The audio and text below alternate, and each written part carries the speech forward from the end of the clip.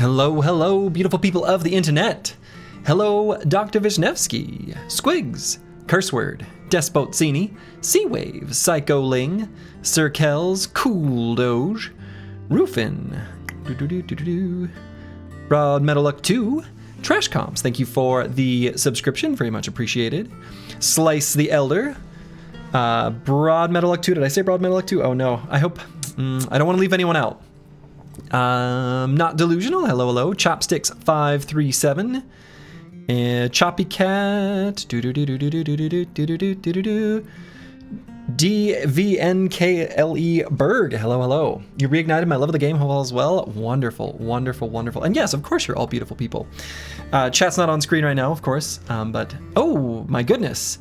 Broad Metal Luck 2, thank you for the gift subs. Very much appreciated. Congrats to those who have received them. So, as you can see from the stream title, yes, the return of a homeless vagrant. I wrote down synonyms for, you know, homelessness just in case we need them. You never know when it comes to naming squads. Vagrants, transients, drifters, tramps, all sorts of fun things. And before, you know, let's go right into it. Let's kick off what we're doing here. So, here are the rules for this first challenge run in Hardened. Some of these will look familiar, but others we'll take a moment to pause on. Starts out pretty straightforward. No entering towns, not even once. All right, pretty easy to understand, but you know, there are no exceptions to this. No entering towns, period. No third-party fights. All right, pretty straightforward. It can be a mechanism you can use to cheese the game, so we're just going to make it entirely not a thing. Hardest difficulty settings, unexplored, random seed. All right, so far so good. Now, bullet point number 4. You'll notice, does not say clear all legendary locations. It's just Black Monolith.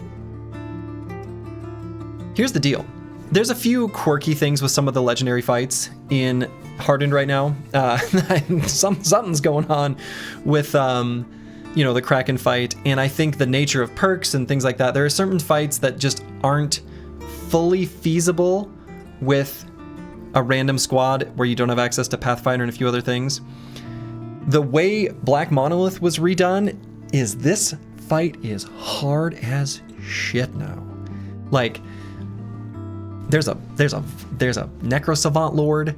All of the Ancient Dead are so much more powerful. It is, without question, the hardest fight on the map, which I think is great, because in vanilla that's not exactly true. At least you can let the game scale to where there are harder camps. So, it will also be done in Hardened version 1.6.7, which will be also Reforged 0.7.22, and subject to change. These are, you know, this is a heavily modded, you know, version of the game. So if we run into bugs, crashes, glitches, things like that, I'm just going to make a judgment call, right? So if a fight is going poorly, but it's going poorly because there was literally a glitch, I might just alt F4 it or something. You know what I mean? So we're going to have to be playing things by ear, at least a little bit. And the other one, the asterisk at the very bottom. Limited initial squad rerolls. Speaking of squad rerolls, the queue to join the squad is now open. Let's see, did that work?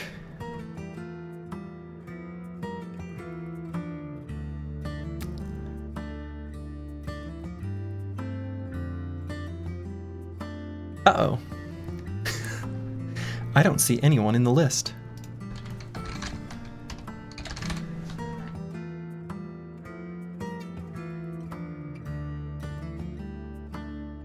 Let me stop it and start it up again.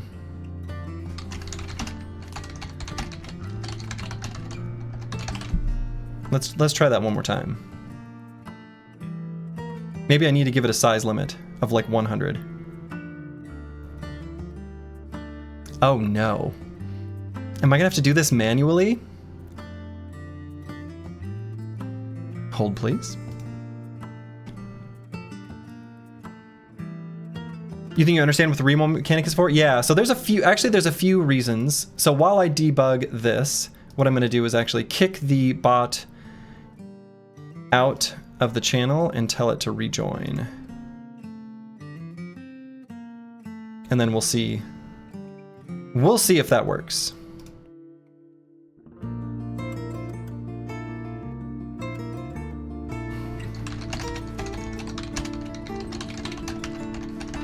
Maybe I'll get rid of the word "the" at the start as well. Okay, now try. What a disaster. Okay. Okay. Well, we'll try one more time before we actually roll. So, with the limited initial squad rerolls, there exists a very common perk combination that is unexplored by me, that I think sort of slipped through the cracks as being probably a little bit too powerful, that I want to... Oh, it's working now. It's working. It's working. Oh, wonderful. All right, great. My power... Yeah, I don't know. How did you... Just by putting it in quotes? Okay, great. All right, the queue is working. Anyway, there's a particular combination that I want to make sure exists, and that might just be there. So we might need to not reroll at all. The other possibility is that if I get too many bros with leadership or tactician, like more than one of each, I'm just gonna reroll. That's too strong. I want it to be a relatively normal looking squad. Speaking of normal squad, of course, the classic start to this will be the Peasant Militia. But the Peasant Militia in Reforged, and then this is inherited by Hardened, have some new tricks up their sleeve. They get the Militia perk group on all brothers, including event bros that join the squad, which I tested quickly. So that does happen. So what perks are every single bro going to have available to them? Phalanx. They'll gain +1 reach per adjacent ally equipped with a shield. Shield wall does not expire at the start of your turn. I'm gonna be honest, that's pretty strong. And so there's some reasons why that will be strong that I now know from the insight from having played Hardened.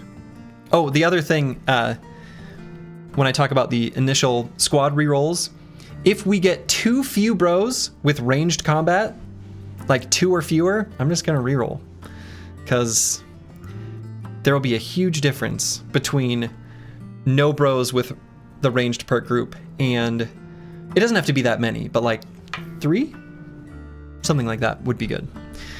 Anyway, the other one here is Strength in Numbers. For each adjacent ally, gain +2 melee skill, range skill, melee defense, and range defense, and +5 resolve. Damn, that is a lot of stats. We will be taking these 2 perks. Rest assured. Rest assured. Yeah, you think I need 2? That's kind of what I was thinking. 2 was kind of like, you need to have 2. And I'll use more, right? Anyway. So, that's our new militia. Retinue will be different from the equivalent run in vanilla as well. We have some new options. Previously, it was not an option to take the surgeon, because to unlock the surgeon in vanilla, you must visit a town to use their temple. Oh, let's back way up. Let's back up 2 slides. I forgot to say something very important. What's not on this list? If a brother gets struck down, believe me, we will not be pleased by this. It will be an incredibly devastating blow to the squad. But I'm not counting it as a loss. A brother can be struck down, and I will continue the run. Now, if we lose a couple bros, it might be bad enough that it's worth just simply restarting.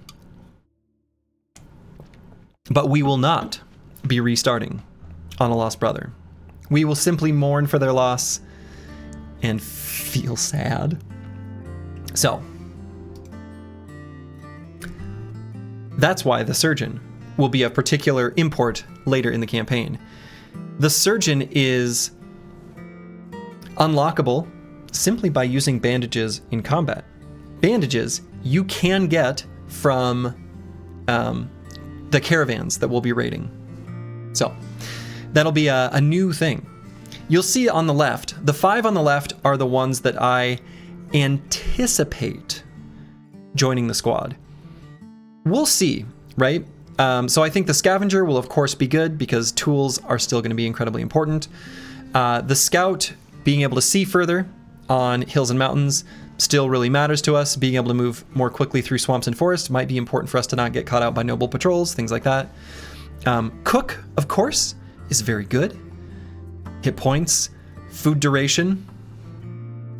That's just the way it is. And then the Cartographer, our old friend, an essential part of the squad, right? That's going to be how the team makes their wages.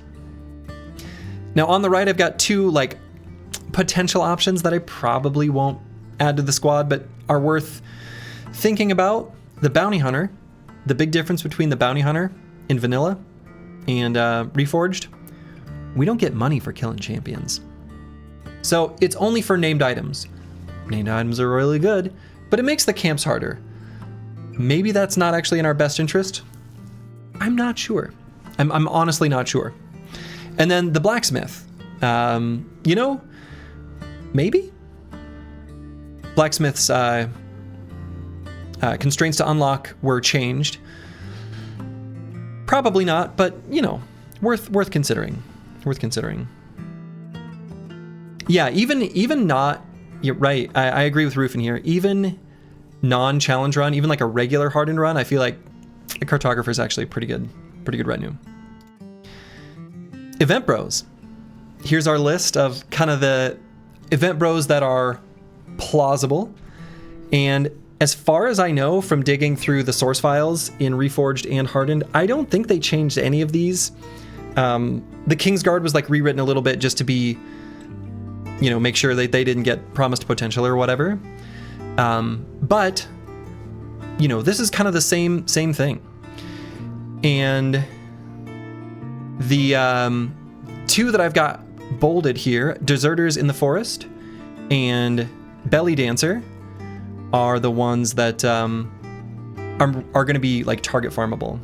Are non-subbed people in the queue intended? No, actually. Ooh.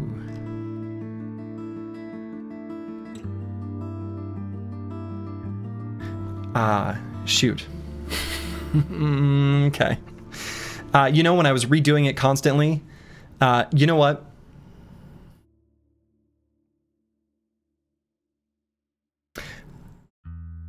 I'm going to restart it because it hasn't been, shoot, I'm sorry. That's one of the options that I just wasn't reselecting. All right, my bad. The queue has been a bit of a mess. It looks like it is working. Wonderful. Please rejoin the queue. Apologies. All right. Now, even though the only final destination, the only objective is Black Monolith, rest assured, the Icy Cave is gonna happen. The Cleaver's fine. What we're really after is that armor. And so we're gonna have to go to the hunting grounds to fight the Ejirok, to claim the Ejirok armor. It's just too good. Not only is it like incredibly good, it's something that we're gonna be possibly making extreme use of. Just sit tight, more to come on that. And then, now that the quest lines have been reworked, the Watermill is unlocked after fighting the Ejirok. It's not that bad of a fight. The Lightning Sword, pretty good. Now we get the sword. Wonderful. We're not going to be doing the Kraken at all. I'm just going to ignore that fight. Good. This is good riddance. Is it worth doing the library? Maybe. We'll see if the squad is equipped enough for it. We might not. Goblin City? Unlikely. The Ancient Village in Artifact Reliquary? Probably. Those just aren't on the list because I don't have the image files. But they are gonna happen at some point. But that's the legendaries. And so that's gonna be the game plan. We're gonna be starting with Peasant Militia. And honestly, I have no idea if this is even feasible. I have done no limit testing. I've done nothing. I only confirmed that Event Bros get the militia perk groups because I wanted to know that before getting into it. You know, experience values, especially of like Caravan guards and stuff like that, are really reduced in this. It'll be really hard to get initial levels. I don't know if that means that we're gonna maybe just run out of money and we're not able to get the cartographer. I don't know. Like, I actually don't know. How many restarts? Oh, streamers can't cast a prediction on their own channel? Disaster. Anyway. Yeah, I think it's going to depend a lot on the late game scaling. Black Monolith is such a hard fight, and the world keeps growing. Can we catch up? Can we keep up? I don't know. So, what have I not mentioned? I'm not going to dwell on this very long, but to anybody who is new here, who maybe just started watching recently because you were interested in modded content for Battle Brothers, before you decide whether or not you want to watch the series or to watch this streamer at all, you have the right to know that in the most recent challenge run, a no town, no loss with the Anatomous Origin in Vanilla Battle Brothers, that I, of my own accord, put in place gameplay altering mods, undisclosed, until it malfunctioned. It sucks. Most of all because I did it right after finally accomplishing like the most difficult thing I've done in any game ever. But there is no Control Z to real life. I can't undo past actions, but I can, at least slowly, rebuild some of that trust by playing games the way that I like to play them, which is truly whatever this kind of nonsense is. This sort of like push it to the extreme sort of challenge stuff. I like this, and I'm going to be doing this. So, enough of that.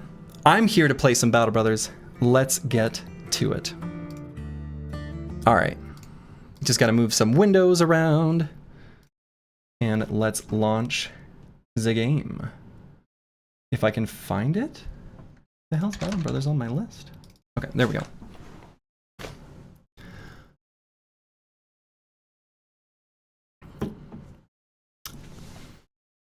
All right. World of Zine meme run. Okay. All right. Will it load? There we go. And so, Peasant Militia. Let's rock and roll.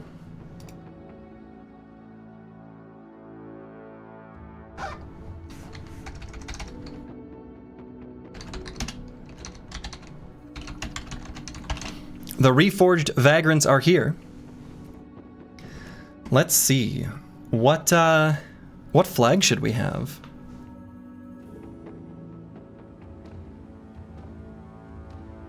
Can I wait 1 minute 30? I can. For the prediction to finish? Oh, sure. Oh, okay. Yes. How many restarts until we get started? I like it. Oh, very few people predicting the first try. So all I'm looking for is... Well, okay, there's like 3 things. One, there's a particular perk group combination, which is actually very common, and I expect we might just see multiple of it, but something I'm on the lookout for. The second is that we have at least like 2 brothers with ranged combat perk group. And the third is that we can't have too many brothers with tactician and leadership. If they do, I feel like that's too much of a high roll, and I want to restart. I'm okay with like one.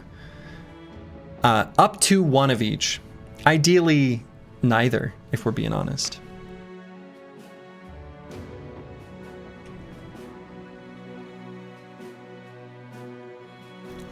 Yeah, if we have no brothers with tactician and leadership, that's fine. That's fine. Gotta be the first try? We'll see. Like I said, I am willing to re-roll the starting conditions, the starting bros, whereas in previous runs, I have not done so. The difference here is that with perk groups, there is so much variance in how it can start, right? So what do people believe? They think the third try is the most common, by far. Interesting, interesting. Okay. Well, let's see. Let's see how this goes. There's a whale in that third try. There might be a whale in the first try. We don't know.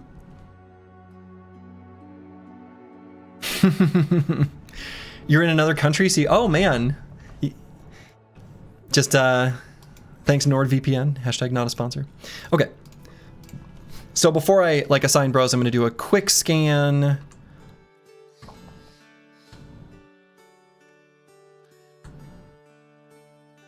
Oh, my goodness.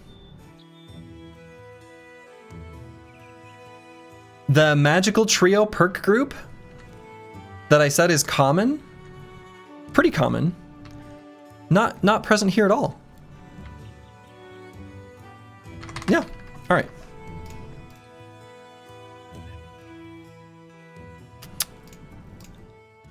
Just kidding, we go again.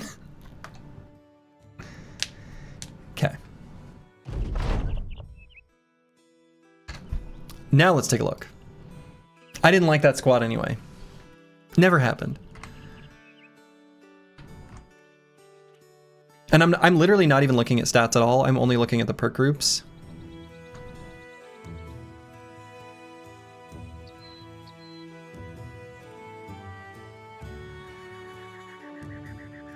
Okay, we got it. All right.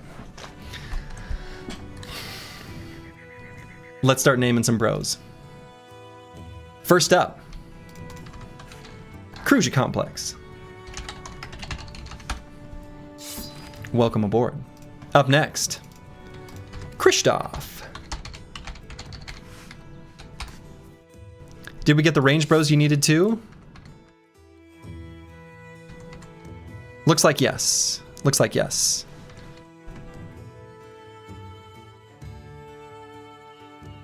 Curse word. Yes, curse word, yes. Oh, interesting. Okay. Squigs. Some sort of bright nerd. Dr. Vishnevsky.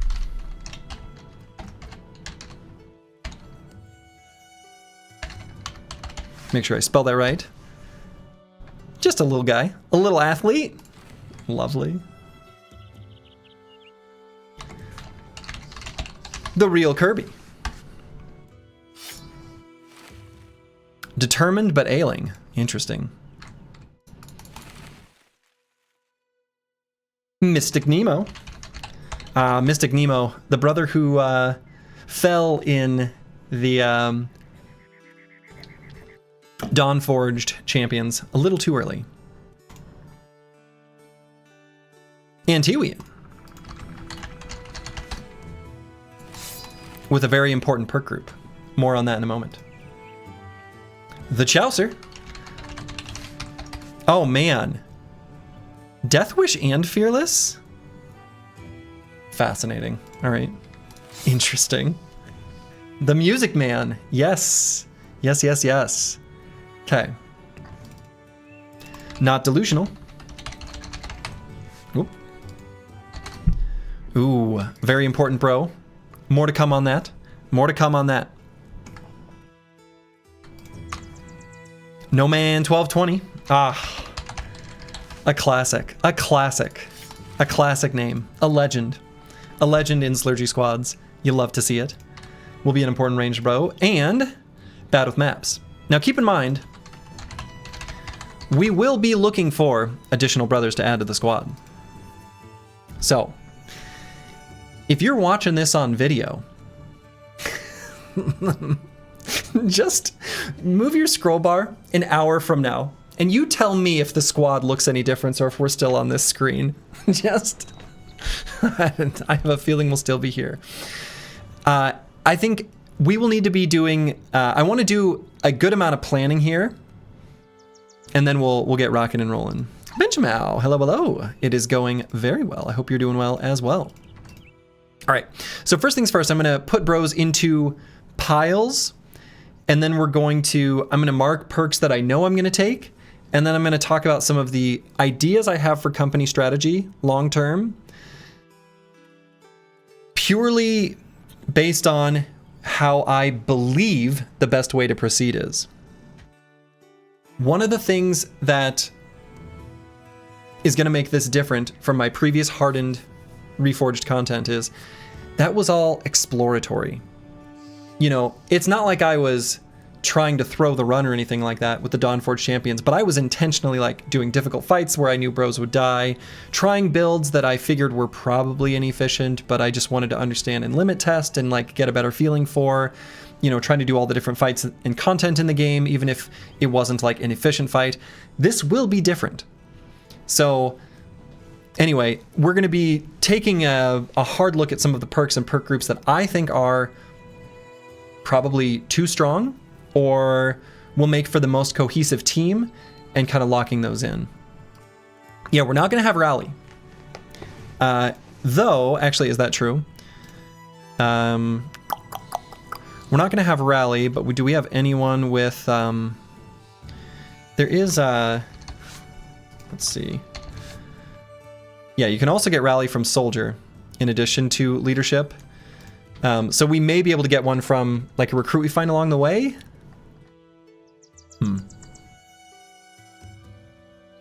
Well, the key may simply be in other avenues. All right, so I'm going to put some bros into piles. So first things first, there's our special little perk group that I was mentioning earlier. Oops. And then we'll put the rest of the squad. Now, I'm curious, looking at these perk groups here, what do you think stands out to me? Yeah, I also generated some random squads, Rufin, and found it was relatively unlikely, though one of the ones I generated, I got 3 tacticians, or 3 leadership, and I was like, whoa. I think that one was just a quirk, but anyway.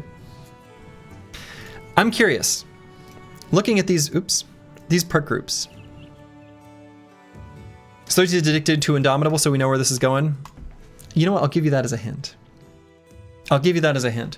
What else was I looking for here? Any guess? Any thoughts? I'll say there's 4 perks here that are essential. Shield is one of the perk groups, for sure. All right, so I'll give you a few more hints. In the Vigorous perk group, there's one other perk. And it is, of all things, the fatigue reducing one. Surprisingly, no. Vigorous no longer has, it got moved to Soldier. Decisive. Battleforged? Not Battleforged, but excellent guess. It's this one. Nimble. Okay. Slurgy, you're off your rocker. Nimble? What's going on here? I got 2 more perks I gotta show you. Boom, browse one of them. Oh, just Nom's got... Now, can you name the very final one?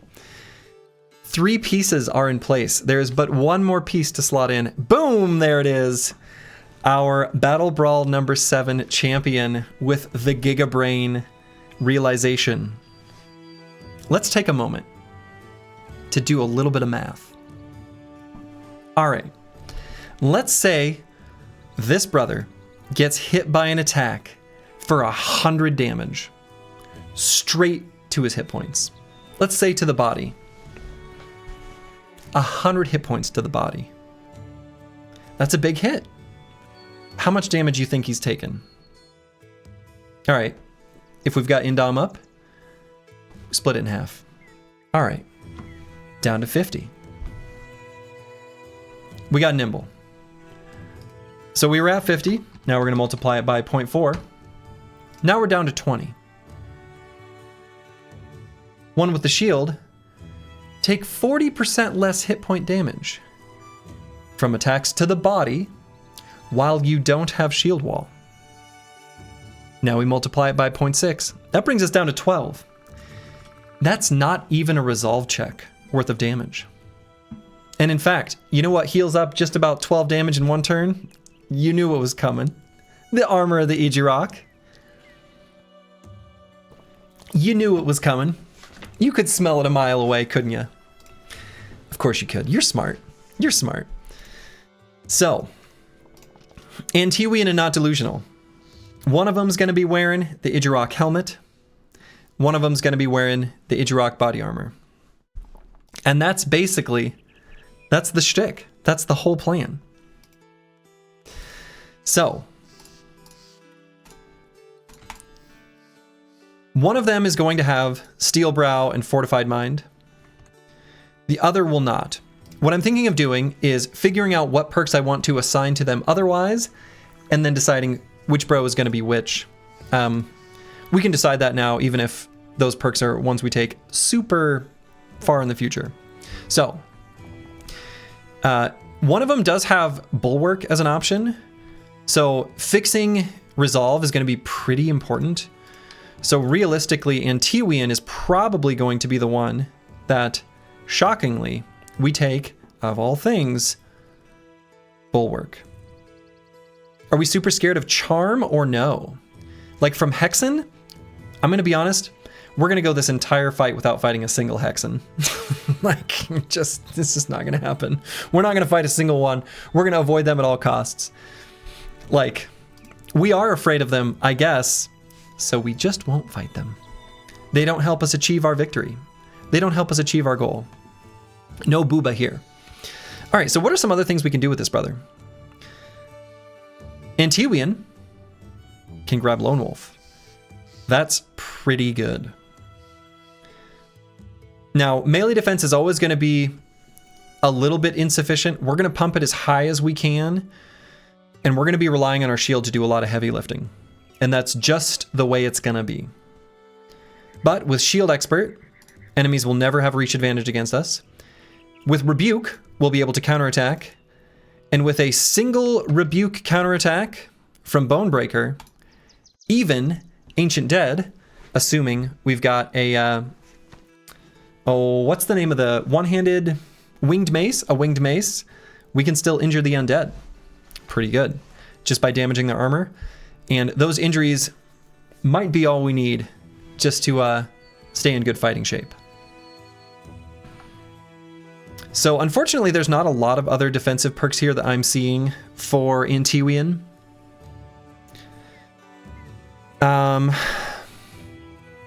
We can grab Exploit Opening as an option. This bro is going to go off formation, so I'm not going to grab Strength and Numbers on this bro, even though I'm going to take it on probably most of the others. Crippling Strikes for good measure.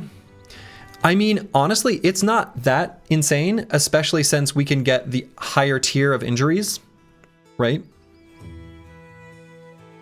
Crippling Strikes no longer has the can injure undead thing. Was it changed in some recent patch? Yes, because undead can now be injured.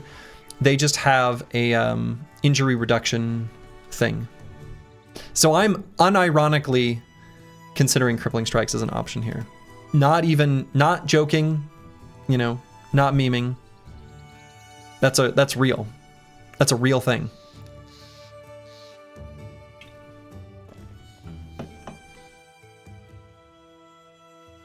Bags and belts?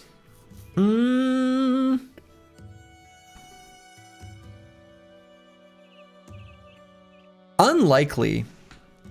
I think we may want to have like a backup heater shield, but probably not enough that we need to worry too much about it, but it's an option. Isn't Battleforged a thing here? It could be.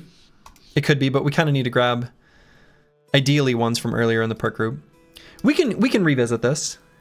Phalanx? No, this bro's gonna be off formation. This bro's gonna be off formation. Could potentially grab Shockwave. Is there anything else that's really standing out to me here? I don't think so.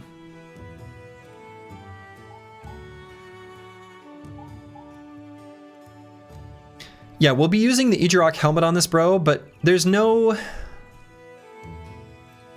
You're right. I mean, we could do... The armor weight is probably not going to be that heavy though, right? Because Nimble is going to make it so that we feel less inclined to wear too heavy of armor. It'll probably be just like an efficient light to medium-ish sized piece. Right, because I want to have as much fatigue as possible, just to get as many terms of indom as possible before using recover. So this brother will probably have not super heavy body armor. So there's going to be no need to have steel brow on this brother. We could go brawny, right? We could. Anyway, we can consider those perks later, as the time comes. VOD friends, skip the next 3 hours if you want some gameplay. Yeah, at least. Right, so now looking at Not Delusional, what are some options for Not Delusional? All right, same deal here. We've got Rebuke. Miraculously, we got the Mace Group. Now, Mace Group was not in my set of the 3 perk groups that I was looking to combine. It was Vigorous, Light Armor, and Shield. So... You're gonna do another prediction of when we move for the first time in our options every hour.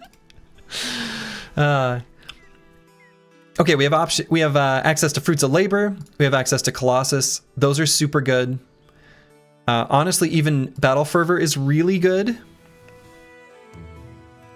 Oh, Shield Expert. Oh my. Man, is this bro just like set?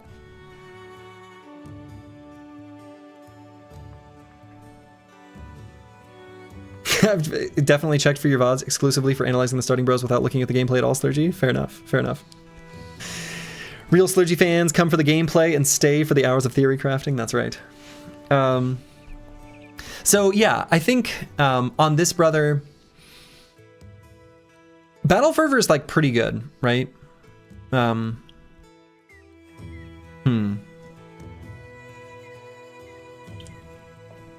don't know what we would cut. I don't think anything. I feel like these other things all provide more value. This brother's gonna end up with a big old pile of hit points. Honestly, what's weird is that another perk I was considering to be really good in this type of brother that neither of these had access to is, of all things, Resilient, right? Bleeds are kind of a big deal for him because bleeds are still reduced by Indom, but the damage from bleeds, as far as I know, is not affected by Nimble or one with a shield. So, yeah. Anyway, so that'll be those 2 brothers. All right. So now let's look at those with the ranged perk group and put them in their own special little pile as well. Ah, one of them was in Tiwian, huh? Okay. All right, so we've only got 2. That's fewer than I would have wanted, but we're gonna roll with it anyway. Okay. And then looking at the other bros. Okay. There were just a handful of things I was looking at there that we're gonna revisit. All right, so on the ranged bros, there's a handful of perks here that we're gonna grab on both of them. Even with 38 range skill, curse word the drunkard.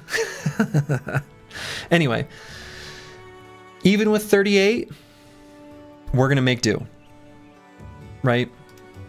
It's not where we'd want it, but it's fine. We're going to be grabbing Strength in Numbers and Entrenched, Hybridization, and Bullseye for sure. So with the more ranged skill from Entrenched, alongside all of the flat stats from Strength in Numbers, alongside with leveling up our range skill every level, we're still going to hit pretty good 2-hit chance with this brother, with Curse Word. Now, as far as other perks, let's see. I like that he's got Nimble. I like that we have access to Colossus. What I might do is not bother with any of these specific ranged perk groups and simply take like Finesse. That way we can use whatever weapon is best that we have in the moment. He's going to lose Drunkard eventually as well. Yeah, we can make him get rid of it. Yep. Eventually we'll get an event where we can make him not a drunkard, assuming he's in a good enough mood that he doesn't leave. Why am I dead set on range for him? Well, because he's got the ranged combat perks. Perk groups are driving a lot of these decisions far more than stats. These bros can't do it. And the perk groups do so much more for the ranged capabilities than stats do. First crossbow perk for pocket shenanigans? Yeah, maybe. But I feel like, for the most part, against living enemies or against fleshy enemies, against non-ancient dead, I feel like with Bullseye as it is, I actually prefer bows over crossbows. I really do. And so, given that, you know, I don't feel like I need to do anything with the crossbow and firearm mastery stuff. And then against Ancient Dead, we'll be using a lot of throwing weapons. So, anyway. So we're going to be grabbing, not picking the last range perk. We probably will. We probably will. Marksmanship is probably going to be one of the perks we grab here. Are there any other things that I feel are must-haves here?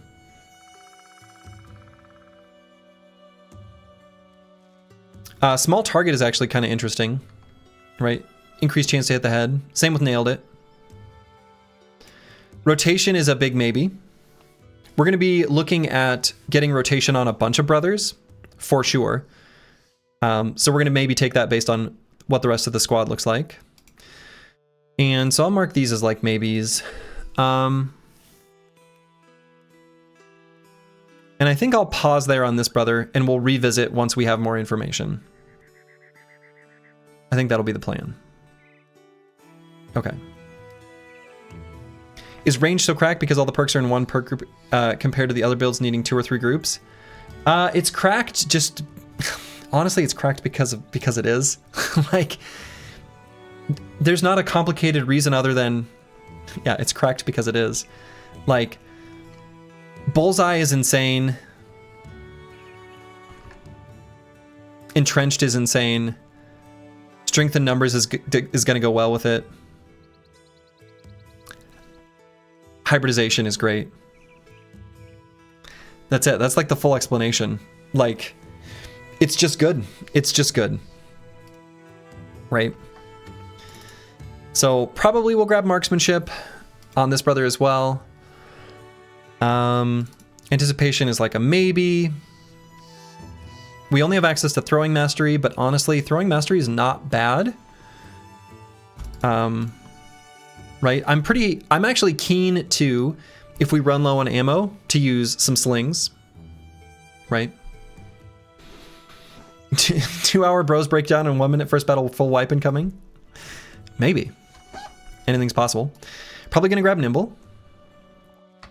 And then so we have the Unstoppable and Agile perk groups here. Battle Flow is pretty sweet. I think if we can get a decent amount of fatigue, we're pretty happy to take that. And then... Don't you think that Marksmanship should add more damage to crossbows? I mean, no. I feel like marksmanship and bullseye probably both had too much damage to ranged attacks in general. If we're being honest.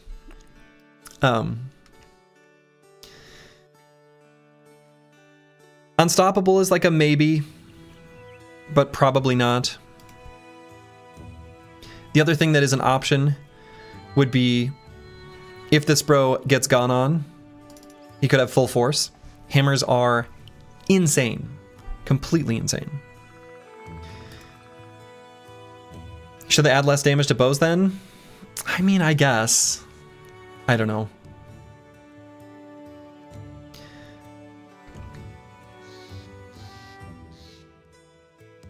Toolbox is kind of interesting. Probably won't grab it, but it's interesting. And as a potential option, you know, this bro could stand on the front line with a throwing weapon and shield. So it could even be like phalanx and have a one-handed hammer. And there's nothing wrong with that. Right? This bro could be very effective, in fact, with that kind of setup. So, unfortunately, only 2 ranged bros is a low roll. I would have wanted more.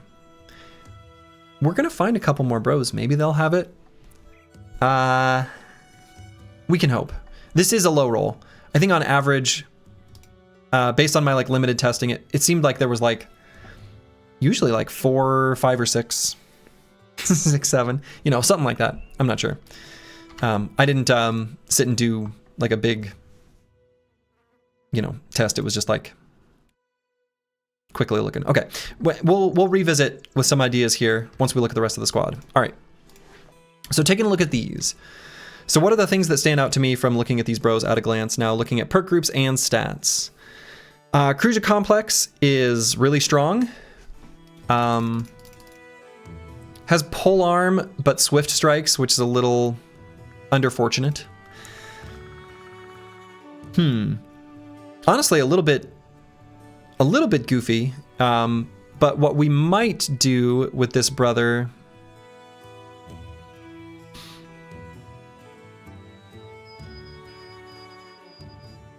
is wait and see. Yeah, he would be a good war scythe with the two-handed style. Yeah, absolutely. He looks like a classic backline damage bro. I mean, he looks like it. But I'd really rather have the two-handed weapon group. He may end up being a cleaver duelist. That's probably the most likely, actually. Right? So, cleaver duelist, which is fine, right? It's fine. Let's just keep looking. We'll see if there's anything else that stands out to us. Kristoff will have 9 lives. That's really good. And Hammer Mastery, which is, of course, excellent. Okay. Yeah, we can't pay for weapon training. What we have is what we get. Bad with maps. Only having Sword Mastery is a bit unfortunate.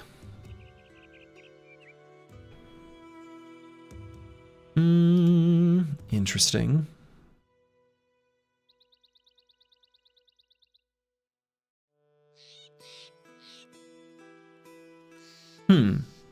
Yeah, bad with maps is interesting. We'll put a pin in that guy. We'll come back to him. Squigs has the powerful strikes and swift strikes. Only heavy armor, but not very much fatigue. Hammer Mastery is good to see here.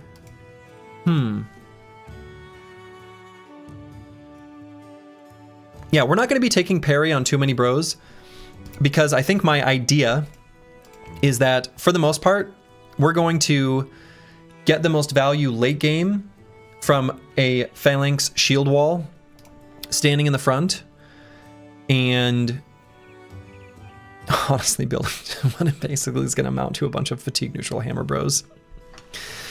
Not exclusively, but that's going to be a lot of them. This bro could be a sensor bro, right? The downside, of course, is only having access to heavy armor and 90 fatigue. I mean, we're going to have to use battle flow. We'll see. We'll see what we're able to do here. I really wish that Squigs had access to Nimble. Okay, Dr. Vishnevsky.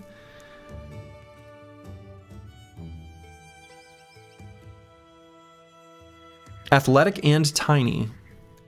Lots of defensive stats. Huh. Cool to see you trying this challenge in Reforged, Clergy. I was contemplating trying it myself when you were doing this in Vanilla, but you thought you'd be too frustrating with Reforged perk groups on Lowborn. Hopes it's fun. Hey, thanks, Time for Miracle. Hope you're doing well. Yeah, I also hope it's fun. Okay. The real Kirby. What stands out to me here? Hammer Mastery, again. Especially Hammer Mastery plus Duelist. Hammer Mastery plus Duelist is just so strong. That's something we're going to be taking advantage of whenever that exists. Just a Warhammer and the Phalanx Shield, shield wall, super strong. Mystic Nemo, our fisherman, is going to be the one bro who always has Trapper. Now, one of the things we're going to be looking for in this kind of brother that we did not get are basically, well, we got one of the two, right? One of the things we got was Swift Strikes. The thing we didn't get was Dagger Mastery, to be able to throw the thing for cheap. We also didn't get...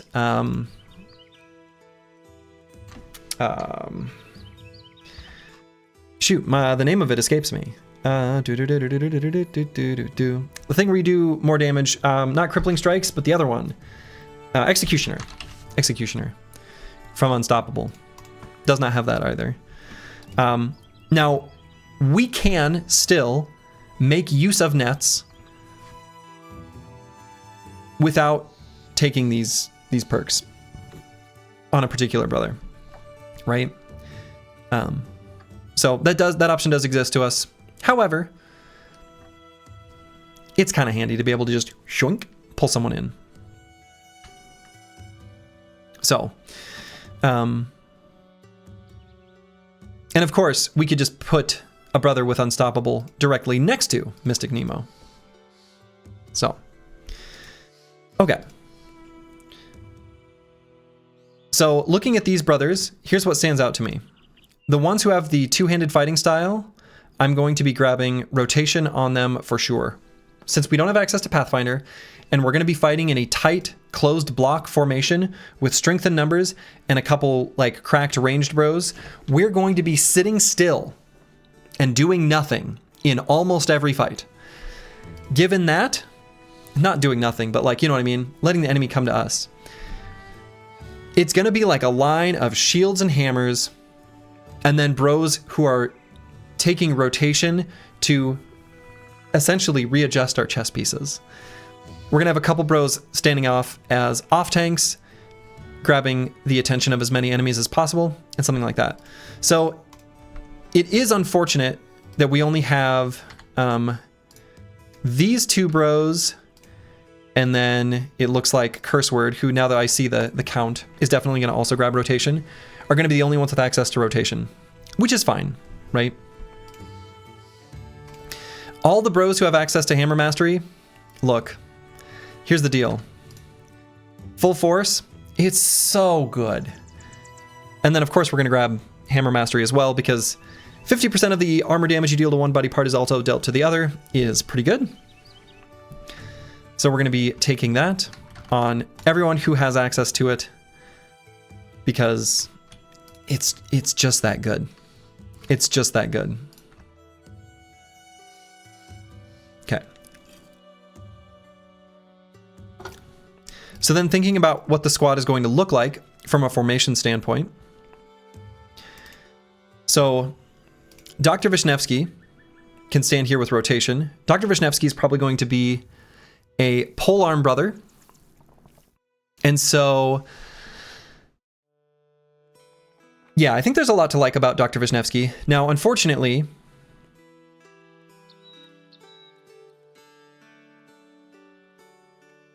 the other perk groups here aren't super exciting, and having tiny means we're going to do less damage. But Dr. Vishnevsky is going to be sort of, his job's going to be rotation and supplying polearm attacks. I think that's going to be his his role. Reasonable candidate for Sword Lance, I agree. We'll also have access to Battle Flow. We'll probably be grabbing that. So we're going to be doing Strength and Number. In fact, on all of these other bros, I may as well mark that too. We're going to grab Strength and Number on all of them.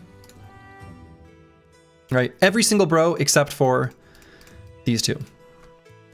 Okay, so going back to that brother. Sorry that this is so incredibly scattered. You just got to deal with it. So we're going to be looking at, essentially, what I'm going to do is these two bros. Let's pull them back. Because they're going to be the ones that we have rotation on. You're not a big fan of full force except for halberds? I am. I think it's one of the things we're going to need to be able to succeed at the biggest fights in the game with this squad. Realistically. So, right, so if we have the squad arranged something like where these bros are like here, here, and here.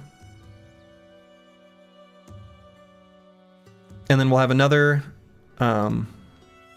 ranged brother here in the, you know, somewhere here maybe, for example. He actually can stand in the front. I actually don't hate the idea of throwing weapon plus shield in the front. I guess we don't really need to, though. So I'll end up reconfiguring these brothers slightly. But the idea is that we're going to have the rotation available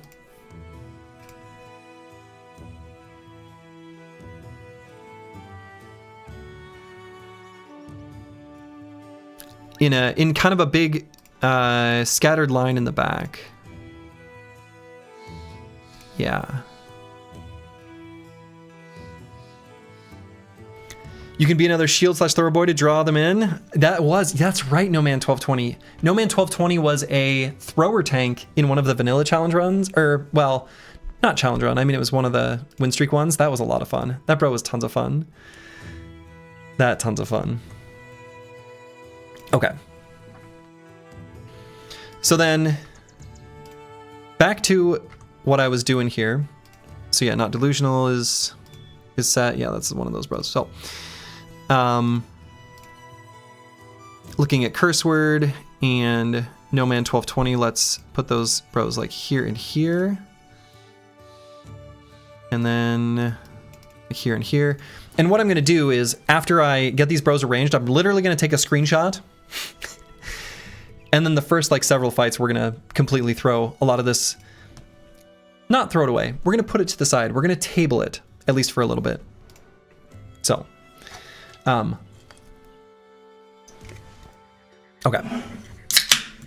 We got to crack open another sparkling water. This is serious. Okay. You got to say Nailed It's your favorite perk. Nailed It's a pretty good perk.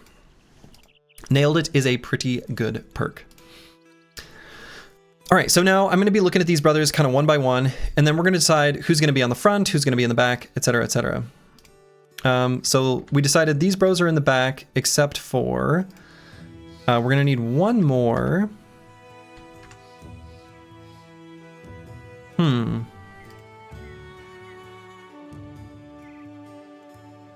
trying not to curse myself, but I was going to be a hammer bro in the last run and instantly died. That's true.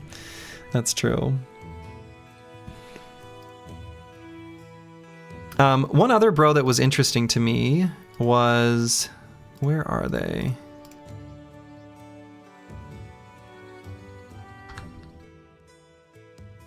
Oh yeah, bad with maps. So as dumb as this sounds,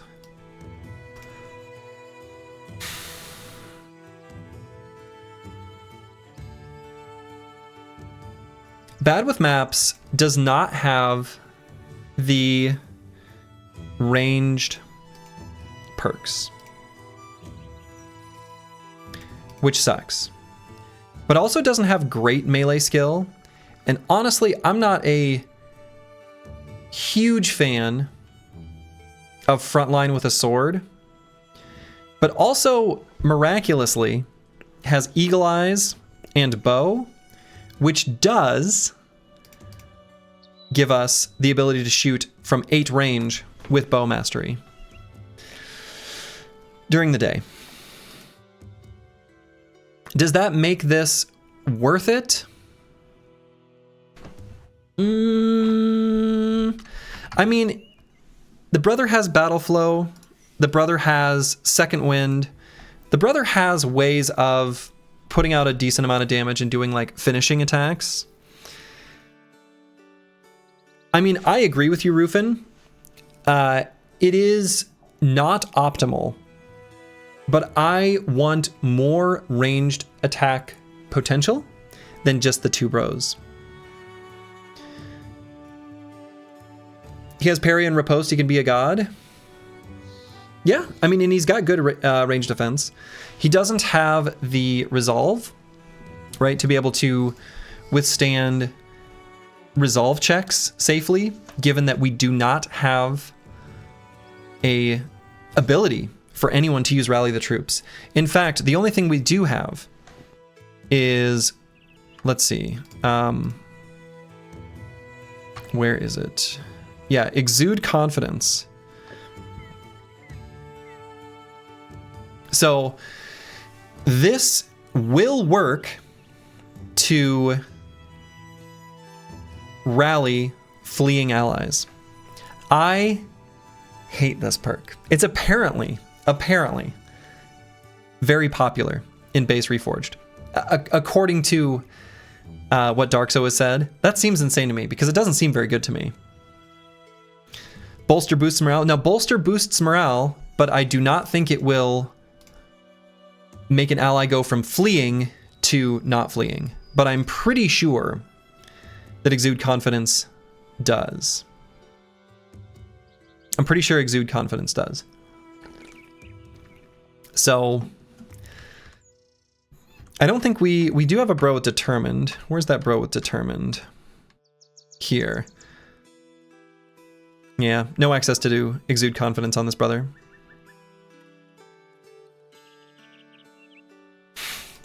So yeah, I think we're mostly going to rely on, honestly, when a bro goes to fleeing, just rotating them out. Given that we don't have access to rally the troops, it's our only choice. It really is, right? So we're going to make sure that we've got rotation ready and that we can always rotate a brother out as needed. And unfortunately, that's just the way it is.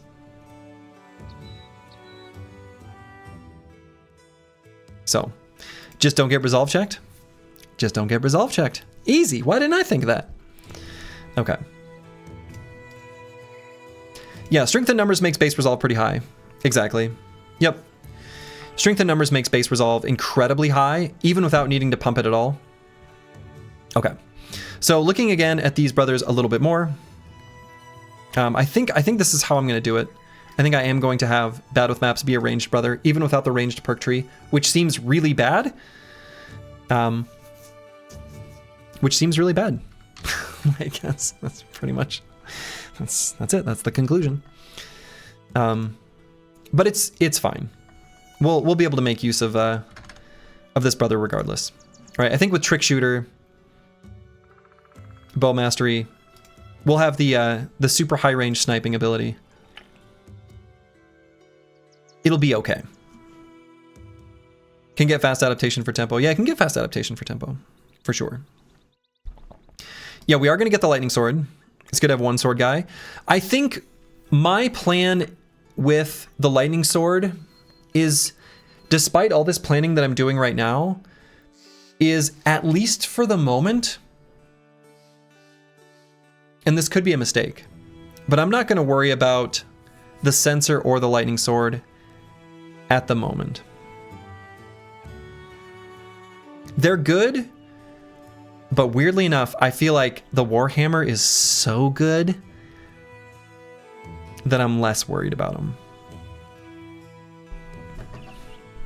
Anyway. So yeah, I think what we're going to do is, like, all of these bros,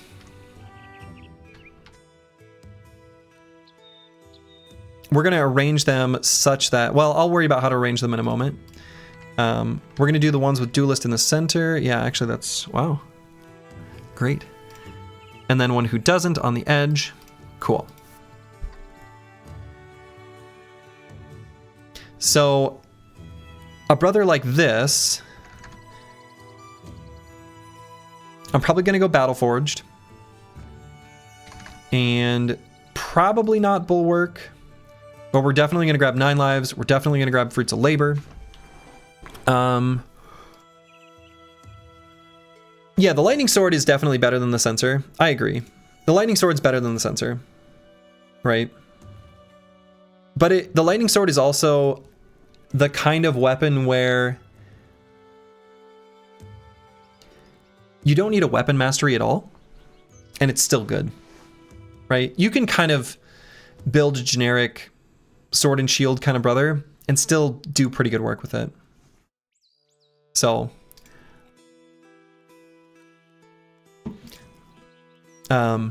anyway. Right, so I like Fruits of Labor, I like 9 lives, I like Strength on Number. I like Phalanx, and I think what I'm gonna do is on all of these bros, every single one of them, we're gonna grab Phalanx. Not this brother though. Not Delusional's kinda gonna be off on his own a little bit. Just a bit. Just a bit. And so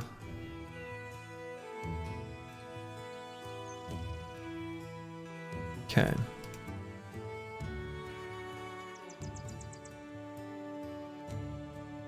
Shield's back on the menu. Shield's back on the menu. So we're gonna have a whole line of shield bros and as many with hammers as possible. Yeah, it is. Ammo is gonna be a problem, but one of the things that's really nice is that the other, like the perks from ranged combat, I'm gonna be honest. Bullseye, Strength and Number, and Entrenched, that's all we need for like a sling to be pretty good. Seriously. Seriously. Slings are actually like legit. The Nomad Sling. It's good enough. Right? Anyway. So looking at Kristoff here, one perk I think that is somewhat underestimated by me that I'm looking to maybe grab more of is Calculated Strikes. Not with this brother, but you know, it's an option. Given that we have 9 lives, I'm not too worried about grabbing something like one with a shield. I think this brother is pretty good in the position where we're putting him here. So we will probably put them on the edge of the formation. And what are the other like standout perks here? Nothing too crazy. I'm not really too interested in Breakthrough, even though I'm using a hammer. Right. There's this duo perk that comes with the rotation. Yeah, so dynamic duo, right? So the thing about dynamic duo, and the reason why we're not gonna bother with it, is that, let's see, you and your partner, blah, blah, blah. So the second bullet point here, you and your partner gain plus 20 resolve and initiative while you are adjacent to each other and there are no other members of your company adjacent to you or your partner, is like one of the main reasons you would want to take this. Otherwise, it's just a very limited rotation. Now, the nice thing about it is that it's free, right? So you have to pick your partner and you're stuck next to them from that point on. You know, it's interesting. I'm probably never going to get a use out of that second bullet point, which makes me a little reluctant to grab it. I like the flexibility of just being able to rotate anyone.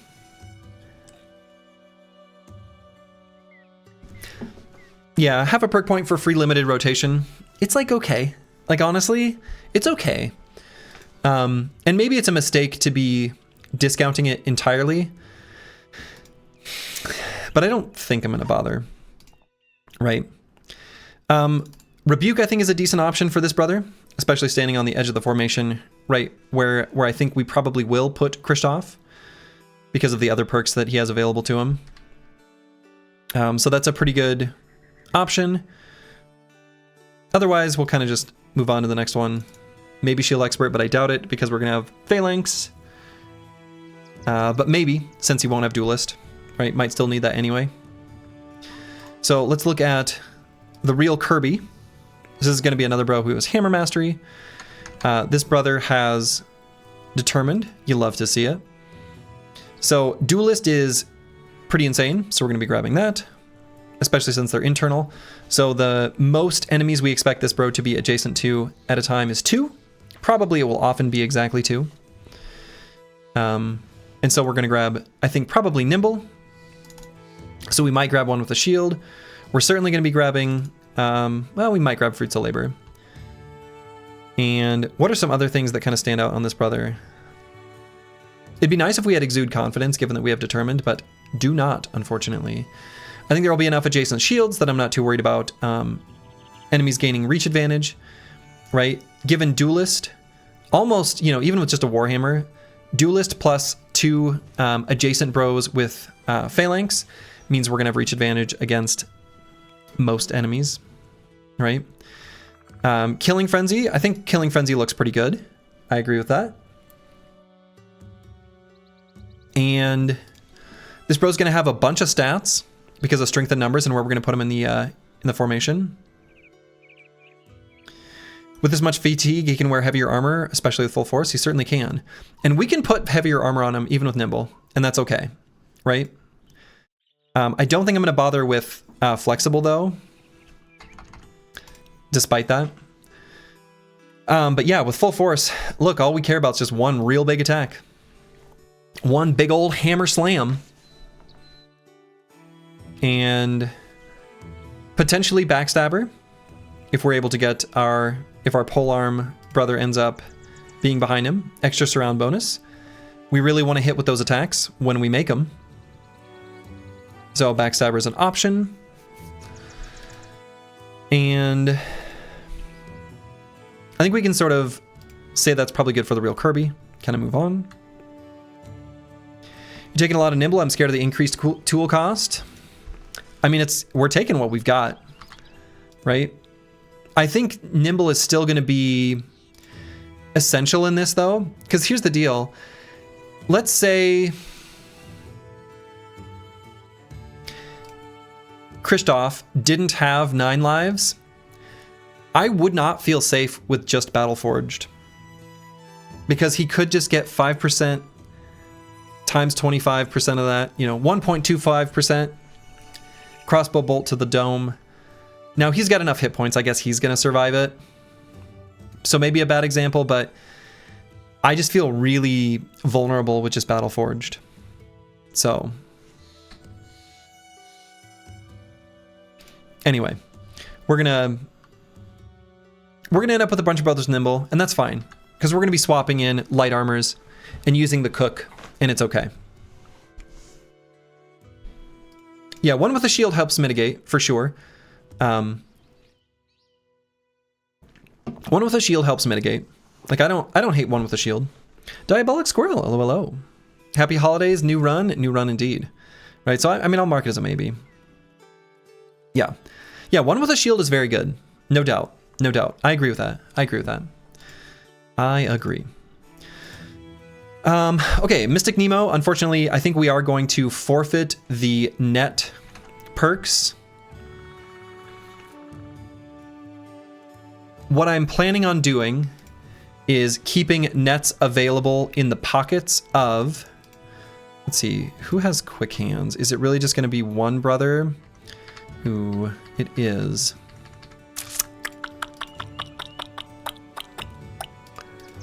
It is just that one brother, isn't it?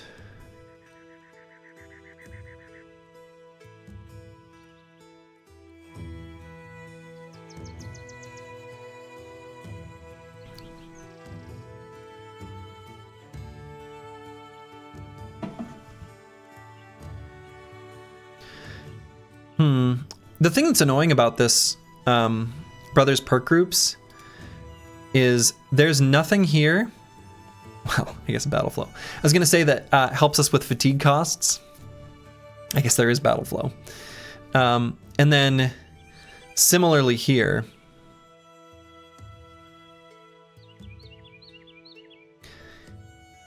because the net pull which I find incredibly useful, is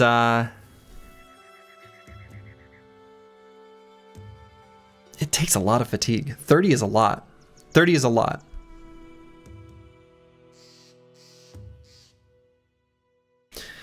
I feel like I understand what you're saying, Rufin. The nice thing about the net perks is you get to have nets, period, without being able to buy the new ones. It lets you infinitely cycle one net, so you always have access to them. My perception of this might be completely wrong.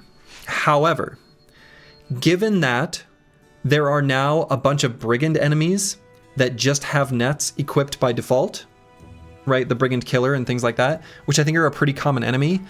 We're going to be getting fresh nets with increased frequency relative to vanilla.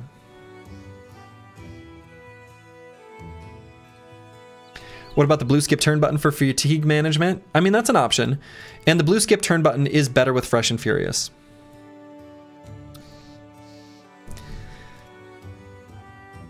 It just is.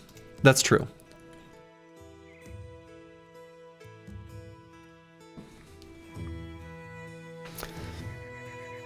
You get more nets than vanilla, but not that many. You can't use them freely in every fight. True, but you don't need to use them freely in every fight.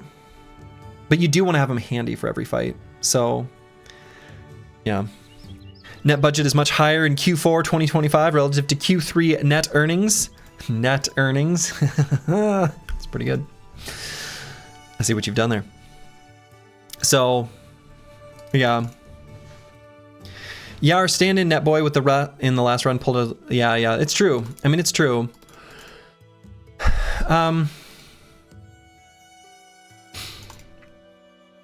Yeah, and I mean, I do think that we want to use nets for sword masters and other types of enemies.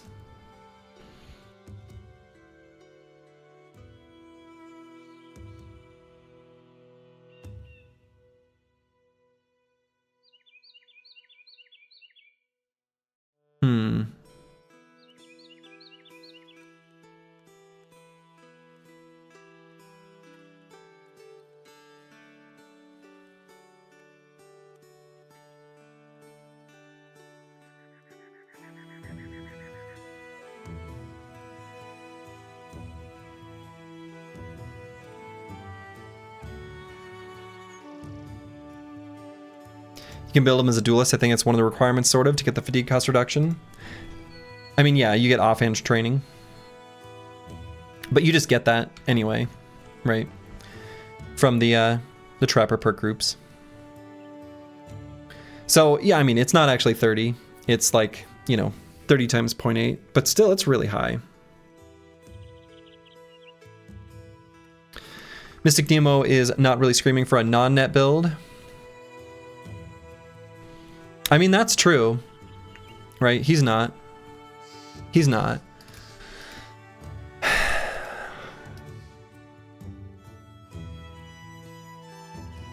Mana, hello, hello.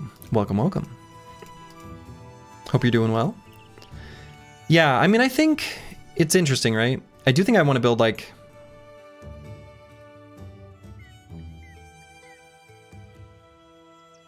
I like the idea of, like, a full solid wall of bros with phalanx right in the front, though. And it could be a different brother. I mean, we could still grab rotation on Squigs, for example. It feels like that's going to be a... That's tough, though, because he's got so low fatigue and needs heavy armor. I mean, I don't know. 1 hour, 17 minutes, crew still naked. We're going to be naked for another 45 minutes. That's my guess. That's my guess. Crew's going to be naked for a while. Good boy, George. Thank you for the subscription. Though I think your Q join needs to be a separate command. Just, I don't think that worked. But hello, hello. Yeah, I mean, I don't know. There's a lot of worthwhile enemies to net. There really are. There are a lot of worthwhile enemies to net.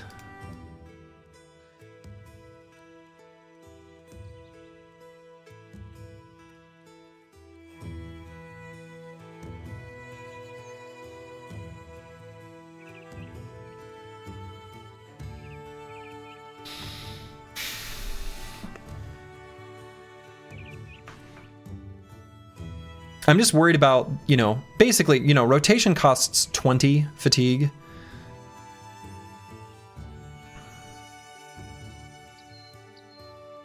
Yeah, so here's what I might do. I think we're still going to put Squigs in here in the center. He does have 9, which makes me feel a little bit better. We're going to be pumping his fatigue at least somewhat. He's got Duelist, he's got the hammer perks, like there's just no reason not to.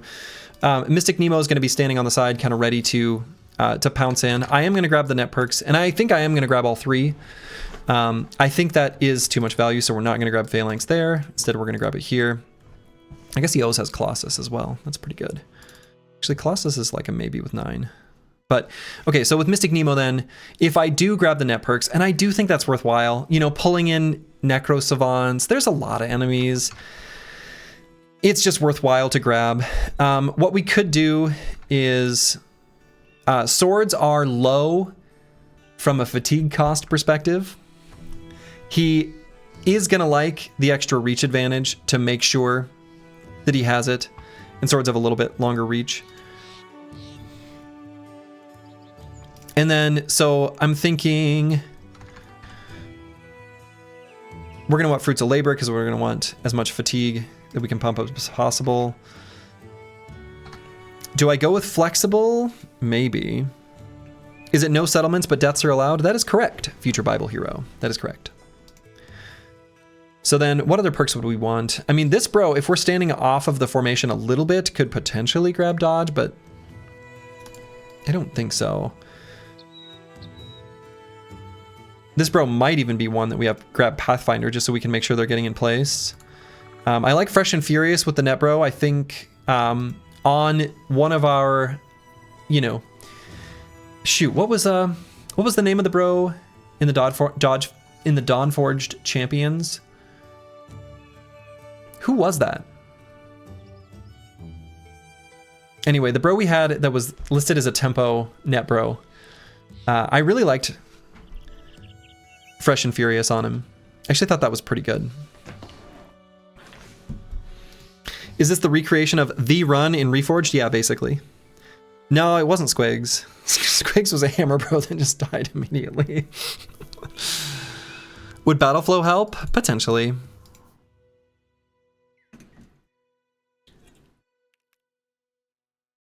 Potentially, yeah.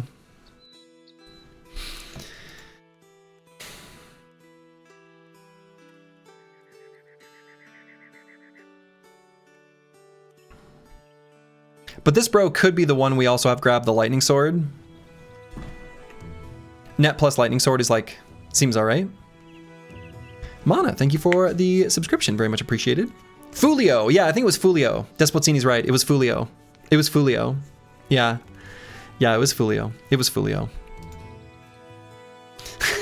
Just so good. Yeah, I mean, a defensive package that I could consider, honestly, would just be Dodge, Anticipation, which also gets bumped up from Strength and Numbers, and Flexible. And then just wear like medium armor, something a little bit lighter than Battleforged. I think the extra defenses from Flexible and the less armor penetration means we can wear like medium armor and be safe to any potential one-shots or that kind of nonsense. I think that seems all right. No, I'm doing a random. It's just the nature of the Stream Elements queue system. I click shuffle pick. So then this would be the build. I mean, I think though the option of doing Battle Flow or Fresh and Furious is an option. And then this bro can just use whatever weapon, whatever we think is handy. Yeah, the original bros are named, however, there may be more opportunities. Now, something that is missing, weirdly, except on these two bros, except on Not Delusional and Antiwian, is Mace Mastery.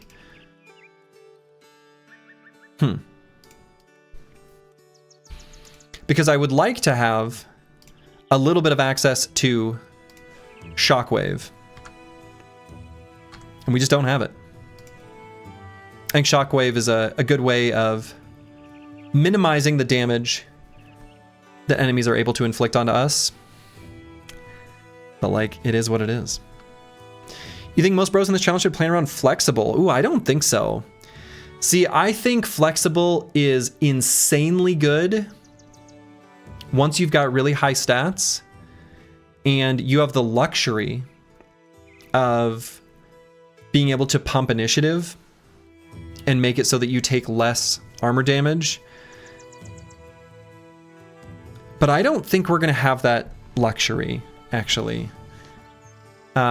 We may still take flexible on some bros. And I took flexible on a lot of brothers in the previous run. But Fresh and Furious is Slurgy's new Battle Brothers themed Manosphere podcast. Oh no.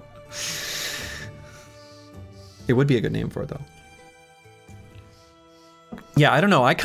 I'm not so convinced. I think there will be access to plenty of good heavy armors.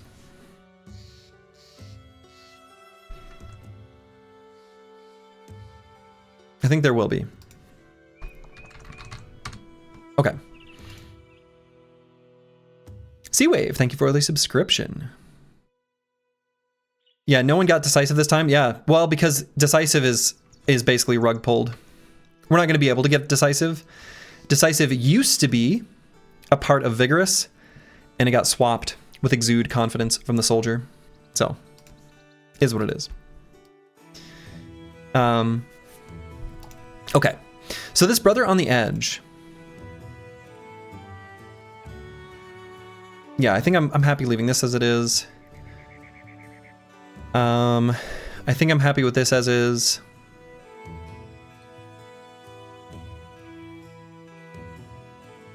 I'm happy with this as is, at least for the moment. So let's take a look at the Chaucer, continuing on down the line. Are there more opportunities to get bros through events in Reforged? I don't think so. Not as far as I know. All right. So now this brother, we've got access to 9. You love to see it. Duelist, for sure. For sure. Unstoppable, very good with full force, so we will definitely be taking that. Given Unstoppable and very high base initiative, on this brother I'm actually pretty keen to take Flexible. I think the less armor damage from the extra initiative that we're going to have above our fatigue will be pretty nice, and it will let us kind of invest more stat points elsewhere and feel pretty good about that. And what else?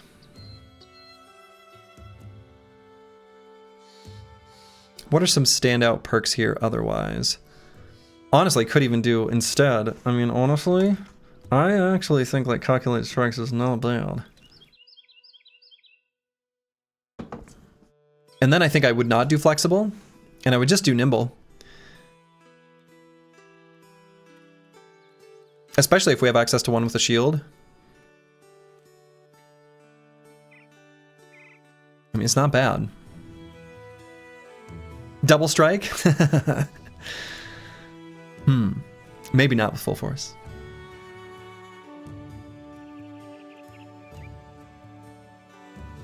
What does no settlements mean? We are not going to enter a single town for any reason. We are unable to do so. Interesting to have Rush of Battle here.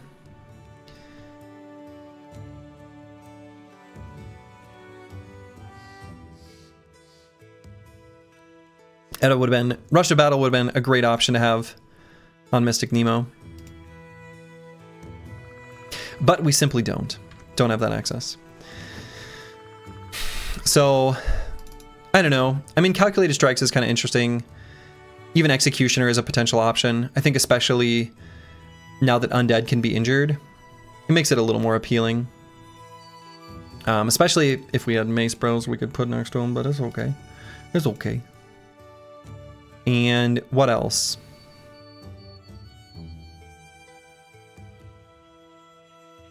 I'll put a maybe on Nimble, but I think we can kind of decide that later, right? I think it's fine. We can not allocate all of them and just sort of decide as the time comes.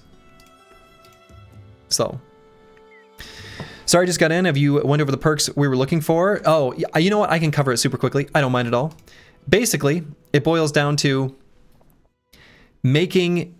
stacking hit point reduction perks. Oops, excuse me. So Steel Brow, Nimble, Indom, one with the shield, in particular taking advantage of this very last bullet point to get as much reduced damage to HP as possible when combined with the Idjarok armor, because, you know, it's how Slurgy rolls. Anyway. Alright, so now looking at Kruja Complex. So now Kruja Complex does not have Hammer Mastery. Sad. For shame. So then I guess that's the question is, do we want Kruja Complex to be the bro on the edge of the formation? I guess it kind of depends on how defensive he compares to other bros. So let's take a minute to figure that out. He's going to have Battleforged, or yeah, he has Battleforged and a ton of fatigue. So maybe, so we'll put the two Forged brothers on the edges. That does make the most sense. And we don't have the shield perks though. And I do like the idea of having Rebuke on each edge, right? So like, it would either be the real Kirby or the Chaucer that it would put on the edge on the other side. And so who's more defensive from these? Probably it will. It's just poison, right? Yeah.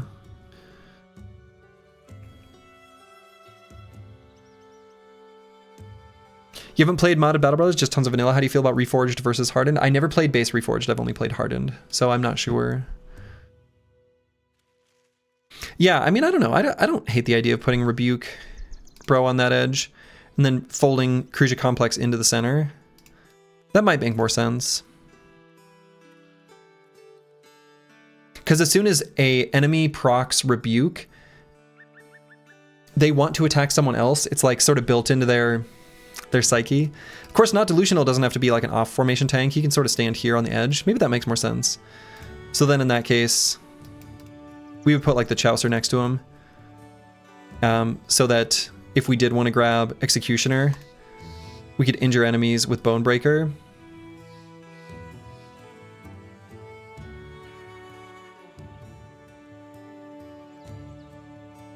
For the times where we're not indoming.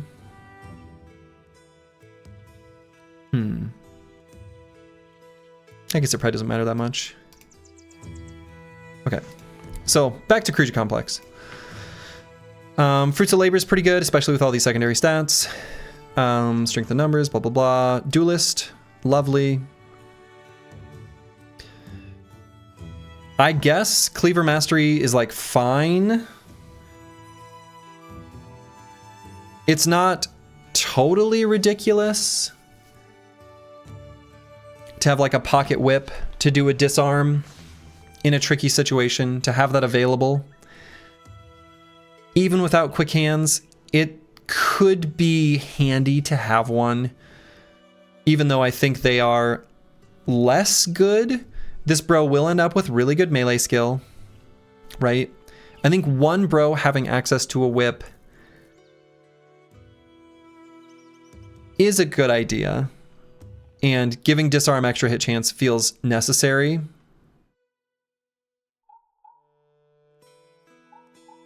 No 3 spear bros is going to be rough, right? What do you mean? Like from our run where we did it in vanilla, it's just like everything's new. Everything's new. Honestly, if this squad had more ranged bros, I would feel like we're in better shape than the vanilla one. Maybe, I don't know. I don't know what the limitations will be for this. Like, I don't know what the constraints will be. Battle Flow actually could be a pretty good option for this brother. I think that with an Orc Cleaver and a ton of fatigue, honestly, Kruja Complex can really pour out damage.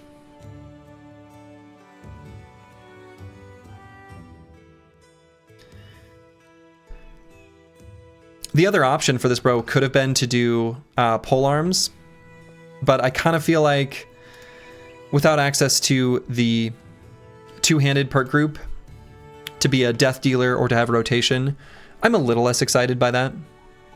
So I think I'm keen to just go with this.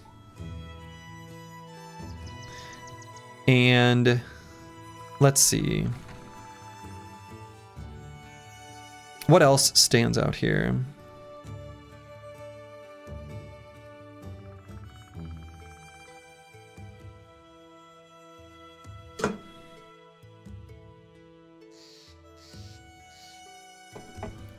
Mauler?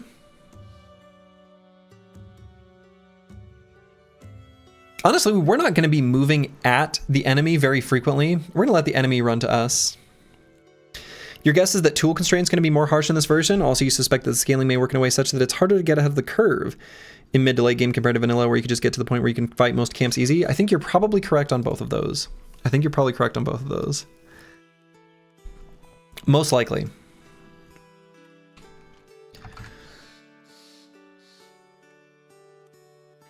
Could also even grab second wind on this brother.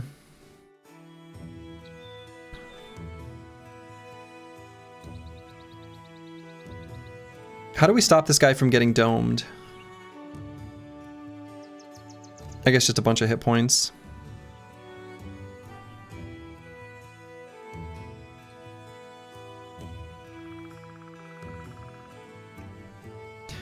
Tools with Nimble are going to be a huge problem. I mean, as long as we collect enough armors, I don't know. I think what will happen is that it will just be really annoying to juggle armors constantly, but we'll do it anyway.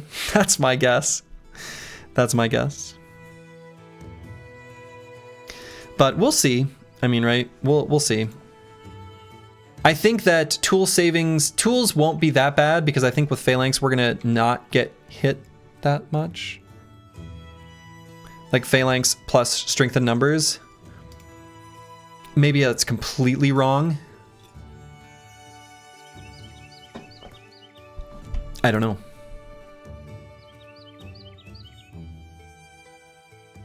I think you're ambitious planning on getting many armors with this many hammers.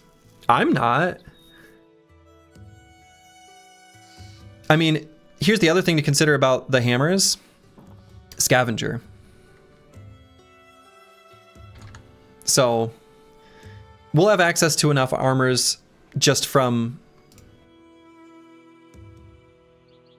the ranged bros. And then the hammers will fully destroy the armors of others. So actually, I don't know. I'm thinking it'll be pretty likely that we'll end up with an okay tool situation. Again, a lot of that's going to be from the scavenger. And it's not like we won't have pocket daggers, right? Puncture is puncture, right? We're going to have the option to puncture, even if we are... Like, I think hammers are good because you either completely destroy the armor or you didn't touch the armor and you just puncture enemies down, or like kill them with the bullseye archers. So I don't think it will be that big of a problem. Of course, that could all completely be wrong, but who knows? Who knows? Yeah, I mean, don't get me wrong. I'm saying very few things with much confidence at all, right?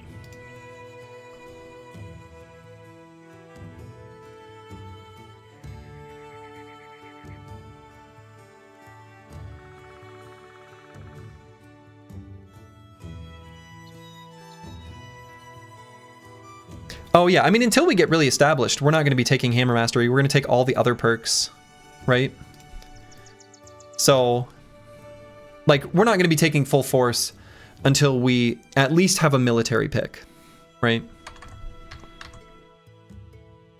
So, all right, so I think I've got those bros figured out.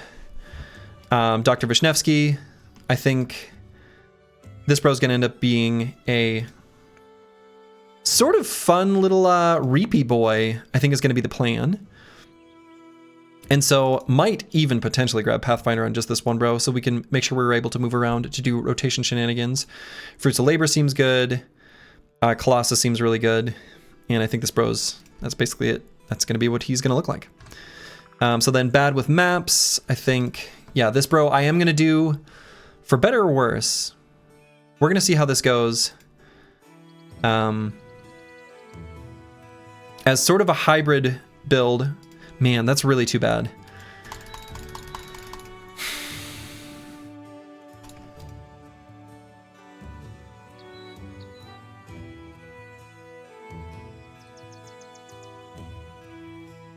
Yeah, I just want one more ranged bro. We're not going to be able to approach the enemy.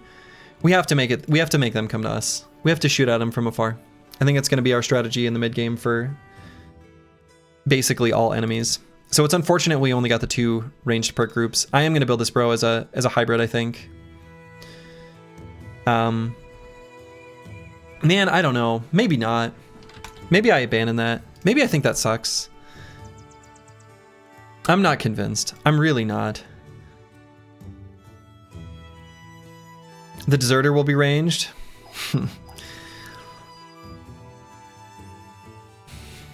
We can hope.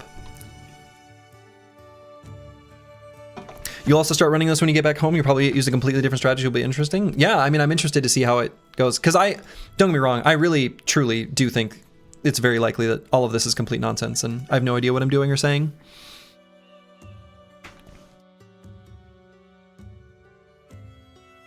Yeah, I think I'm coming around to that. I agree. I think it is a bad idea to build a ranged bro without the perks. I do think it's a bad idea to build a ranged bro without the perks. The other thing too that I'm realizing is that, you know, I could still have this brother yeah, bad with maps, even if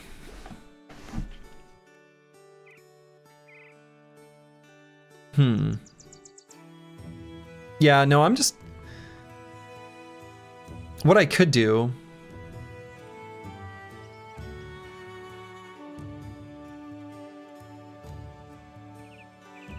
Yeah, what I might do is because the phrasing on Phalanx is +1 reach per adjacent ally equipped with a well, I don't know.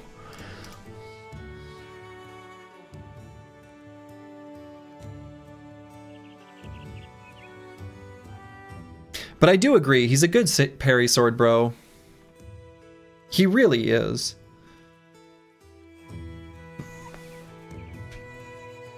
You could make him your range magnet? Man, I don't even know how that works anymore. I have no idea.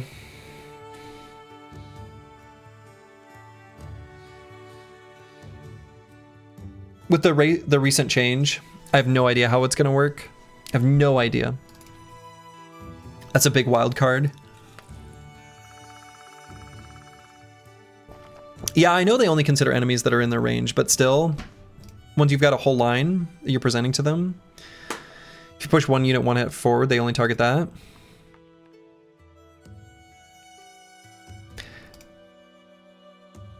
I mean, I really feel that, like, with strength in numbers and phalanx and everyone shield walling, that sure seems like that's got to be enough. It really does.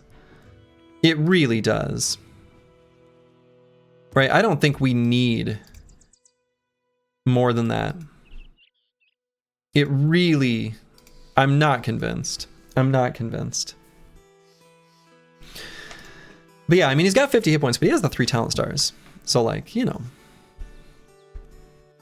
You don't think you'll reach 5% hit chance on their side with that? I don't know. I think it'll be pretty dang close. Right? I mean, if we've got kite shields, especially... it'll be pretty close. With the ranged penalty, so a bro that starts out with 5 has 4 allies next to him. Right, so that's an additional 8. So if we take like 1 level up as an example, let's just say 15. And then we have just an extra, let's say we've just got a 20, like a tower shield, right? We have 55 range defense. With the distance penalty, man, I don't know. Given the thoroughness of this pregame planning, I hope you will take the time to determine the astrological sign of each brother and their zodiac compatibilities with each other. Oh, Final Fantasy Tactics. What a great game. So I feel like that much stats, I don't know.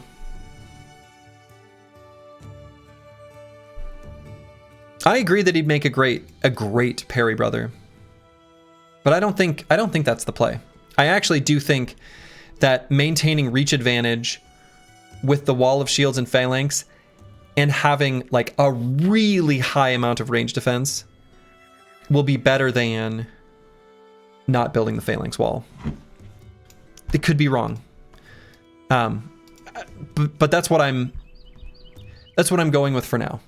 And if it's wrong, I'll adjust. I'm very happy to, right? I'm a flexible boy.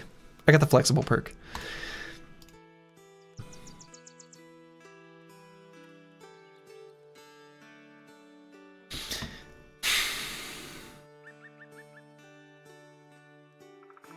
Yeah, the bow without bullseye feels bad. Didn't Honor Guard show you what Phalanx can do? Yeah, exactly. Exactly. Honor Guard kind of showed. Honor Guard kind of showed.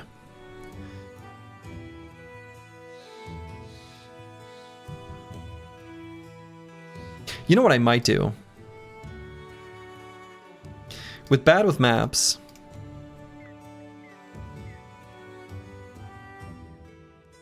He could use the throwing perk to stun enemies. He does have throwing. He has throwing. Right? So he has throwing. And can stun enemies that are staggered. Now, stagger is basically only going to come from nets. Or a two-handed hammer. But I think I'm mostly going to be using one-handed hammer and shield. Warhammer and shield. Which, by the way... Another big change for Hardened is we're going to have access, we're going to be fighting a lot of noble armies, and we're going to have access to the Warhammers much more frequently because of all the, oh, they're not called sergeants anymore. The men-at-arms, they come with Warhammers, right? So we're going to have access to plenty of Warhammers. So...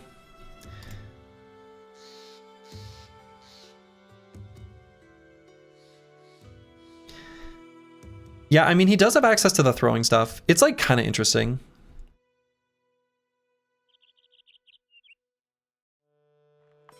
Right, because the bolas are blunt type throwing weapons.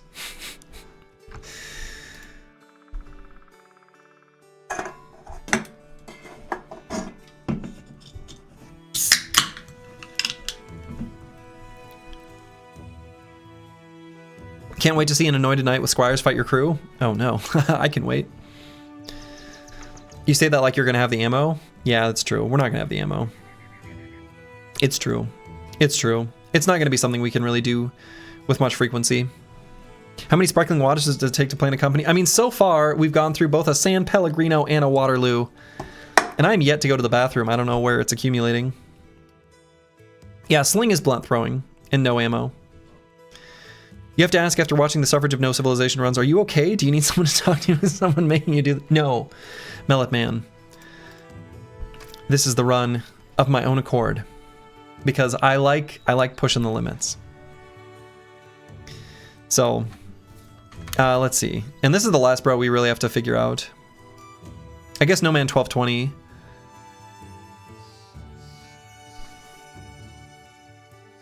Yeah, I like what No Man 1220's got going on a lot.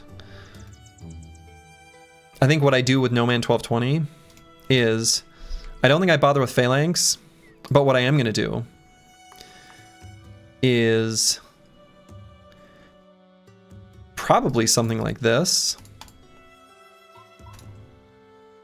And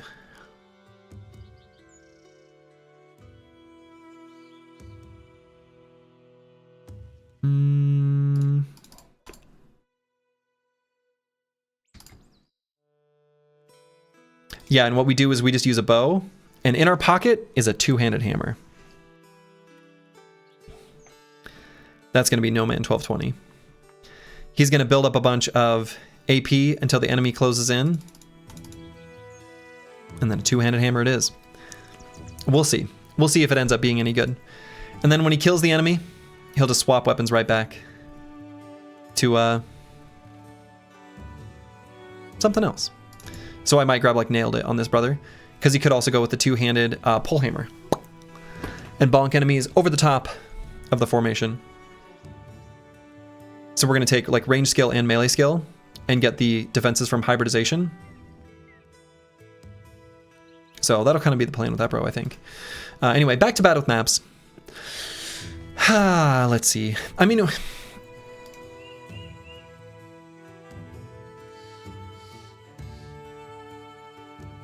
I could make him like a bro with Pathfinder on the edge of the formation that I'm ready to walk to somewhere.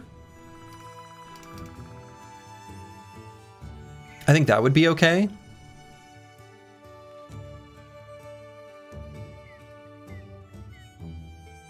To walk somewhere to help out? I know that sounds crazy.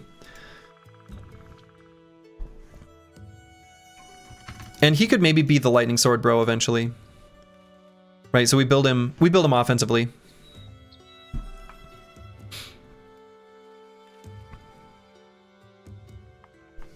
And might even take fast adaptation. Could grab second wind. He's got a lot of really good.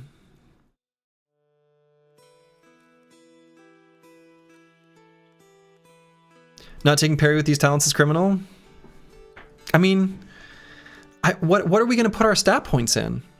Like seriously though. All right, what would you do on your level ups? You're always gonna take melee skill if you want him to be an offensive brother.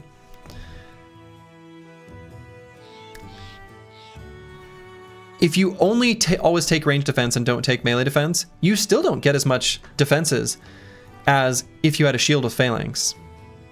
I mean, and then have no hit points though if you just fully invest in your defenses. We're not skipping HP day on this, bro. I just don't think we can. I just don't think we can. Like, I just don't think that's an option. Right? I think that phalanx is better the more of it you have, and if we have phalanx on a good portion of the squad, we're golden. Right? I think this bro doesn't need to / won't get as much benefit from being made a parry bro. It really is striking to me just how crazily good permanent shield wall is on the enemies, and there's no reason why it wouldn't be that good on our bros as well. And it doesn't require the same stat investment. It lets us put points in all the other stats. And given that these are a bunch of lowborn, right, we're able to just always put points in melee skill, melee defense, and then whatever secondary we need. Given we're using so many hammers, we don't even need to invest that much in fatigue. So like, I agree that phalanx is, or excuse me, that parry is really good. It's a really good perk. But I think from a company strategy perspective, given the access to phalanx, we get more phalanx. That's the idea. Rightly or wrongly, it's what I'm rolling with.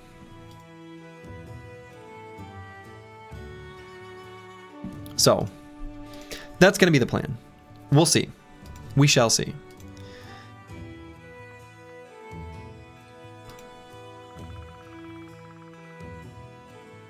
Okay.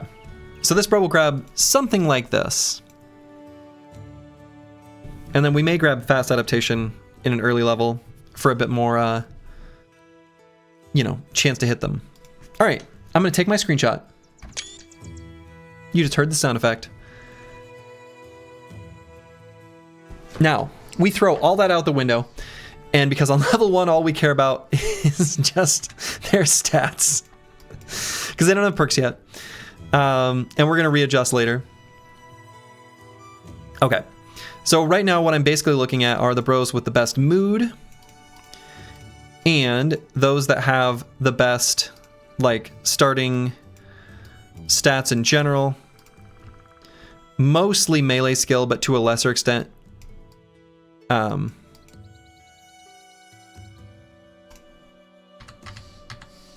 melee defense.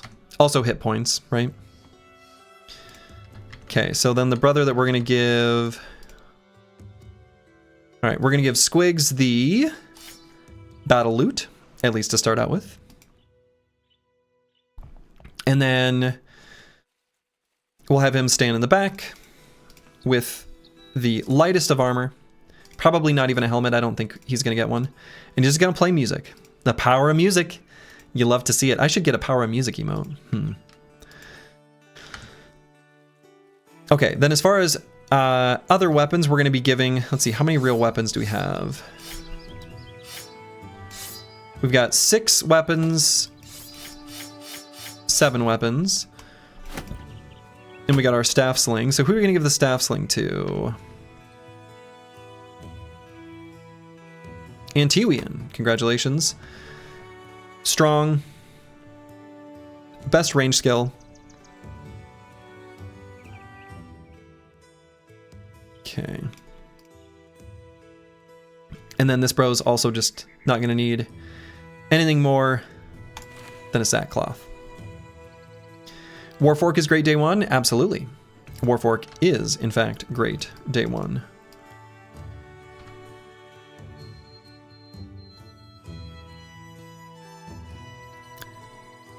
So we're probably going to do Warfork on Crucia Complex here on the edge.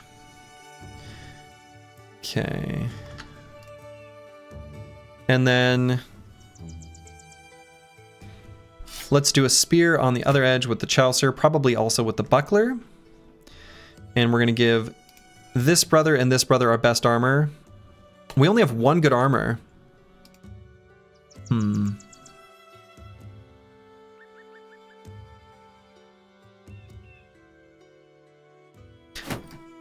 Let's put it over here. Let's give it to Crucia Complex. And I'm going to give him the best hat as well. And then with the buckler and then the spear giving reach advantage, this is the brother that's going to be put into dangerous positions as necessary. And then otherwise we're going to be allocating weapons based on... Actually, now that I'm looking at it, stats on this squad are like... Okay. I was so focused on perk groups. They're not that good. They're not that bad, though. They could be worse. They could be worse.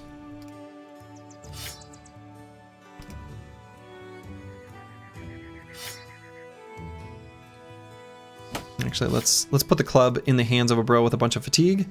That way we can use the stuns. 10 veteran levels will make the bros better. So true.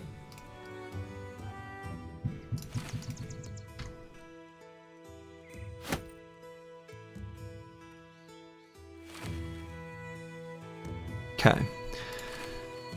So then we're just going to give the best armors we can.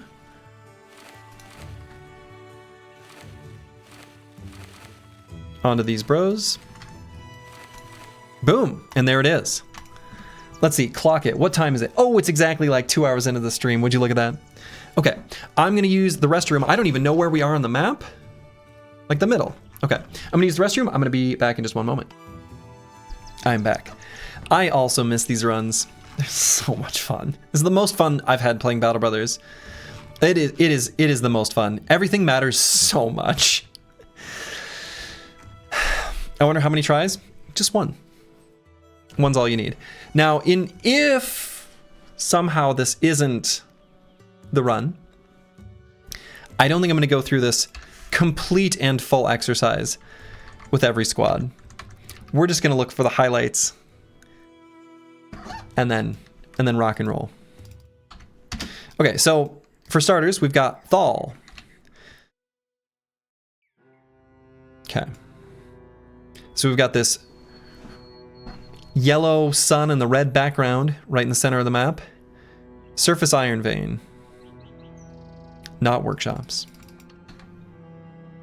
This is definitely the run. This is definitely the run. So we got a fork in the road right away.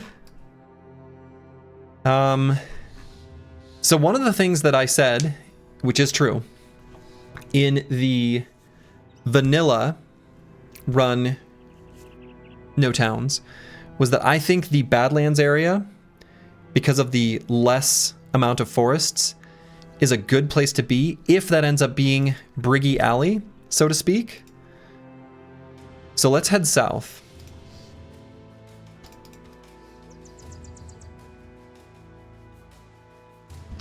I see workshops, but I think this is going to be a Citadel, right? Yeah. Different faction, though. Interesting.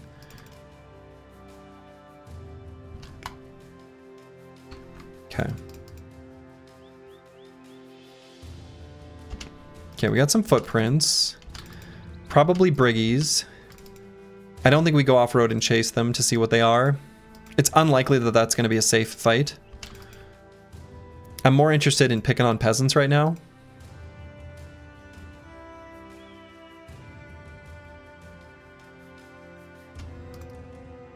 And who knows, there could be some like quirky changes in things like spawn rules and stuff like that compared to vanilla, where like this whole concept is not feasible, right? It could be that there's a reduction in the rate of peasants that spawn or something. And so it might, you know, I don't know. I have no idea. I have no, like I got nothing. One significant upside is that there are way more early brigand patrols because of the additional early brigand camps. The downside is the brigands are going to totally own us. There are 4 additional brigand camps that spawn on day 1. Oh, okay, I didn't realize that. And so like a fight like this, we're not quite there. We just need weapons, right? We just need to beat up on some peasants for their weapons first. Then I feel like we can do stuff like this, but right now I'd rather not.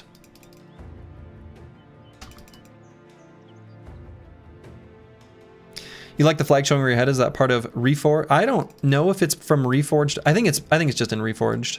I don't think this is Hardened specifically.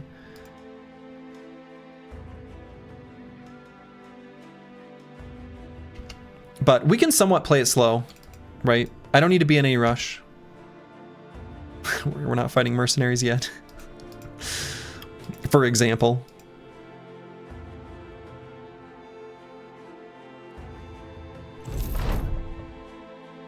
Okay.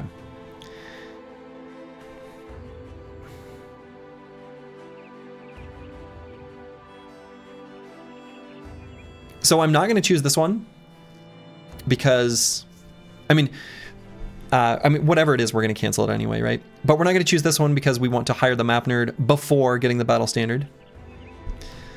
None of these.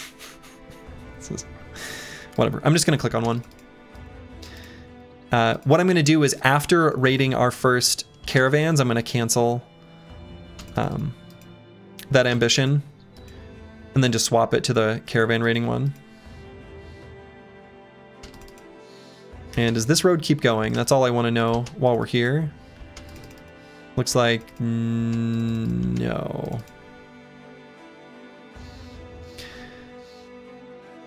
Okay. We are yet to see a single group of peasants or caravan.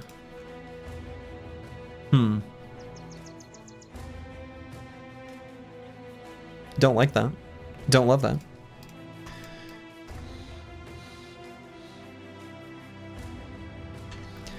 But we may have a good like fork in the road. That might be a good place for caravans to choose to go through.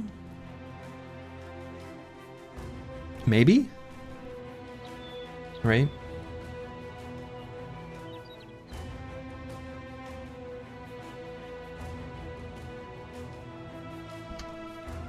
Okay. The way caravans work was reworked? In what way? What does that mean, Rufin? Oops. All right. Oh, and I'm going to...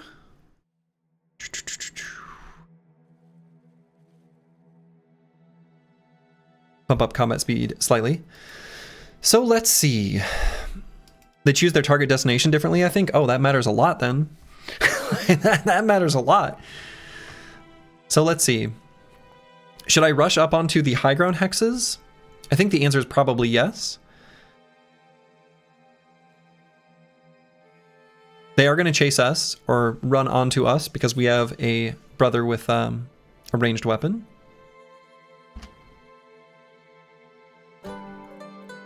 Squigs playing the battle song.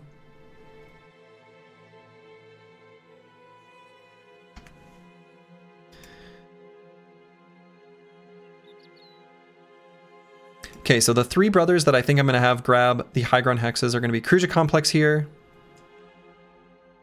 the real Kirby there, and bad with maps here. I think that's how I'm gonna do it. I really like that Cruja Complex and the real Kirby both started confident. That's really awesome. So, I don't know, maybe I have the real Kirby go to... No, I'll let bad with maps do it. Okay, also gives us a vantage point to see more. I like what I see here. I like that we're gonna get some knives. I like that we're gonna get some wooden sticks. We may be able to get some armors. Actually, I don't know what the lower threshold for acquirable armors is. I wasn't paying attention to that like at all in, you know, regular play of the previous run.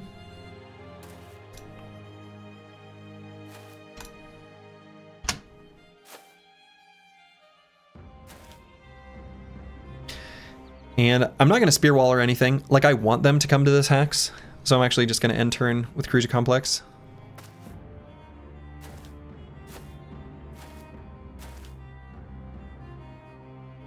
Okay, and these bros are mostly going to run away. What I want to do... You know, this is a fun run when we spend over a minute planning our first move against the peasants, right? Well, you'd hate to take a pickaxe to the face.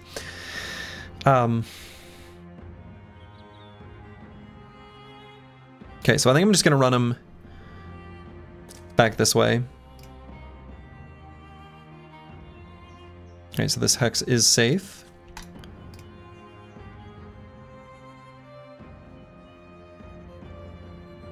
This hex works for me, but I could also give that one to the Chaucer, who does have higher melee skill.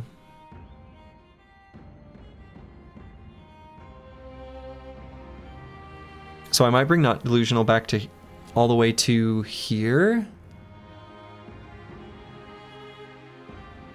I don't like that spot, but I don't want to move him here because that's where I want to put the Chaucer. I can't put him here because these two can reach him, so I'm actually going to go all the way to here.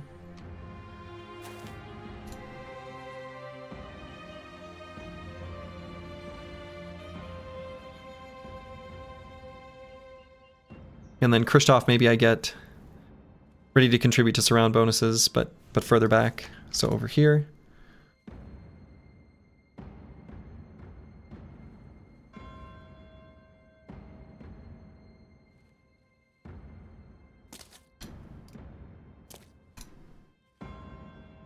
So in T-Weening, I'm going to have attack once and then go to, like, there. Nice.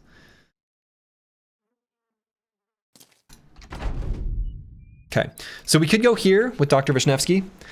That will make the peasants believe there is melee contact, which lets them, you know, causes their AI to behave differently. It will make them more aggressive. Given that they can only engage brothers that are on high ground hexes, basically, at least the ones with weapons, I think I like this move. I was hoping we hit him in the head, but fine.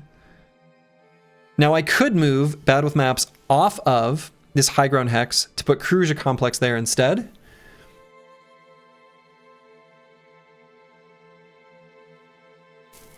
I don't think I'm going to bother. I think we'll be able to defend him just fine. There was another change in the last patch that's pretty relevant. You think settlements get more resources, which I think makes them send out bigger parties. 6 peasants is a lot. I think impossible in vanilla.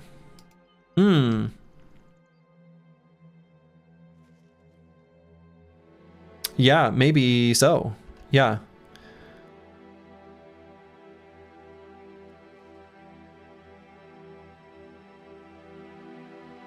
Maybe caravans have more guards now? I hope not.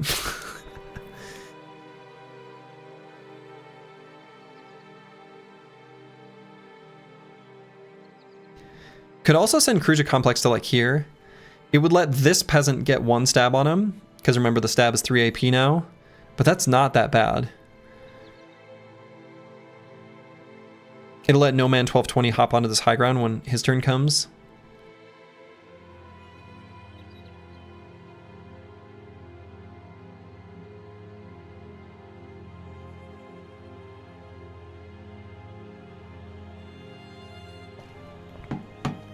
I'll just wait.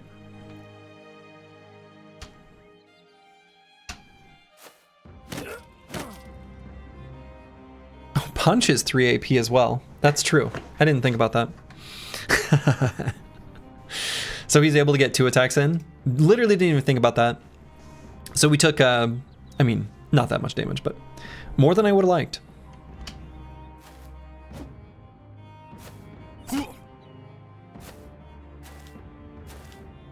Okay. So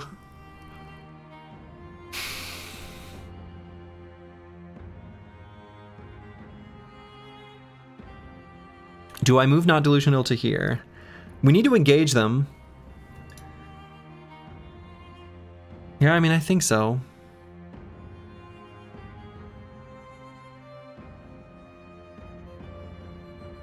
The real Kirby's really not doing anything up here.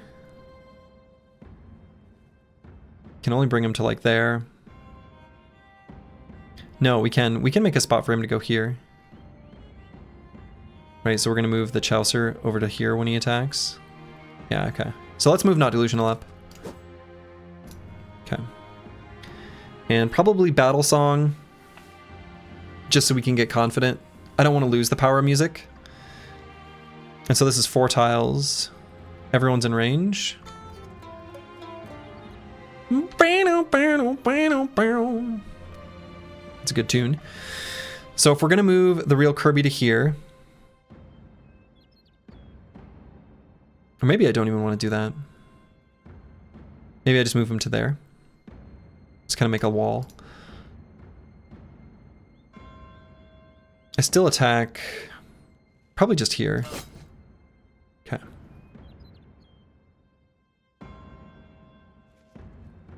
And go here. I see no reason to do anything other than 2 rocks there. Bad with maps. Even if we use a regular cleave. I guess if we use the regular cleave and hit him in the head, does he still die? Yeah, I think so. Do have to hit him though.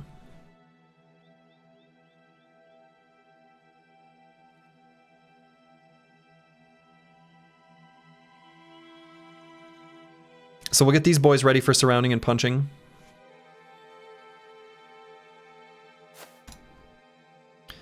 So now maybe I just put a real Kirby down here.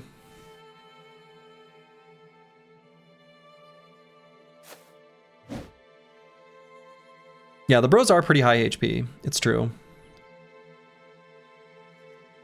I think I still go for this attack. He's the only one with a weapon. Yikes. Okay. Finally got one. Did not drop his weapon. Sucks. Now, Kristoff is the one with the bandages. I guess that doesn't matter. I don't think they can injure us. Oh, they might be able to.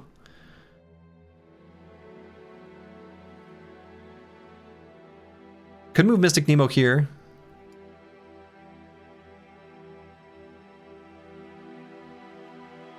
Just for more surround. Seems alright.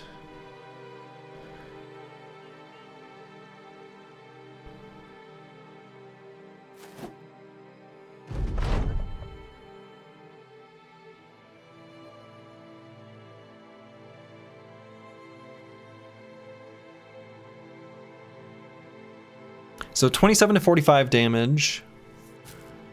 Not going to be able to kill a peasant anyway. So I think we just try to get 2 attacks on this one. And if both the Chaucer and Not Delusional back up, this peasant only has an attack on a high ground brother, bad with maps. So I think that'll be the play. Squigs may as well play more music.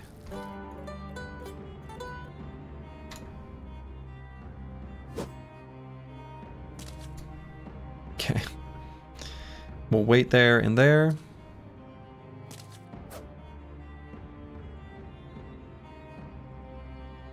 Boy, I almost want to wait with Dr. Vishnevsky. I guess I don't, though.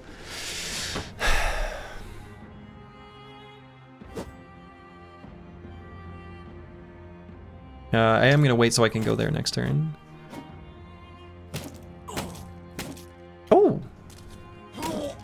Whoa, whoa, whoa, whoa, whoa. Okay. All right, so first off, Mystic Nemo, there's a new icon for this, and that Lucky procced twice. Isn't that like a 5% chance? Holy shit. Well, I guess that makes up for all our missing. All right, so we have to focus as much damage as possible onto these two peasants because Squigs took a club to the head and is now one attack away from dying. Good lord, how that happens so fast.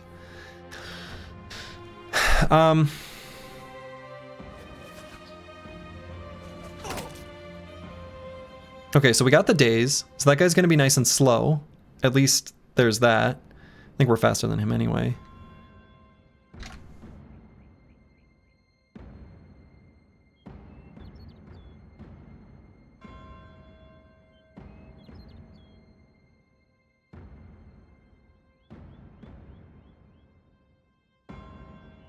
Trapped in net does nothing. Other than stop. Dudes, I'm just gonna wait for a moment on Mystic Nemo. No Man 1220. We get a 61% chance attack here. We could move up and then get crowded and attack this peasant. I think better will be to remove this threat. That way the Chaucer can attack without crowded next turn.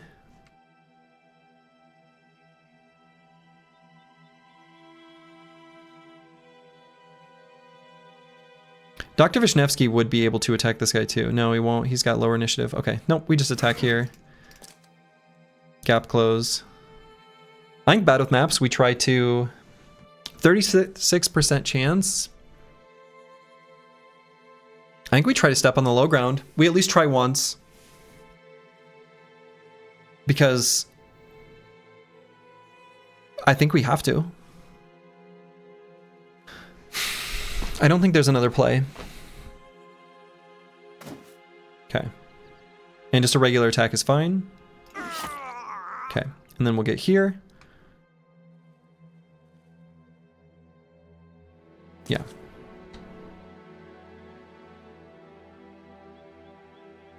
Now we could bring Cruiser Complex here, but honestly I kind of like the prospect of just killing this peasant for the resolve effects on this one, considering he's already wavering. Okay, it didn't do anything, but it's the thought that counts. The real Kirby, I guess, could go here.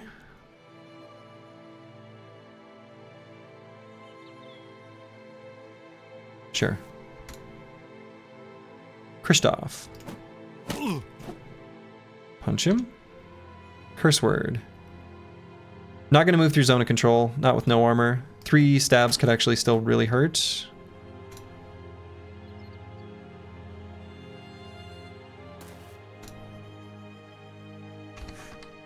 And nothing on the ground here.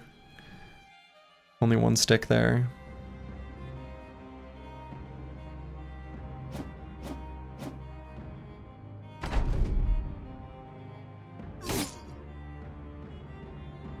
Okay. Good. All right. How have we had a crisis on the first fight?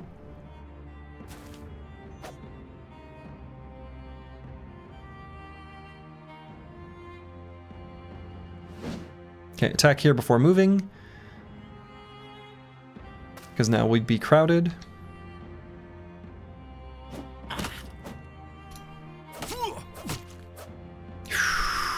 Okay.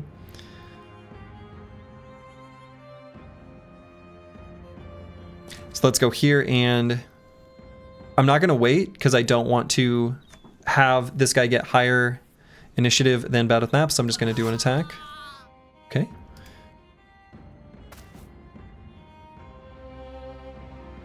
Yeah, that knife was scary.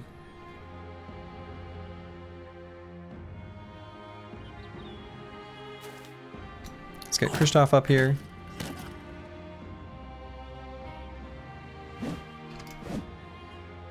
Tried to stun him.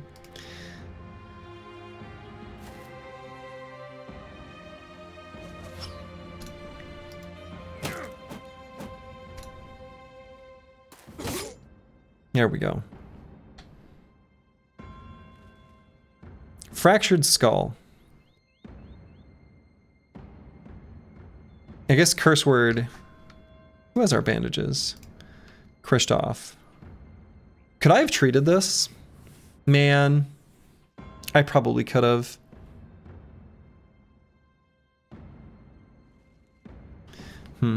Well,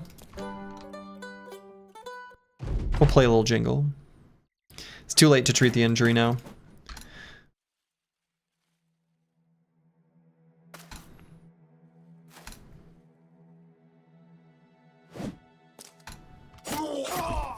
Okay. Yikes. All right. Well, we got some weapons. We got a tool?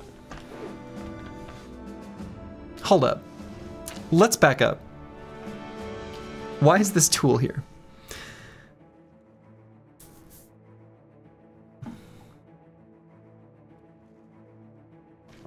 Peasants in vanilla do not drop tools. 0. None. This must be new. I don't remember that in the previous run, but I guess I wasn't looking for it to acknowledge it.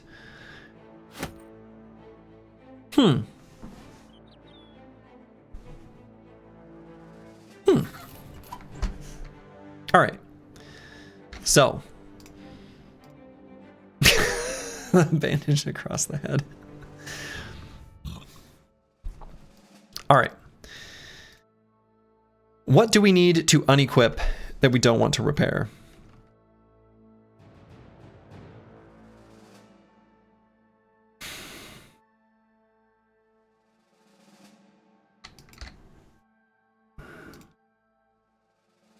I think I do fix up these leather tunics and stuff. I guess I fix everything that's equipped right now. Maybe I unequip this one on curse word, and curse word just like, you know, hangs out. You know, a fractured skull. So, you know, I play guitar. There's one back there. I cannot imagine playing guitar successfully with a fractured skull, but, you know, Squigs can do it. There is a problem with our naked bros now. Yeah, less resolved during battles, but they're just not gonna participate. Curse word's just gonna hang. Just gonna hang.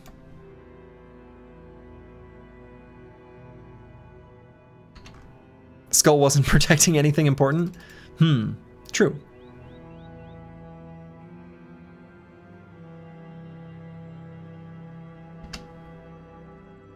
Ooh. Oh. Well, would you look at that? 2 to 3 caravan hands. Well, well, well. Well, well, well. Okay.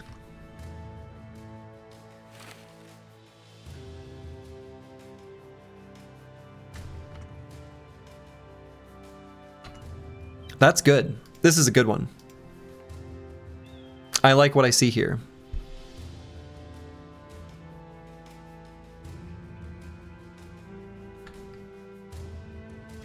Two, I think we good, but that third is going to take someone with him. I don't know. Caravan hands, we fight. We definitely fight this. Yeah, exactly. We got clubs and we got knives, right? We have the ability to stun them now. I already feel like we're filling all the roles for all the brothers. So we're going to do these 2 sticks. And I want to have a knife ready for puncture in case we're able to like surround a final one. I want more than 1 knife, of course. Isn't some 4 to 6? This is a few.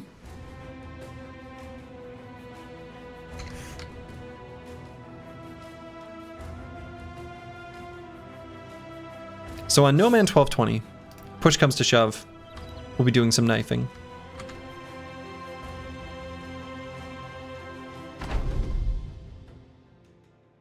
Ooh, some shields. Oh man, and look at this armor. All right. couple spears.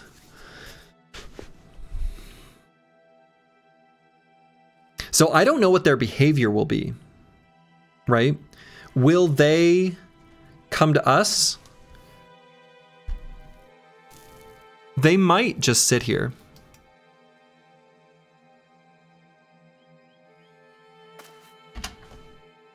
So I'm going to wait. No. Okay. They will not.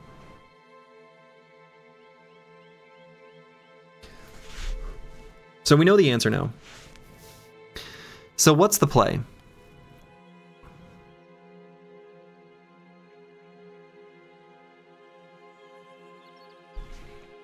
Do I think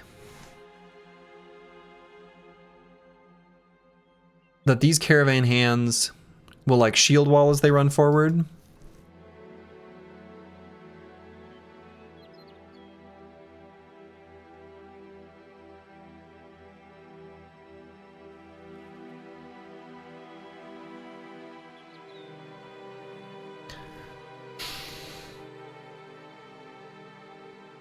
Given that we outnumber them, we're not really able to use the like high ground hex as well, because we need to like get the surrounds on them.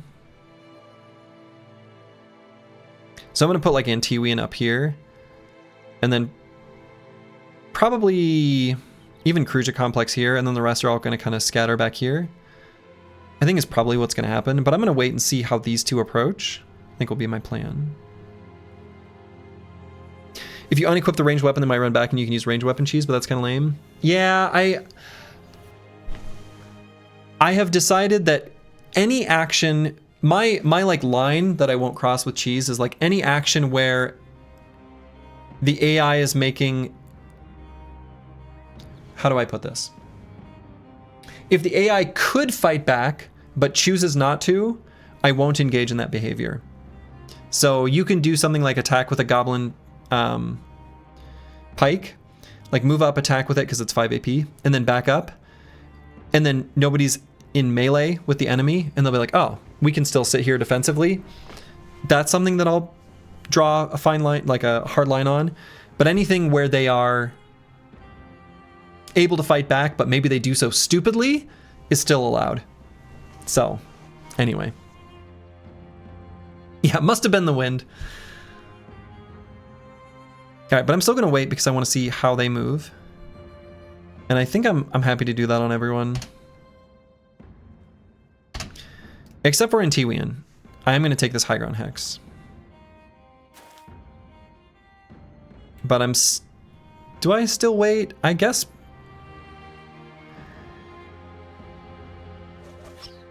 Okay.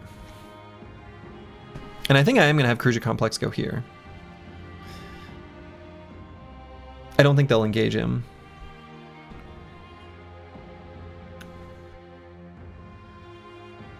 But just in case they do, I don't know their exact behavior. Some of these things are changed, right? So I'm playing a little bit, I don't know, probably like suboptimally, because I don't know what I'm doing. Like I don't know exactly how the AI would have changed. And then we're just gonna back up some of the rest of the squad. Bout with maps, I think, can stay here.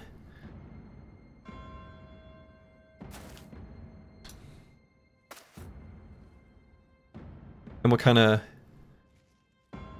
loop some of these boys around.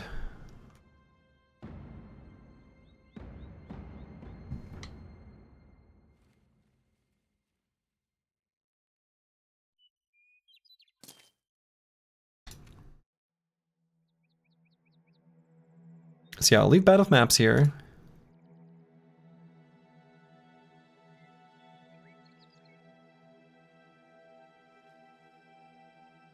Mystic Nemo could just go to here. But let's put him here. We'll get like the real Kirby here. Kristoff there. Dr. Vishnevsky and the Chaucer up here and here. I think I like that.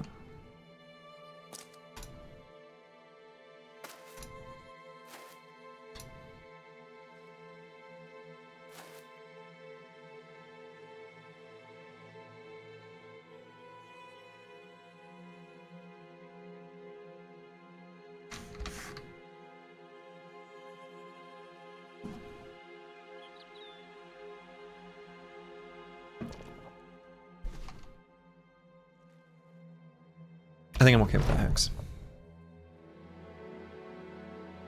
So now, the waiting game. Ah. Interesting. Shield wall. Okay. Sure. I think we'll wait with Antiwian. We're just going to wait with everyone. See what this guy does. Okay, so they're going to get some shield wall adjacency. I don't want to be able to be engaged upon this turn. So I'm going to back up so this Caravan hand can't. So I think what will happen is a sort of scoot and shoot of sorts.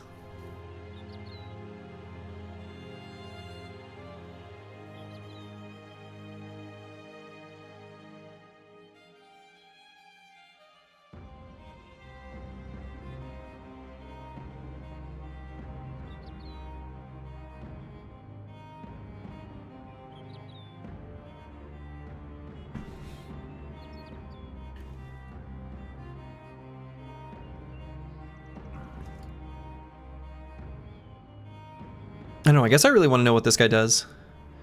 So maybe I just back up to like here and then wait.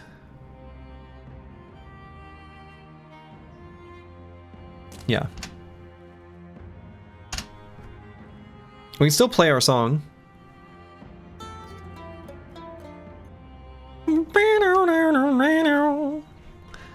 I like that one, it's a little bit funky. So it is so very tempting to walk up and try to blow this guy up.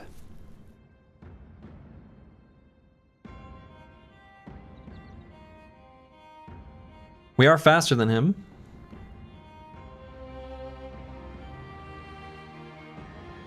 We'll have Kristoff, Mystic Nemo, the Chaucer, and Dr. Vishnevsky all to be able to attack. The real Kirby will not be able to because we already used some AP on him.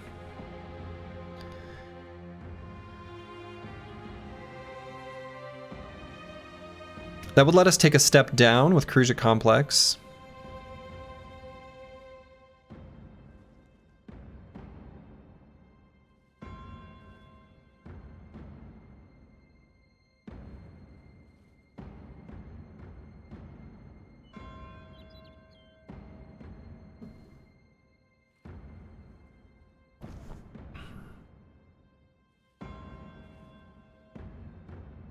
I don't really like Kristoff there, though.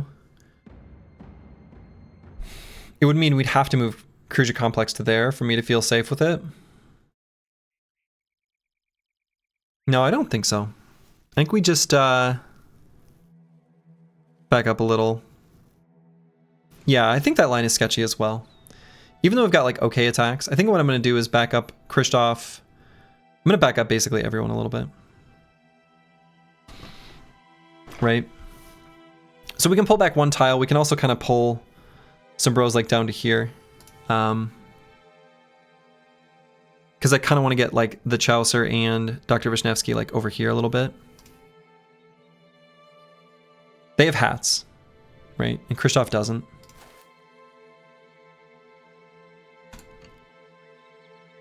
Hats are a big differentiating factor in whether I feel like a bro can take melee contact or not.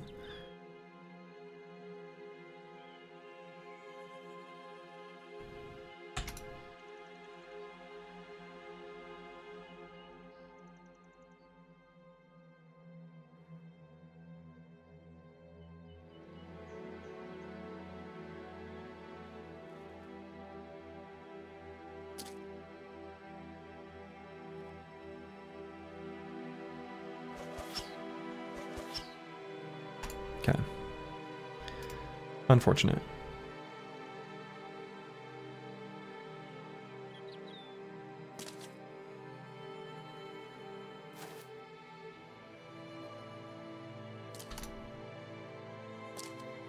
Okay, something like this. I think works for me. And I might move Squigs to like here so he's less likely to get in the way for people trying to move over hexes. So I think I just wait with everyone who's faster than them anyway. Okay, here they come. Now on the real Kirby, do I wait to get more surround?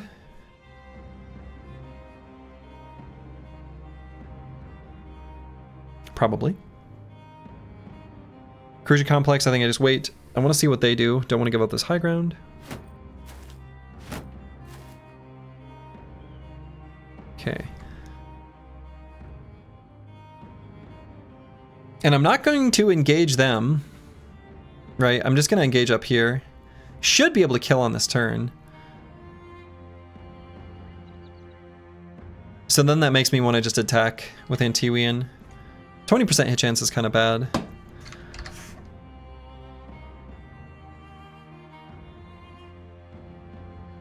I'll still just take two attempts here. Okay. Play some music. Hits everyone. And I don't think this bro needs to move anywhere. Curse word I don't think needs to move anywhere. Not delusional, unfortunately can't attack. Sort of sucks. Do I want to move him anywhere? Maybe here to be closer, actually.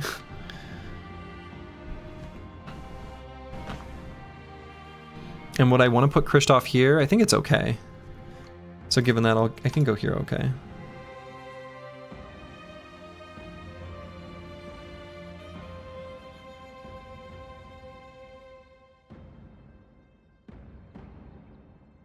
Given that Bad with Maps is faster than them, I could go here, let Cruiser Complex reposition, and then Bad with Maps there next turn.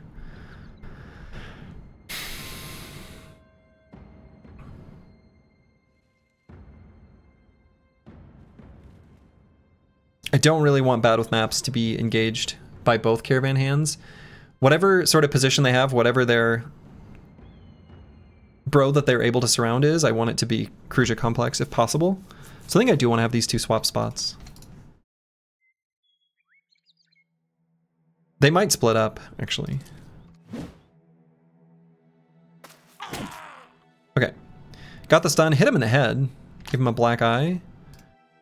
Boy, this is tempting too. I'm not going to do it though. I'm not going to do it. No mind 1220 is going to chill here. Yeah. So if I go here and attack, I have a better hit chance, right? But I don't want to back up with Dr. Vishnevsky. I want to leave him here.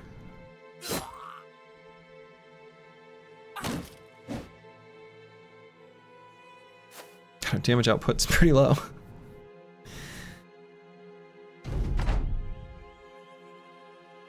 Okay, wait here. Wait here. Could move No Man 1220 to here. Now this I don't hate.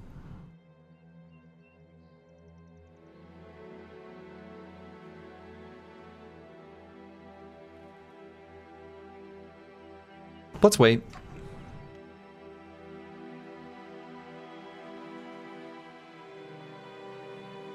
Same deal here with Bad with Maps.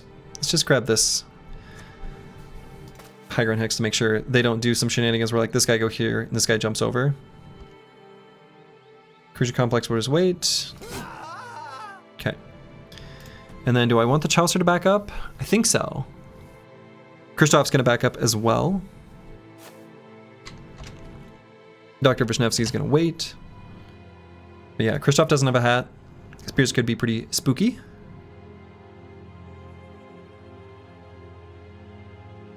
Got the dagger here. And some more medical supplies.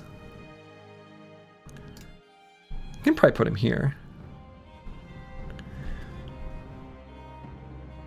I guess let's just go like here and only use 2 AP. Or even honestly here, if he goes here, that's awfully, like that can't be right for him, right?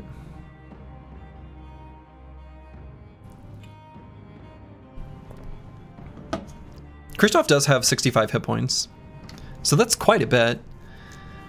He can even take a spear attack to the head. Right? And that won't happen until next turn because he's going to re-shield wall. Maybe I'm okay with this. Maybe I'm okay with that.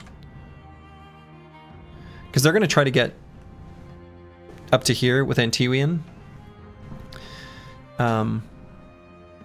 Would be my guess.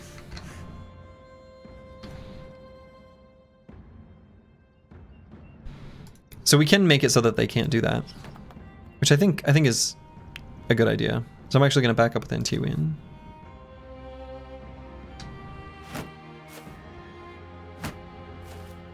Okay, not too unexpected. Not too unexpected. So then, remaining turns here, we've got Dr. Vishnevsky. The Chaucer is moved. Not delusional, can still go. So we can get some attacks on this guy. Can also do No Man 1220. So Squigs can move out of the way so that No Man 1220 can get an attack here from the high ground. So between Not Delusional, Dr. Vishnevsky, and No Man 1220, all getting an attack on this guy. We can move Kruja Complex to be in range with just him, and then have Bad with Maps.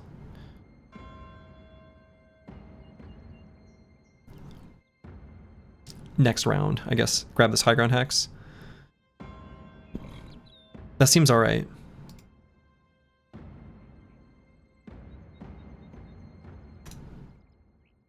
So do I move Mystic Nemo up? I don't think so.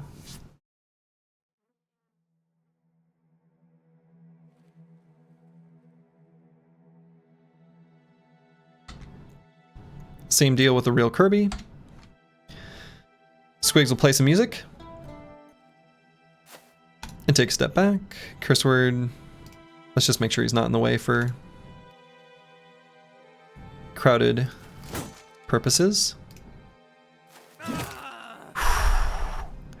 Hell yeah. Got him in the head. Hell yeah. Oh, you love to see it. Oh, delicious. Delicious. Also did get him to go to Wavering. Now, possibly, does that mean we can dagger him down and try to get this helmet?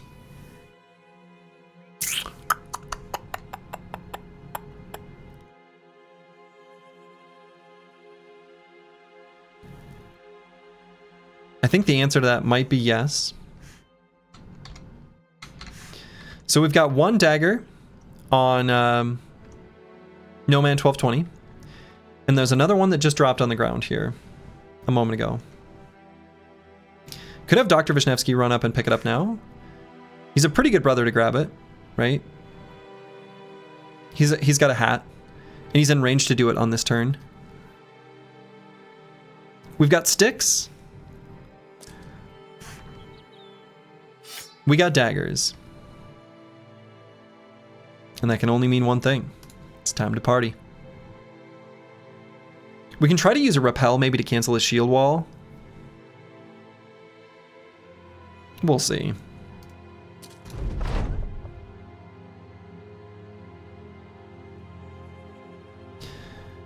So I'm going to wait till he makes melee contact, and then once he does that and doesn't have AP to do anything, we surround and dagger, dagger, dagger, dagger, dagger.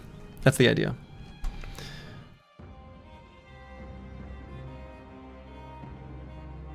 So no need to use any AP in the first half of the round. Swap to the dagger now.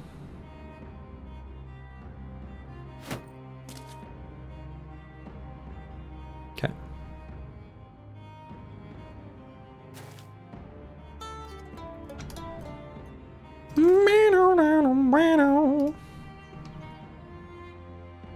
And we're just gonna cast a wide net so that next round we're able to get in on him, on everyone.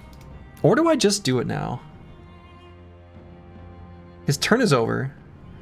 20 initiative. Dr. Vishnevsky gets the opportunity to stab on this round of combat.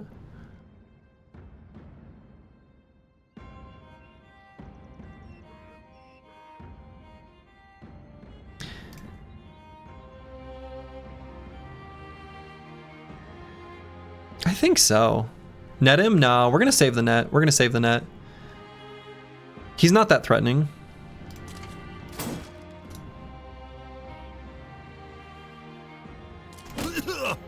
There we go, dropped his shield wall.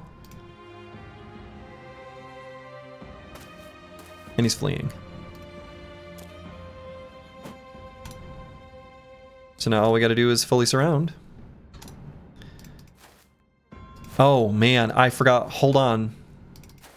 Actually, no, hold on. Aha. Okay. Donkeys no longer give experience.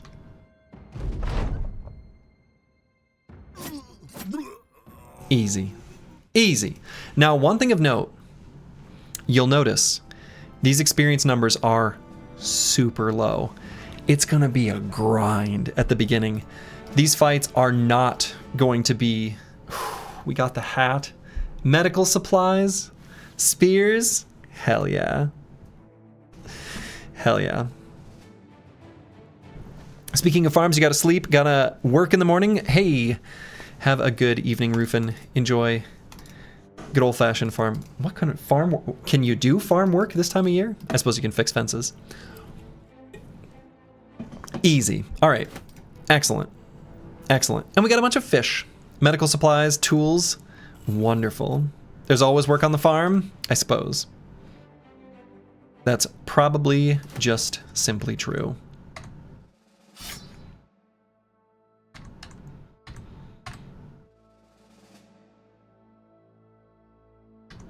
Okay, so we're going to unequip stuff that we don't want to fix up. This old song and dance. Okay. So we got a new hat. The new hat is a extremely welcome addition to the squad. We will give this to Mystic Nemo, I suppose. And then we're going to be able to equip some spears for the next fight. You'll love to see it. And then some proper knives, which you also love to see.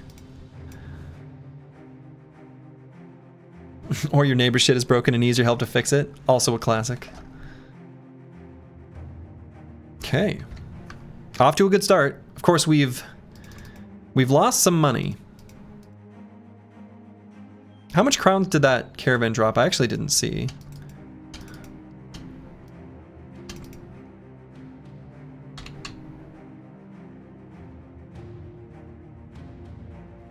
Okay, people are still understanding. They thought that caravan raid was just an accident.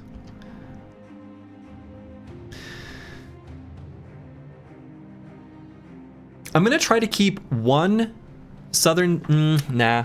I'm just gonna go nuclear on them, probably. We are gonna want to get the belly dancer, but relations do tend to repair a little bit more quickly. So...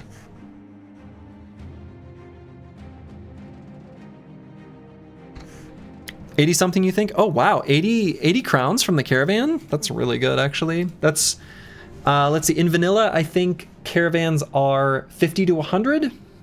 Pretty sure 50 to 100, and peasants are 0 to 50.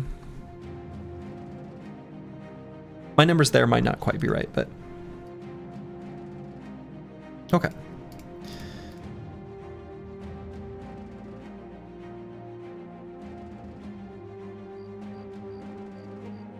Okay, let's put the war fork. No, let's leave this here. Thought you said 86, but you're not sure? Okay, that's really good. Thank you all. Very much appreciated for the numerical check-ins.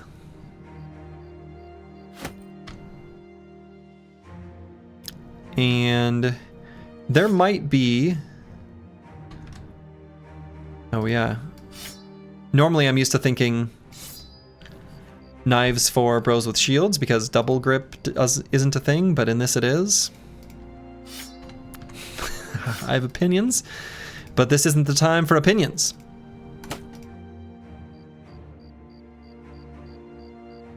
$82 rechecked. Okay, thank you, Not Delusional. I appreciate that. 82. Not bad. Not bad. Oops. My finger slipped. Can you believe it? These citizens, while we're just sitting here peacefully, would attack us? Unbelievable.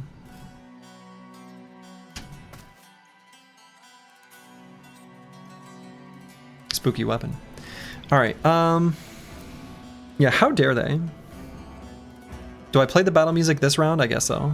Just play it every round.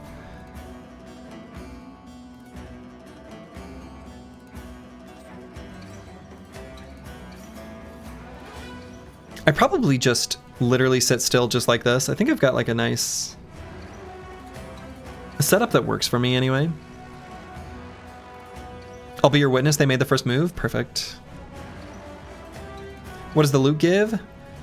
Inspired by song. You get some proportion of the bro's resolve. 20%. But then it decreases by 50% of this bonus.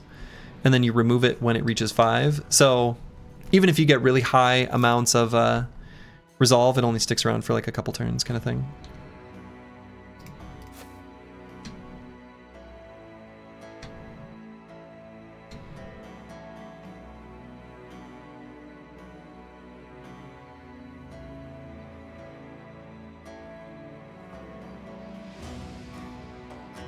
Active banner skill? Yeah, basically.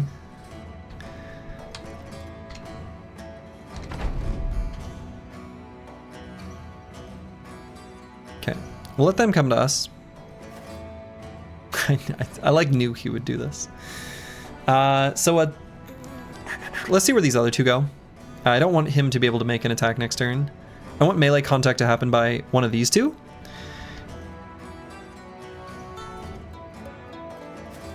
And then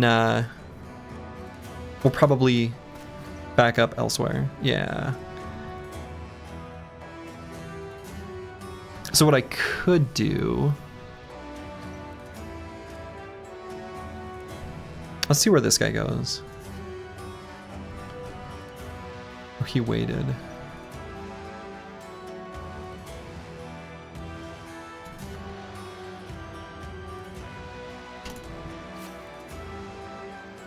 Oh, interesting. Okay, I want to back this this part up. I don't want to get attacked by that this weapon here.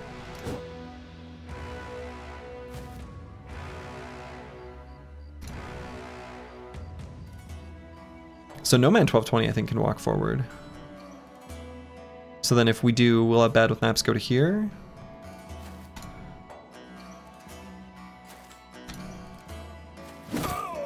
Here we go. Cut leg muscles. And I'm not even gonna attack with Antiwian. He's just like a... He's just chilling. Hanging out.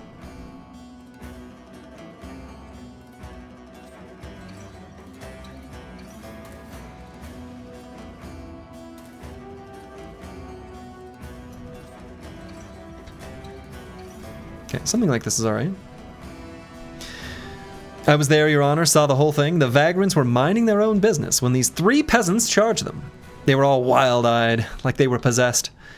The Vagrants merely defended themselves. I mean, so far, if you look at what's happening, we're just sitting here being like, you guys are crazy. Please leave us alone. All right, we're backing up.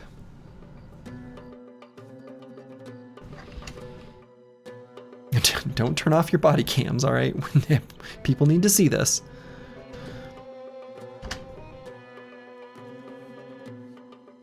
Okay, so he's waiting. Nope,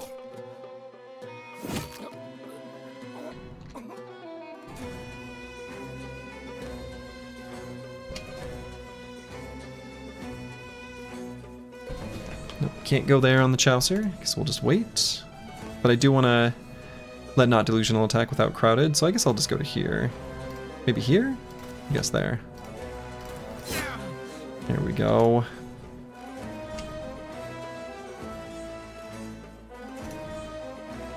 My lord, your spies have informed me that the youth of the local peasantry have taken up some abominable form of music of some hellish device called the lute. Not one of them has been spotted playing the lyre. I fear we must cull this infection before it pollutes our entire fiefdom. The lute enters Europe. Can't happen. Get that weird ood out of here. We're at least gonna give it frets.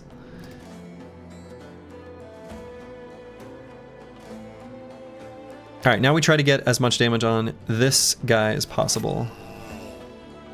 He will be pretty slow.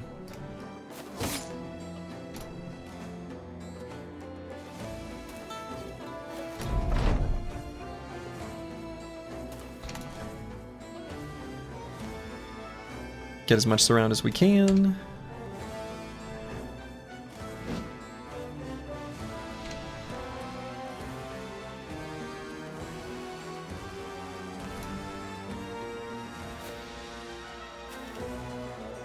Okay. And can I even get this guy's hat? I don't think so.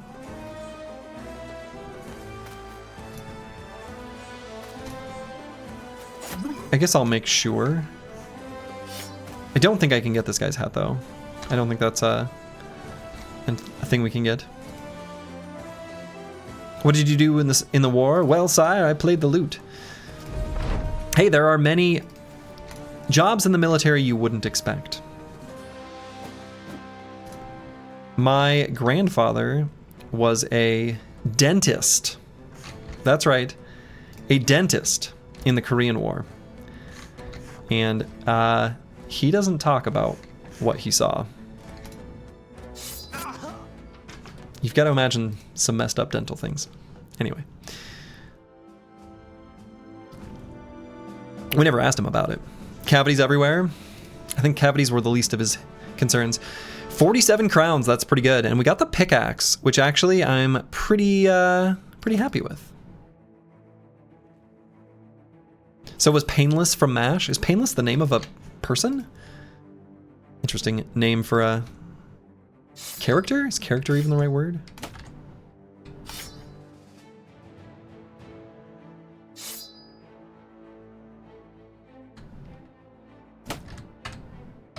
Okay. Unequip some stuff. Lovely. Anything else I need to unequip? Let's just do a quick scan. Because every move must be careful and calculated. Looks like we're good. They called him Painless. He was the dentist. Nice.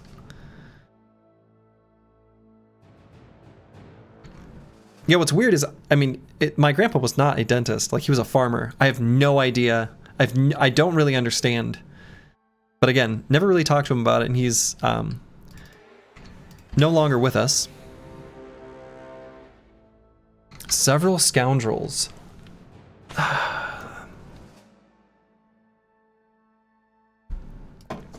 don't think we're ready for several scoundrels yet.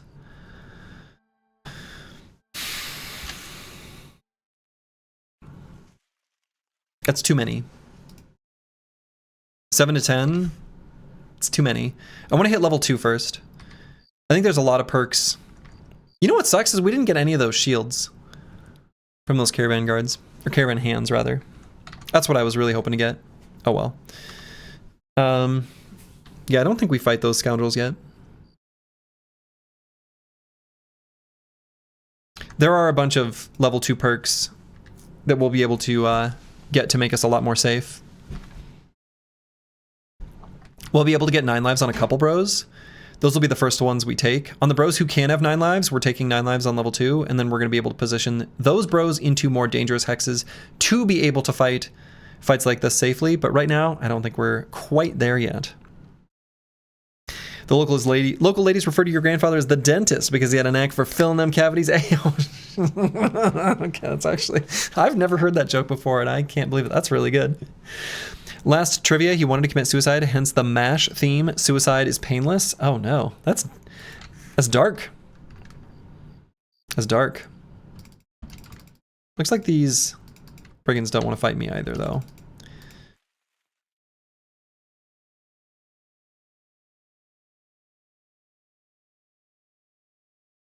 But yeah, the caravan, you know, hands and citizens, the experience is not good. That is something that is way lower in this mod compared to vanilla.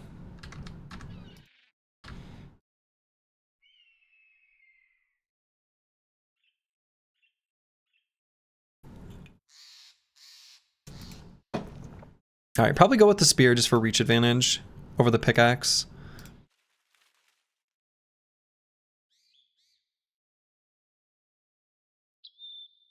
He had one incident of ED and decided life was over. He didn't do it. Great movie. Now, MASH was mostly a TV show, right? I am thinking of the correct thing. I've never seen it.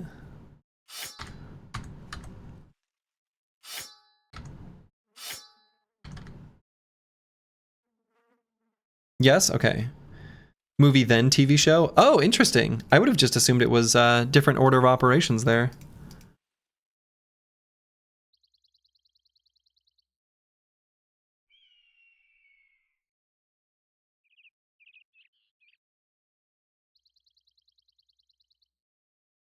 With different actors? Sure, okay, yeah. That's not too surprising. Alright, curse word. Let's give him a reach weapon.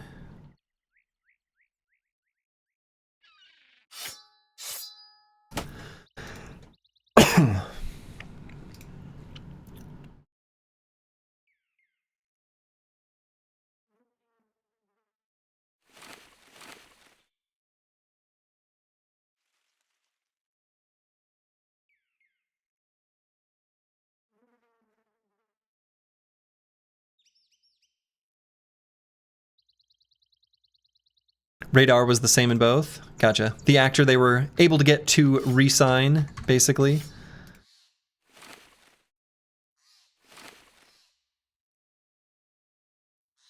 Okay. I wonder if it's actually better to have sticks than spears. I think it is. Spear kind of actually sucks. I'd rather just have sticks, especially when I outnumber them. Just get those stuns in.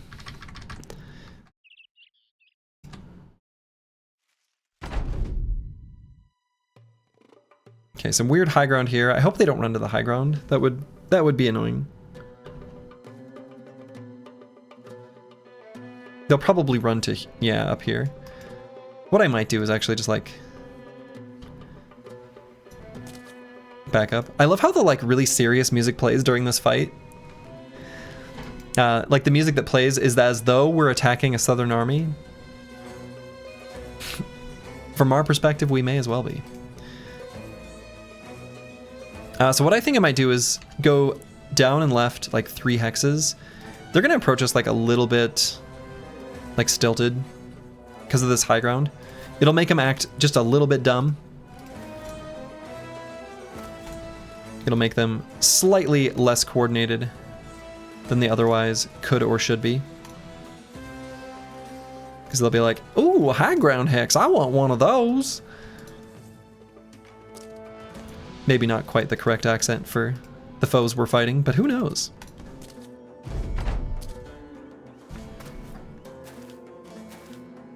Okay, they're moving forward pretty aggressively. I mean, they've all ended their turn already on this turn. And we only have lower initiative than them on this turn because we waited.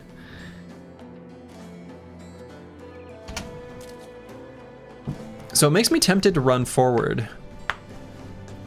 Now, is there a way to do it where this guy can't get an attack, but we can still engage elsewhere? We could put Cruiser Complex here. One of these fools is going to grab this high ground hex. It's going to be this guy. He'll get 2 attacks on him. I guess that's fine. So we can put Not Delusional here. Unfortunately, no one else is going to engage because I think this guy is the one I'm most afraid of. So there's kind of like an invisible line, 3 hexes in radius from this guy that we're not going to cross. My lord, the southern armies are infringing on our borders. They think us too weak to declare a most holy war for such minor transgressions. We must show our strength by sending 12 lightly armed peasants to assault them. That's right. Peasants that shall soon transcend into champions.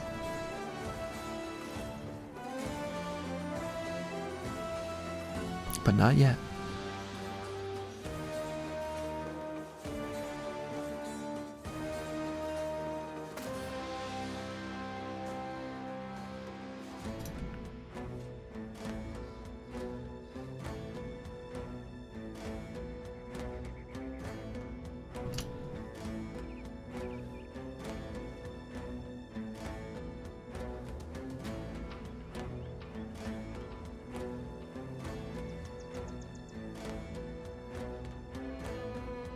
And I think I am gonna attack with the sling here.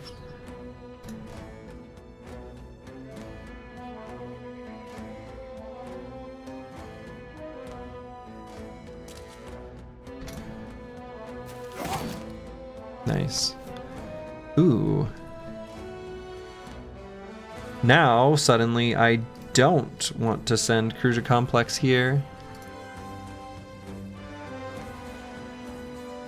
Wow, of all the moments for a Pitchfork to just appear and go somewhere we don't want him to go, it was there, and then?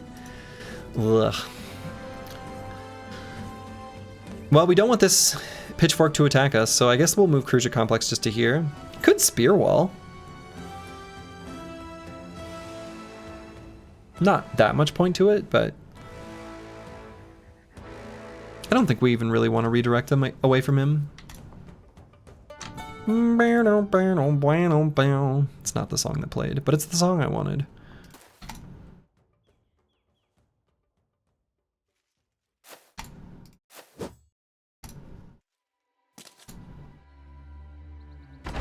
Okay.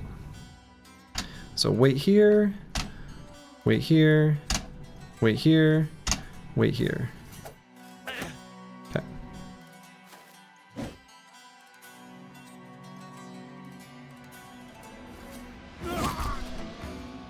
Lovely.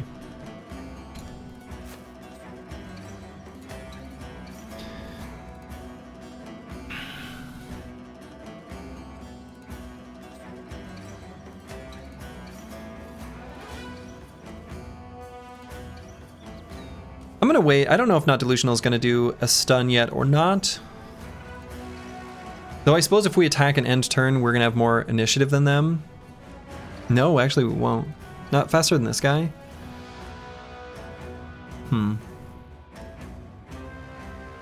So let's wait. Let's see how much damage we get on this guy. Might just dome him, right? Hit him in the old bean. See if we hit him with a sling. Nope. Now let's go here and attack. Does No Man 1220 have red eyeshadow on? I'm sorry, what?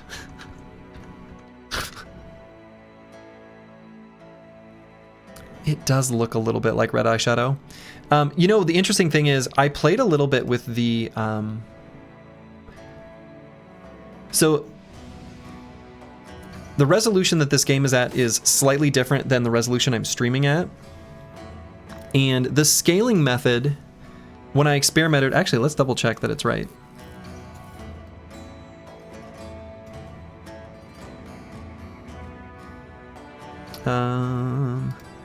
Yeah, the scaling, filtering, if it was just like bilinear, it would put these like really interesting like orange circles like around their eyes. And also like weird, almost like red lines in the menu. But if you change it to bicubic or Langzos, I don't even know how to pronounce that, then it seemed to not happen.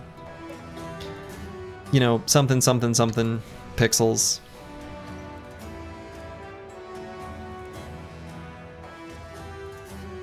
Okay, I still don't want this guy to attack either. So maybe Bad with Maps runs around this way. Second half of the round, so I want to have him get active.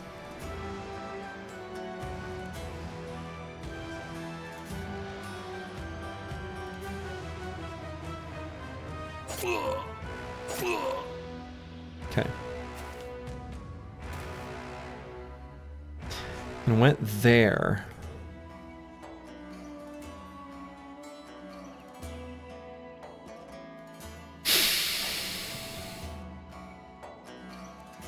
I don't really want to put Not Delusional here. I kind of want to attack with Curse Word though. And the only way I can attack with Curse Word is if...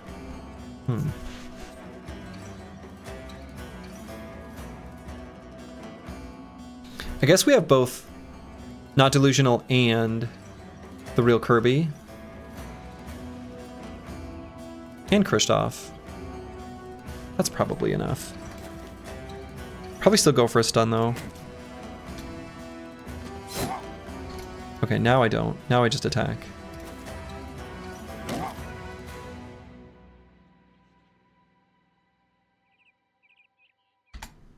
Okay, and instead of engaging this guy in melee, let's try to finish this guy.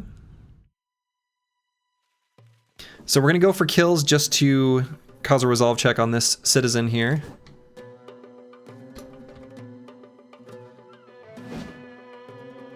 And this guy can only attack bros with hats at the moment. So it's limited to not delusional and Cruiser Complex.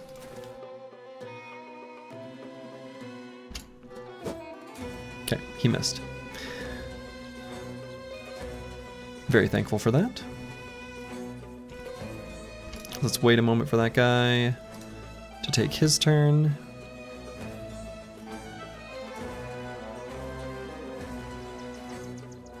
So this guy's gonna try to run. I want to at least get some more surround on him. Battle Maps can go here. But then we're gonna wait with the rest of his AP. Gonna wait with Kristoff. May as well make this guy get one less stab. Very nice. And Tiwian probably won't need to attack. Did not get the stun. Should move Cruiser Complex up. We want to try to get some damage on this guy with the pitchfork.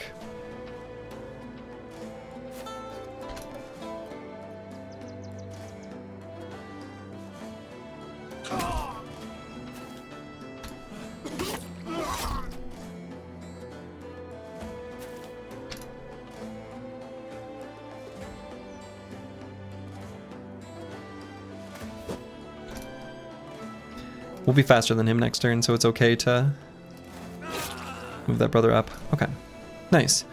And this armor is good. I didn't realize that he had the 50 armor till just now, actually. I didn't even check that. That's pretty sloppy. I should have.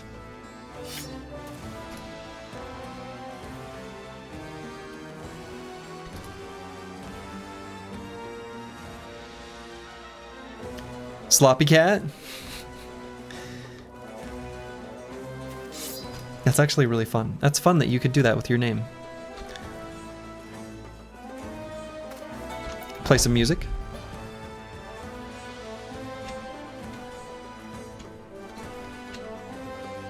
Oh, I need to make a spot for No Man 1220. No, I don't. Okay, very nice. And so we actually got an apron. I suppose because it's like a butchery type of item. All right, the apron's actually pretty sweet. Right? If we get aprons, we're really happy with that. 2 tools, they drop tools now. We got a pitchfork. We got another knife. Honestly, pretty great. Pretty great. Who knows? Maybe No Town with Hardened is actually easier than vanilla. I wouldn't be surprised either way. Like, I could see it going either way, I should say. Cool. So we definitely want to fix up this apron. Let's go ahead and throw this on the Chaucer. So then Curse Word gets a real armor. You love to see it. And otherwise, are there any other micro optimizations to do or things to unequip? I don't think so. Tools positive. And I'm seeing a nice, like, runway to just sit and farm potentially briggies, but mostly caravans and peasants. I'm gonna warn you, I'm not gonna wear any other clothes beneath that apron. Good. You gotta stay agile, right? You can't be wearing things under the apron. Like, you can't be restricted. Ooh.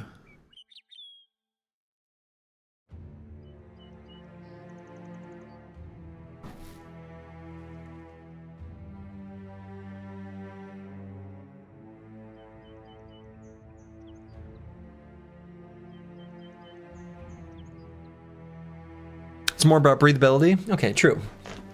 Especially in the desert sun.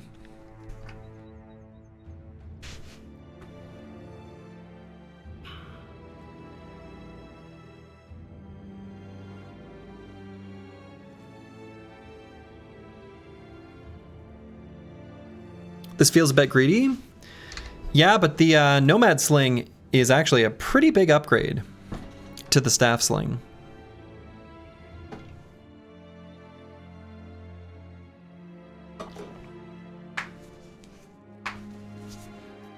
We don't want to fall too far behind. The map is going to scale.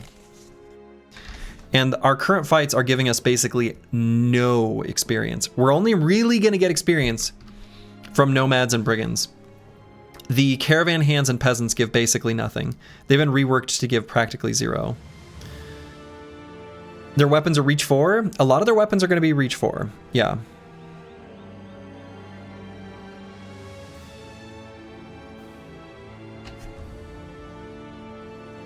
We're going to have a pretty big numerical advantage. 5 to 9 days. Jesus.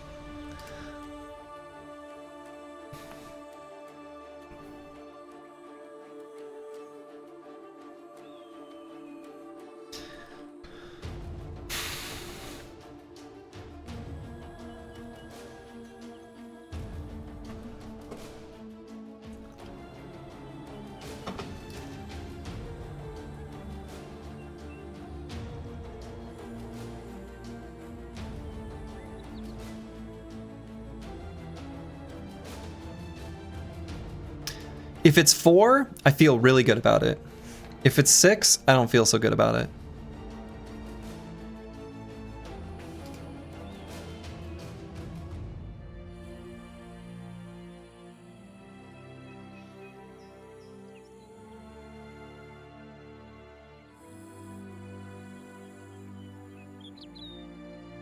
Take a peek.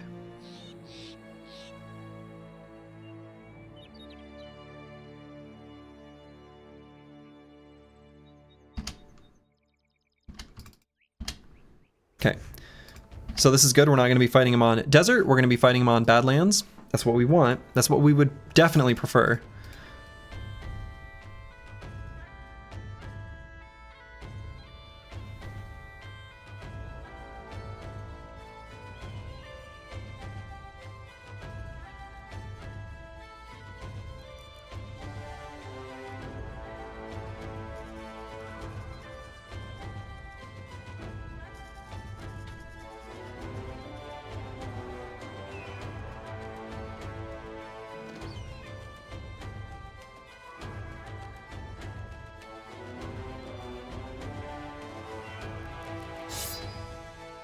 I almost think let's go with 1 fewer reach weapon.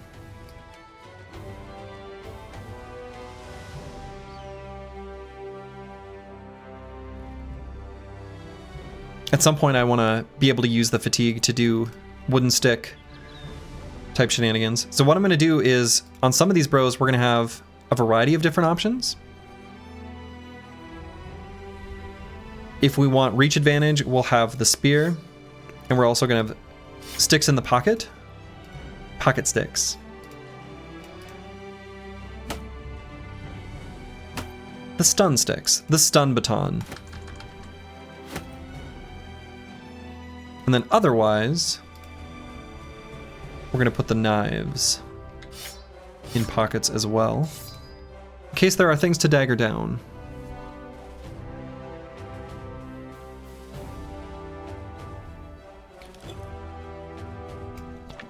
So we are probably going to sack some of Kruja Complex's armor durability here in this fight.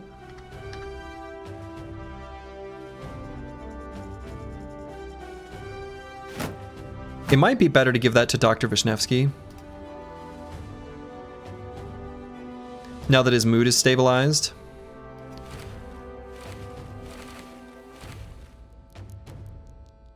Where did that hat go? Did he not have a hat?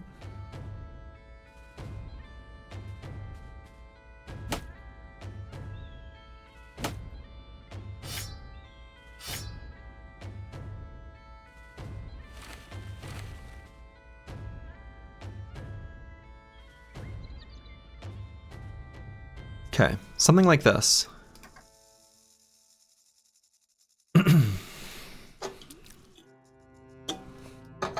Okay. We'll take a peek. If their weapons are too scary, we're just going to back up. This isn't that bad, right? So the Nomad Mace is just a regular reach of 3. Scythe is reach of 3 as well.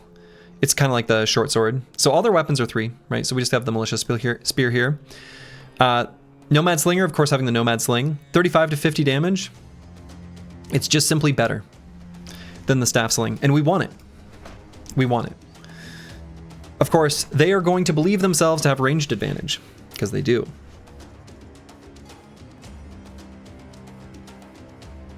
Armors are pretty strong. They got these 50 armors up here, exact same as vanilla. But the other bros just have the 20, or enemies. So something to keep in mind is they have dodge. All right, so they're going to be harder to hit. Spooky fight? Yeah, spooky fight.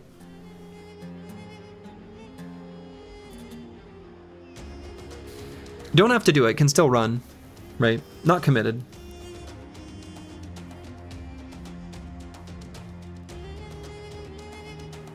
Cutthroats don't have like crazy good stats, right? They're not even that much better statted than peasants. It's just dodge, right? Dodge gives them so much stats.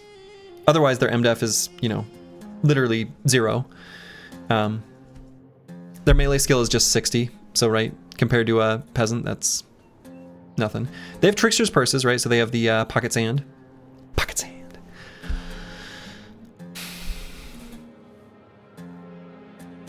This would be a pretty big power spike. The Scythes are really nice weapons. Right, they're better than a short sword from a weapon perspective. 35 to 40 is like pretty decent. It's an improvement over the spears, for sure. Which of course makes them scarier as well.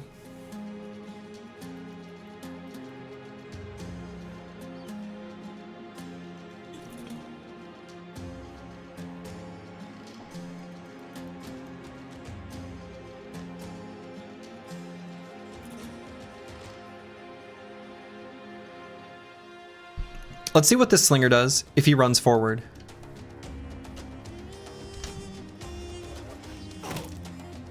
Ow.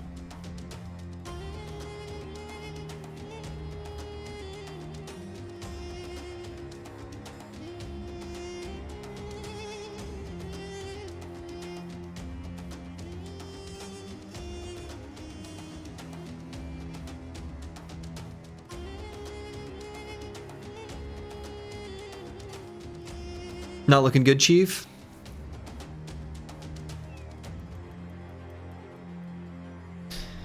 Yeah.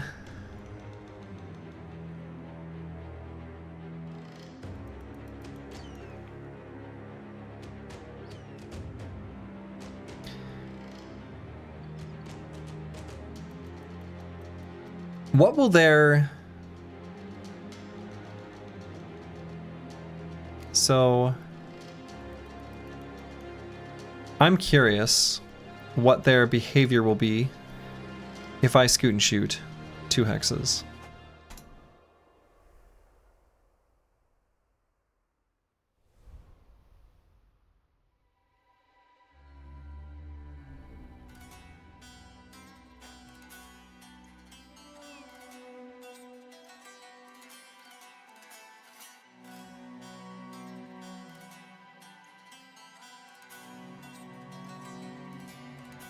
So he was actually attacking bad with maps with the stone, and it veered off course. So he's going to do that again. Also, I thought this would be on Badlands, right? It's on the desert.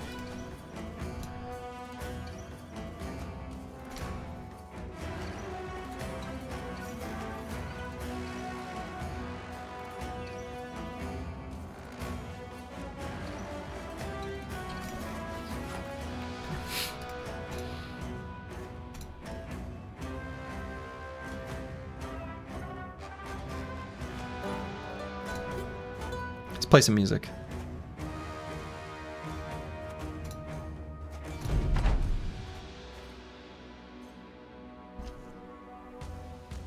So is their slinger just gonna sit there?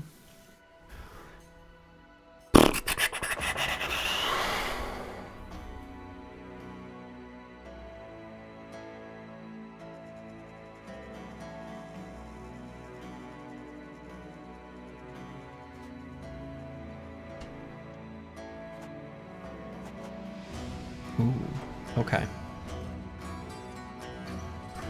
Okay. All right, so who did I end turn on? So Kristoff.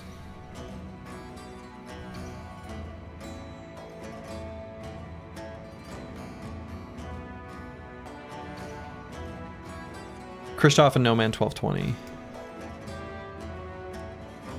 Didn't Nomads normally gain dodge by day 40? Did Reforged to give it to them immediately? Yeah. Yep. It did. Honestly, given that they ended their turn, I am so tempted to move Dr. Vishnevsky to here, where he can tank these weaker weapons really well. We can get the surround on this Cutthroat. Should be able to blow him up. Unfortunately, we do have both Kristoff and Noman 1220, who are going to be a turn behind.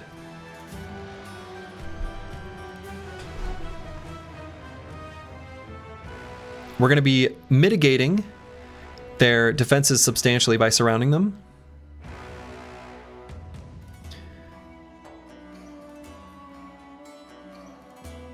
We will be able to get bad with maps to here if we wanted. The other option would be to get Dr. Vishnevsky all the way to here, put bad with maps there, and then just have the other bros waiting on them. Maybe that's better. So these two, who already ended their turn, are going to move to us on their turn, where we will already be ready to catch them and retaliate. I think given the way they moved forward, that is a pretty reasonable course of action. Right, so we'll basically make a wall here. Dr. Vishnevsky here on the bottom, where he'll have a slight surround, which I think is okay. We don't want bad with maps to be surrounded, but Dr. Vishnevsky sure can be. And we'll get some reached weapon backup right down there. I think it's okay. I think it's okay. We don't need to accumulate that much fatigue, so we can go just to here.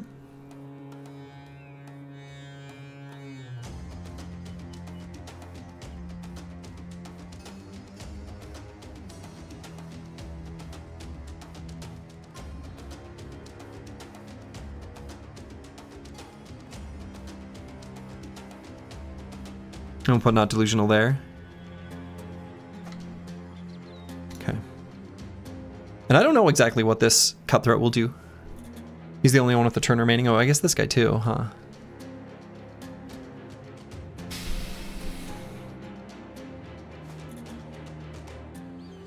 Okay.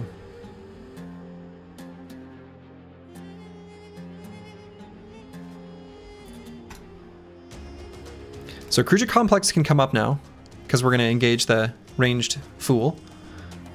He can fight. He can join.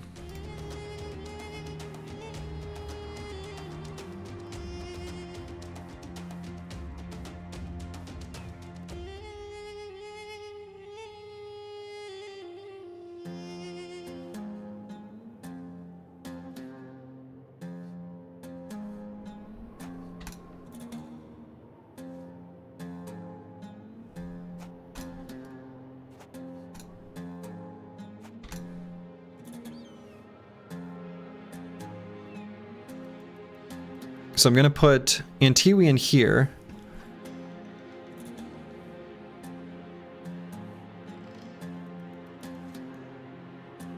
So he has a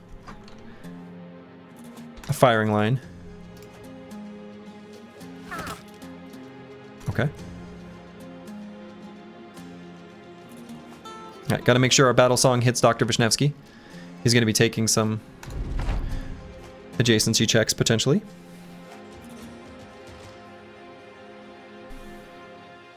So way down No Man 1220. Who knows how the battlefield will go? Holy buckets.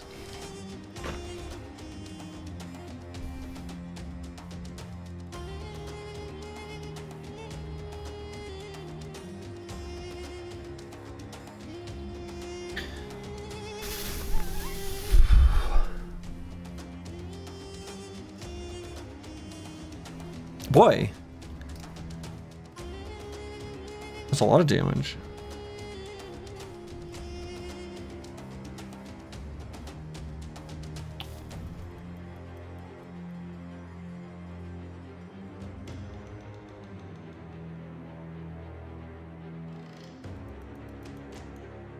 So we're gonna have to move Not Delusional up to here. Which means this Nomad Cutthroat's gonna go to here.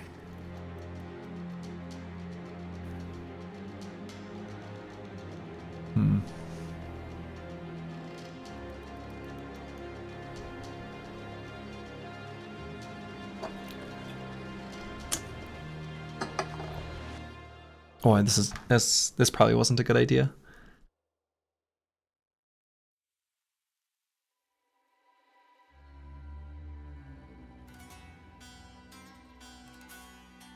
This is the line that sucks. Like, I have to move Not Delusional here, but I don't, that's not good. Like, literally do have to do this, right? We can't let this Cutthroat take this Hex. It's really bad. So we go for the stun here. Got it.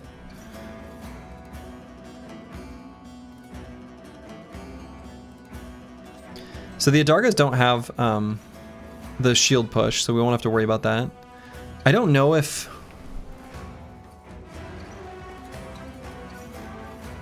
If I backed up here, I wish I knew what he would do. Like, would he go here and not get an attack?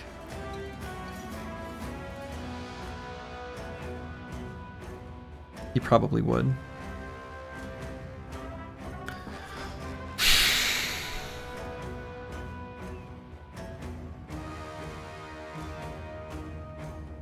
No, we just got an intern here. Not Delusional is going to be in so much danger, though. He can't be there.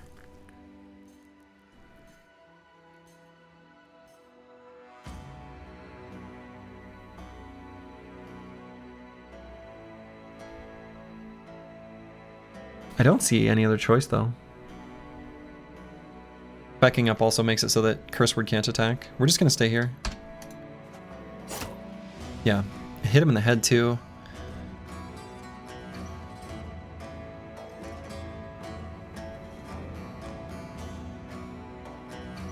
So one line could be a pushback, but I don't think it will be. I think we just attack here. And is anyone else going to move to alleviate crowded?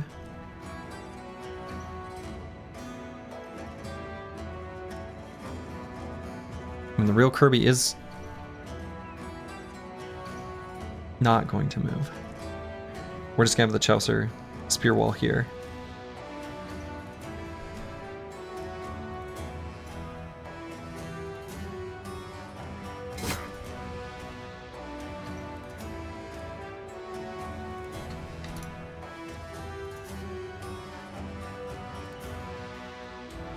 So we can still get the bleed procs from the regular attack, even with the split shoulder.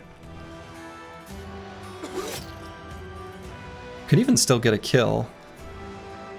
Would it be bad to get a kill? I think we want to wait. We'll let Mystic Nemo finish him off, and then we can back up. I guess we can just back up now. Well, we may as well contribute to the surround bonus, right? Ooh, no, or we back up now and let Crucia Complex take a step up there.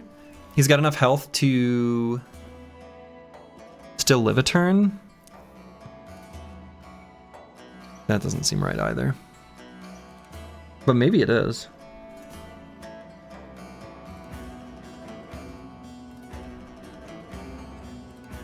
No, I mean, let's just get him out of here.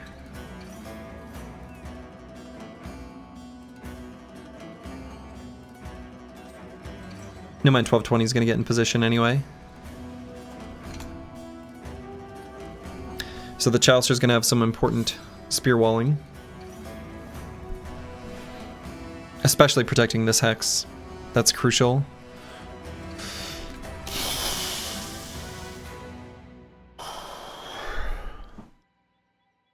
No, maybe I should have attacked again. Let the real Kirby step into here. Still might have that line. Especially if we have Crucia Complex take a step up and attack there. He could get the kill in one attack. And then the real Kirby step up there, go for the stun. I think that's going to be the play.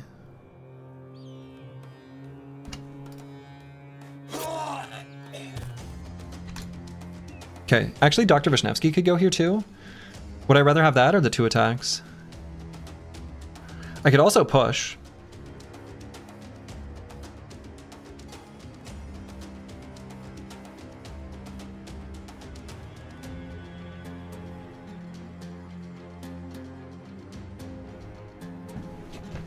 Right?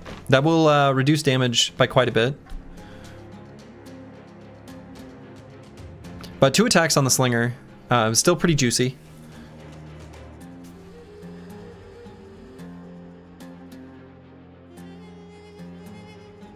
His melee skill's a lot, you know, I don't know, not super scary though.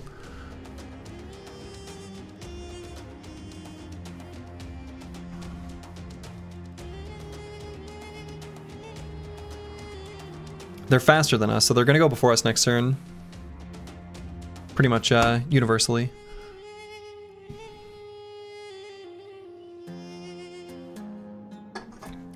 No, I think... Is Reforged a mod from Legends or completely different? Completely different. Doesn't... I mean, the other option is go here, push, step up into the spot where they were. Or where this guy was. Then it lets the Slinger attack with a sling, though. That doesn't seem right.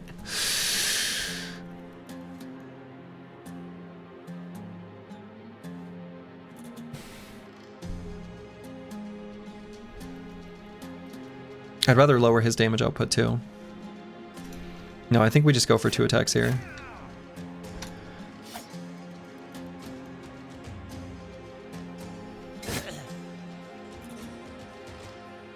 Okay, got him.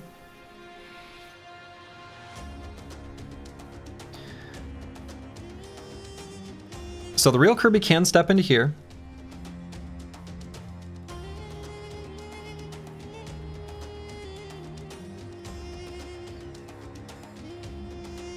But I don't think we do. We gotta protect the Chaucer's back.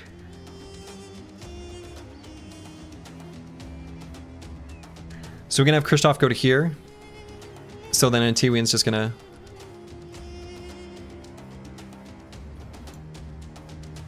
throw 2 stones. Could also throw a net.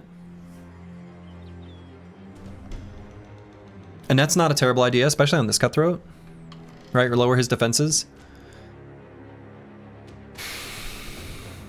Or could even do it on like this one or even this one. Just to slow down their progress, right? That's it. Lord help me whoever stand by you, behind you. Antiwian catching something in the breeze.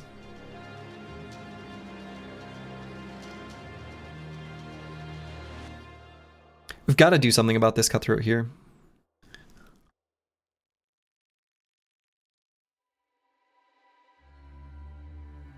Not Delusional's in too much danger.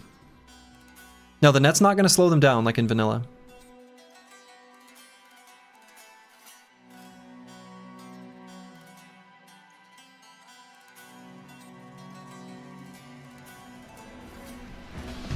No, I think I throw a net on him. And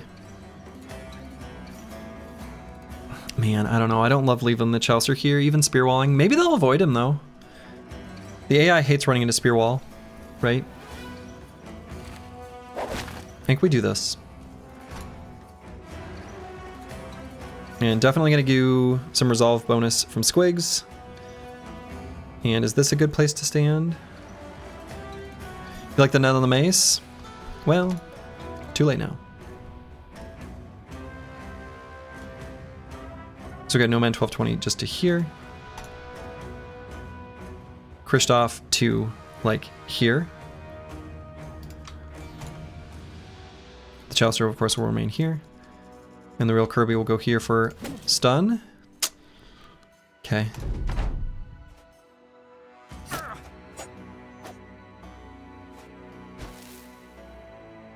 That was okay. Now we can't push this guy anymore, so that's a big downside. It's extremely crowded here.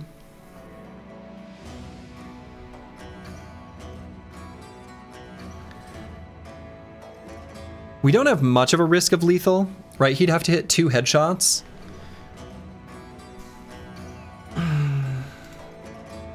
I'm more worried about Kristoff right now.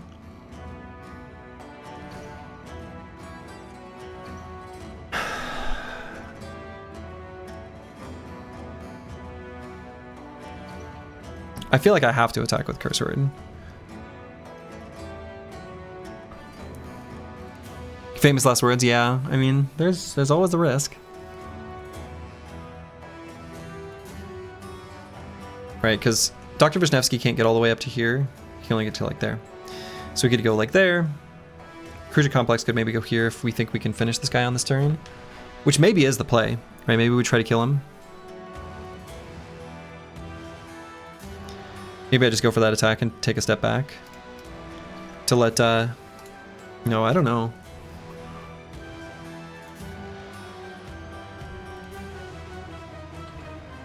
%35% hit chance just feels bad. But it's not so bad. I mean, I think maybe I just take it.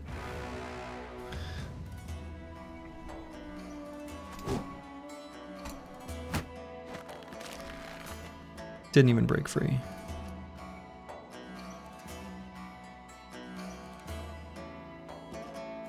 Oh.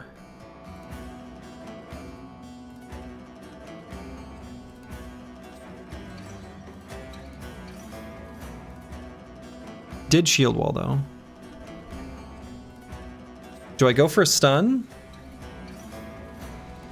And if so, do I think that between the 4 stuns that's reliable enough that I can put Cruiser Complex here? Because I really want to get Dr. Wisniewski there. We'll have a whole bunch of surround bonus, which gets rid of their dodge value substantially.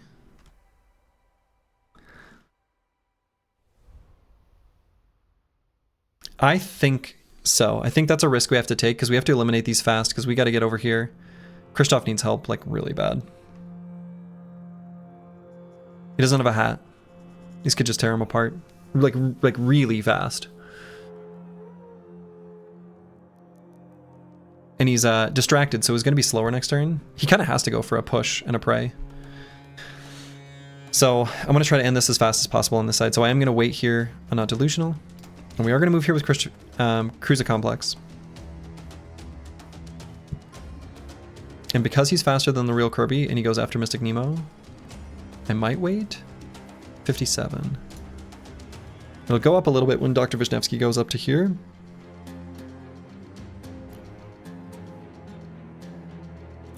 But I'm faster than him for next turn. Just hit him. I don't think there's any other line with Dr. Wisniewski, right? Like we get in here for more surround here.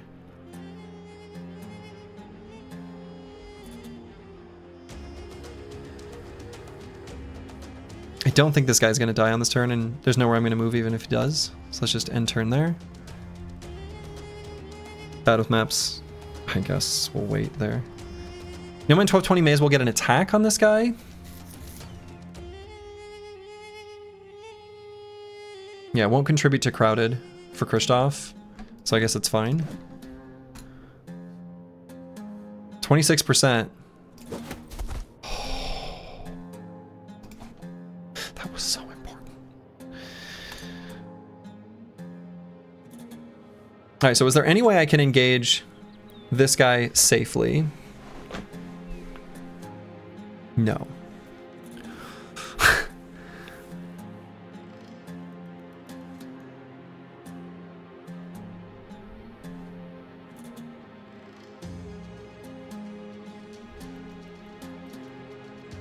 The only way...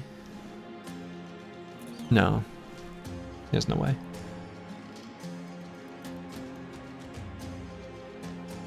So this Cutthroat is going to get an attack in.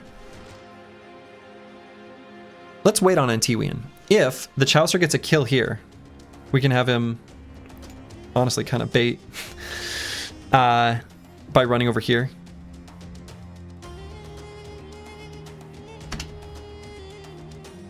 The Chouster's got only 52 hit points, right?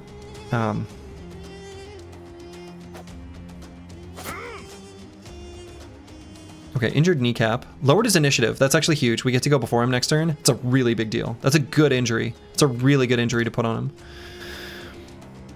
So now the real Kirby, I'm going to wait because we're going to move Mystic Nemo up and might be able to get a kill. And then we'll be able to go up here and potentially get a kill.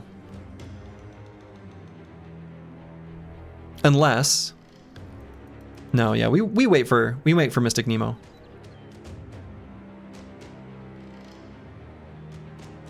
Power music. I knew I could count on you, Mystic Nemo. So, we've got both the real Kirby and Not Delusional, who could go up here. All it takes is a regular attack to kill. Now, Not Delusional could go here, but his hat is basically trashed.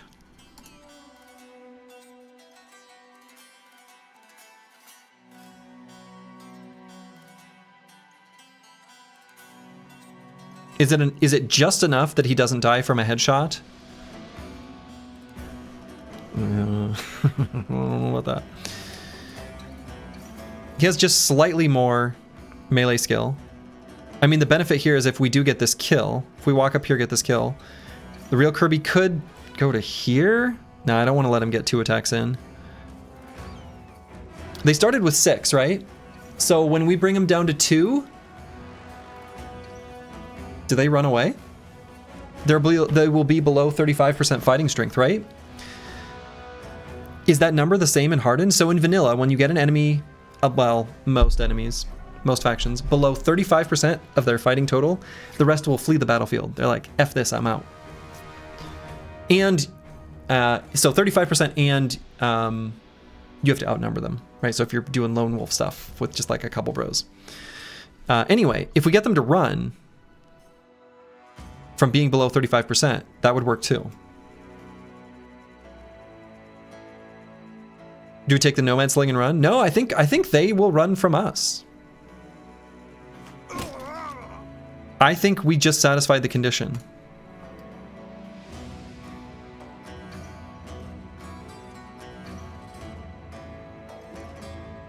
I'm not super confident, but I think so.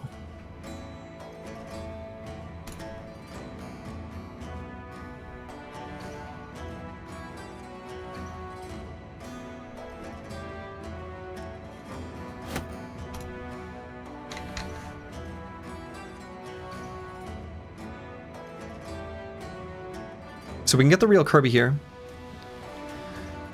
They can't one-tap him because he's got a hat. No. Turns out they still want to attack. Okay. All right, and they hit him. So we just need to make sure that this Cutthroat is engaged, which we can do with Dr. Vishnevsky. So then we just need to put as much damage as we can on this Cutthroat.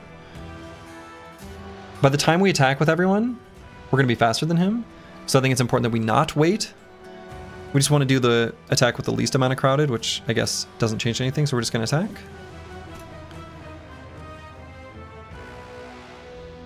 Same deal here. We're trying to accumulate fatigue on him so that we're faster than him on everyone, at least as much as possible.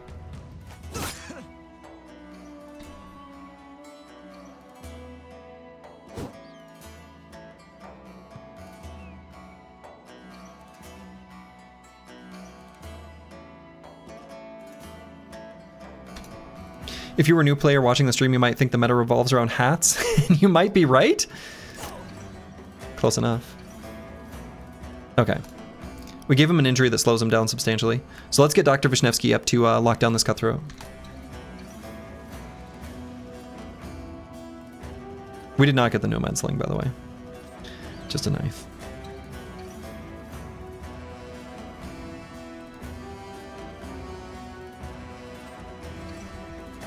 Let's see, they do have Pocket Sand, so I have to be careful they don't do weird zone of control nonsense.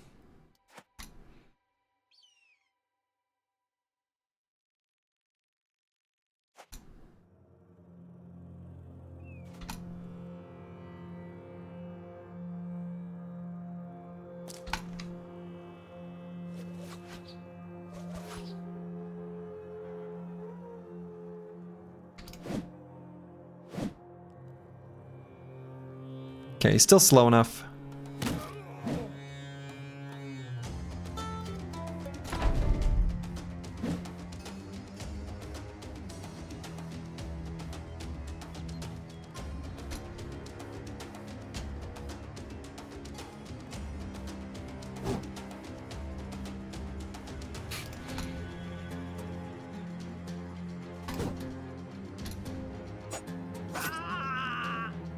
Okay, got him eventually.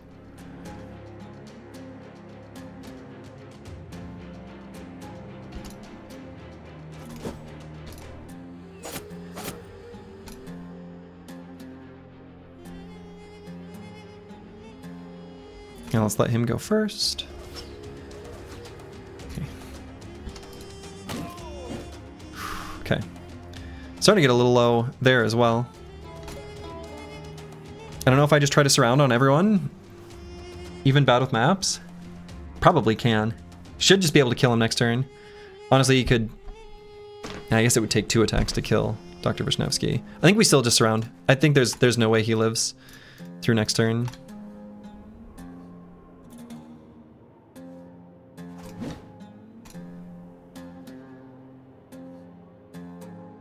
Even the real Kirby moves up. Lowers dodge value.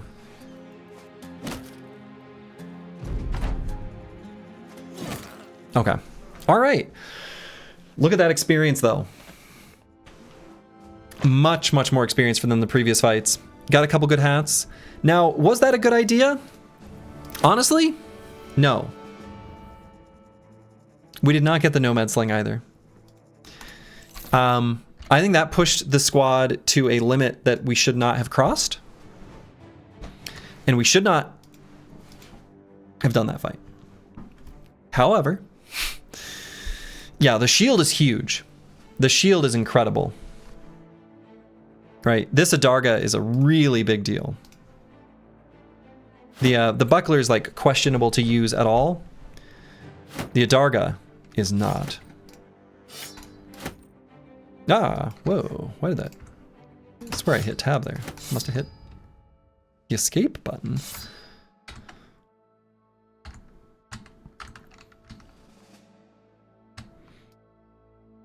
Yeah, these hats are really good hats, right? 60 defense. Excellent hats. You love to see it. So what's the tools build gonna look like when I equip people? God, I love this haircut, it's so nice. Yeah, 15, huh? So is there anything I can just unequip?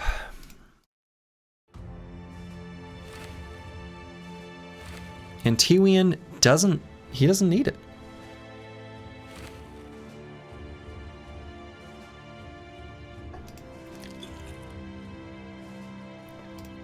Why would he need clothing? He's got friendship. Don't put him behind the Chaucer. Okay. And yeah. Oof. Oof. Oof. Oof. Oof. Oof. Oof. Repair bill hurts, but at least it's manageable? Question mark? I don't know. Maybe I should have at least a little something. Maybe I do fix up one of these. All right, we're gonna take it easy. Easier fights. Easier fights. Did not need to do that. Really wanted that Nomad Sling. That would have been a nice little mini power spike. Very unfortunate to not get it. Looks like some footprints made their way this way. They're pretty fresh. Yeah. That's my speed. That's what I'm talking about. Yeah, tested the limits of the party. Honestly, got pretty lucky. That push that Christoph did at the top part of the formation was very important. Early game is for taking high risk, high reward risks. Is it? Might be. Should you abandon ambition now that you have raided a caravan? Yeah, probably, right?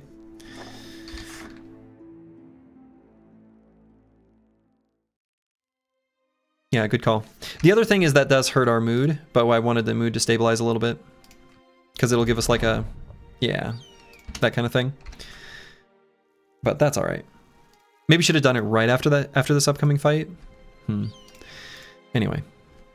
Okay, so I want to make sure we've got knives equipped, as many as we can, for this upcoming fight. Otherwise, the scythes are going to be really good damage against peasants. So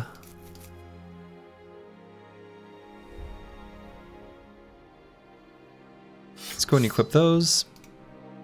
The Nomad Mace is actually really, really good as well.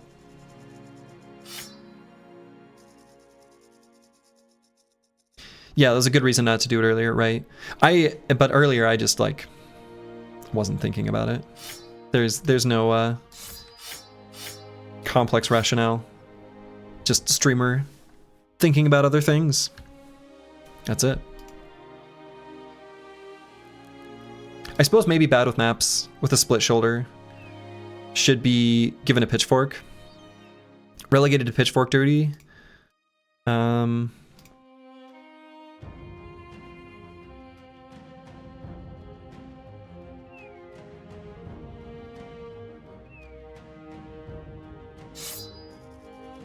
The Scramus Axe is actually like, it's alright. Maybe don't really need it for peasants though. Can I go to a shop and sell it? No? Sad. I mean, he could also be given wooden club duty. We don't care about the damage inflicted by the stuns from a wooden club. But the pushback or repel from a pitchfork is also a pretty relevant play. This is only a few peasants though, so mostly we're looking to, we're hoping to high roll some armors, but even if not, just a little bit of experience, keep the team's mood high, and some more knives.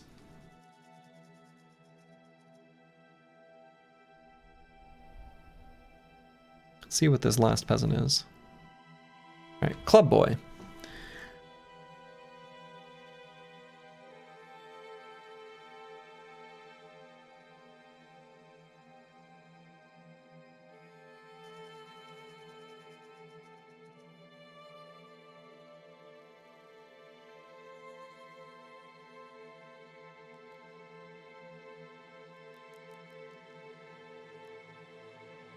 So going here and using shield wall puts him down to a 5% hit chance. I think I'm fine with that.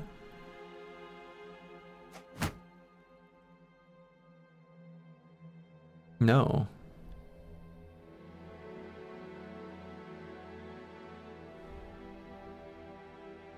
Oh, it's 15. Why did I? Okay. I did some very, very incorrect math that I don't even want to say out loud. That's some basic addition that I did wrong. Yeah, these peasants, they're attacking us. Unbelievable.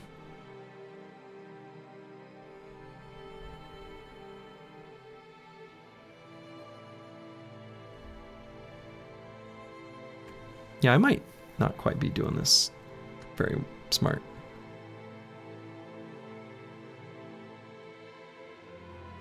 Being a bit of a dum-dum.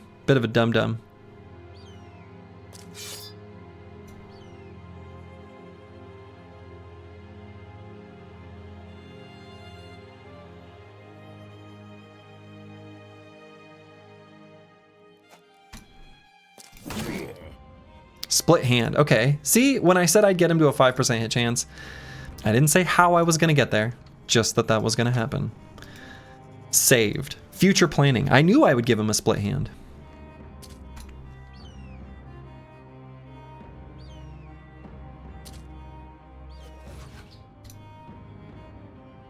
Why are you doing this again? Mild PTSD? No, the PTSD isn't from the challenge, it's from other things. Okay, 5% hit chance. You love to see it. So we can get up and attack this guy up like at high ground, but chose not to. Alright, should be able to jump on this peasant.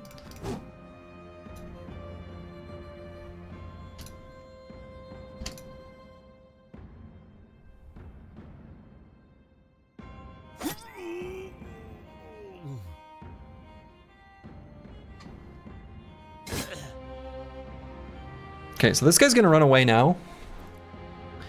I don't want to let him, right? He's got just like a little nugget of experience in him.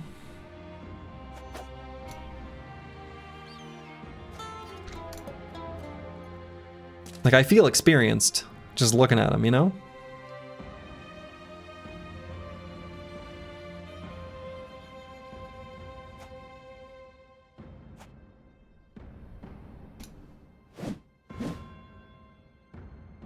Yeah. Okay, nothing to dagger down. So we just lop his head off. Cool. That is not very much experience. That is so few. That's so little. It's so small. 51 crowns. Okay, that's in vanilla that would be impossible.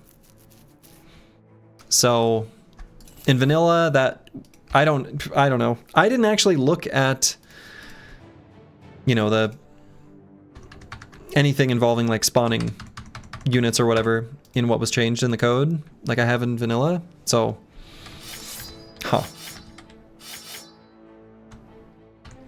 yeah, the daggers are wonderful, right? Very happy to have acquired some daggers.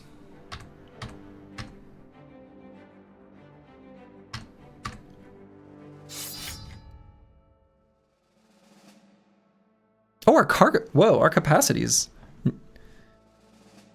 In vanilla, in Peasant Militia, it is still just 99, right? That's also different. Okay, wasn't paying attention to that, but okay. We almost ready for some thugs? Really small numbers?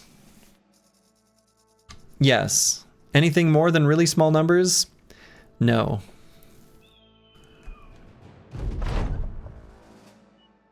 Oh. Our first event. Oh, I should be keeping track of events. Hold up. Nope, not those. Boom. Phylactery count? Sure, you can be repurposed. Last event. Day 3. Okay. So, I actually don't really remember that. Is that because of Fearless or Death Wish? That must be because of Fearless. There must be some event associated with being fearless. So the 2 event bros that we're going to try to target farm later, but for now we're not going to worry about, are going to be the Belly Dancer and the Deserter. So if we do see a little patch of forest here, we might try to target farm the Deserter. Now, the Deserter in the forest, despite having a slightly lower score than some of the other ones that you may have seen, well, you know what? Why don't I just bring it up? It's a nice reference, right? So Deserter in the forest, the one thing about that is that there are far fewer other random ass events in the event pool, right? So the ability to get that event to proc is not only more reliable, but if you keep trying to proc it, all the other forest events go on cooldown and you're able to get it. Now, some of these other ones, you know, any of the ones that say like on road, there's a lot of road events. There's just a lot of road events. So those are a lot harder to do. The Belly Dancer is easy because you just need to be near the southern city, and there's not that many like random in the desert events. It's mostly just like events associated with traits for your bros. So it's because of his musician background. Oh, maybe. The minstrel. Might have been. I wasn't looking at the event text. Oh, we get some footprints up here. They are certainly going to win whatever they're fighting against.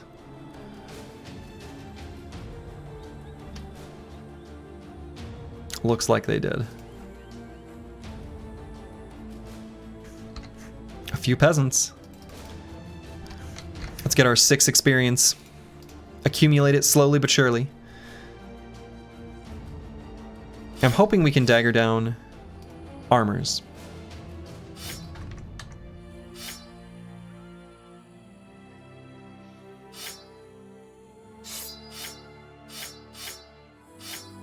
Peasants can have armors that are worth daggering. More lunch money? More lunch money. see what they look like.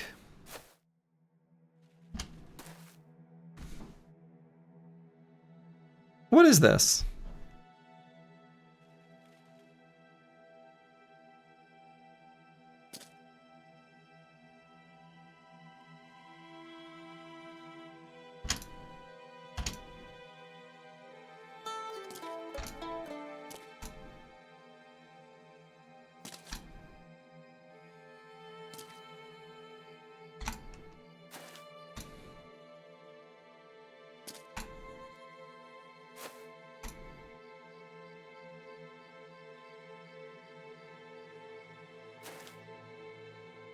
On their way to Fight Club? We're not supposed to talk about that, right? The rules?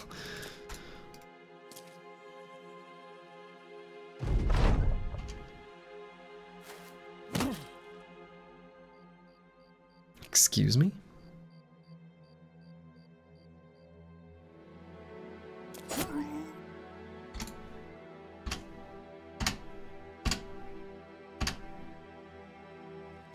And I'm not attacking with the staff sling on purpose.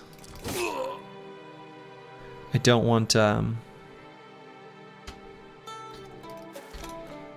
don't want to lower the durability. Attacking with ranged weapons is all it takes to lower their durability.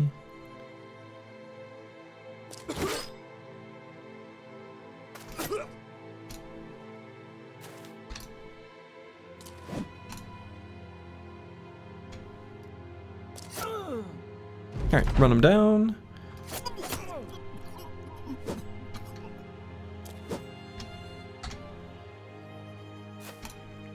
Does everyone have Recover and Reforged? Yeah. Yep. Every single human gets Recover in Reforged.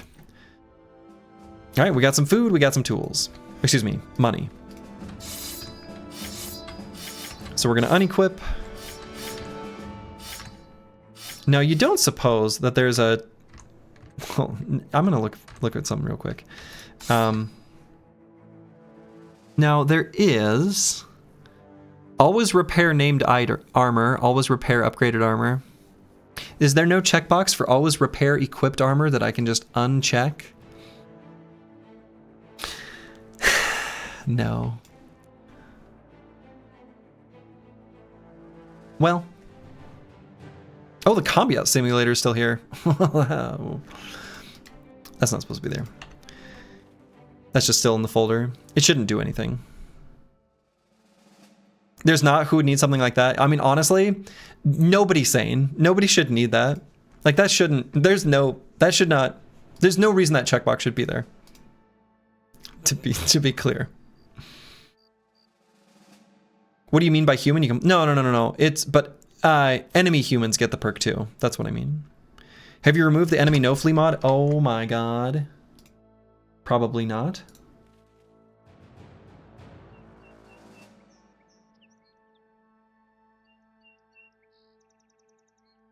Nope. That's still there. Let's save and quit and remove those and relaunch. Interestingly, that would have been relevant. And so when I mentioned that fight where I was like, they're below 35% fighting strength, they're supposed to run away now. To be fair, I wanted them to run away. That would have been better for me. Okay. Add an asterisk next to the run. This is heavily modded anyway. This is whatever. I'm not trying, my mindset is different. For a lot of reasons. I'm not trying to prove anything. I'm just trying to challenge myself. This doesn't actually, it's a whatever. I don't care. But that would explain why they didn't run away. I was thinking like they should, because they were below that number. And I just had the combat simulator. Let me just double check that folder. Like,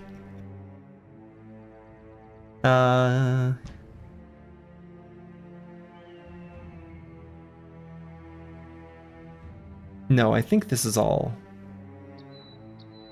good. Trust me, we don't care either. Well, I don't know. I mean, look, I care. So I don't know. Anyway. But yes. So that mod would have impacted this nomad fight, and did, you know, because I would have preferred that those nomads ran away. I think they caused some amount of additional lost tools, but I guess we did kill them and get experience. It ended up fine, but anyway. Haven't you killed a bunch of peasants from that faction? How are they not mad enough? You know, honestly, I'm not sure. Oh, it's because of the number of units that I've killed. I just haven't killed enough of them yet. Their time will come.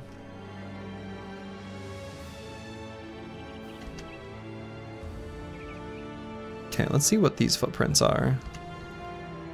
No. Say they were close together.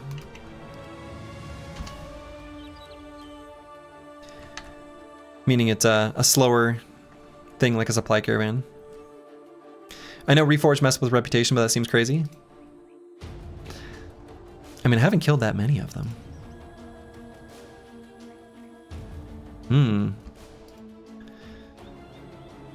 Let's follow whatever footprints are going this way.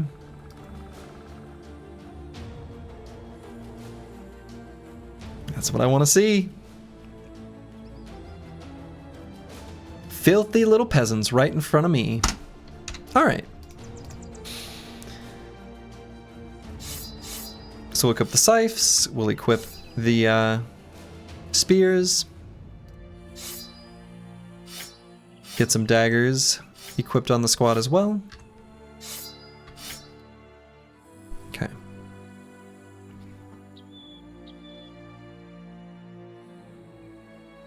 Four to six. Six! It's a lot of peasants. Okay, so let's wait and see what they look like. Pretty nice radial symmetry haircut going on here. I like that. It's very fashionable. Okay, all brunettes so far. There's a couple blonde boys. No armors except for this one, right?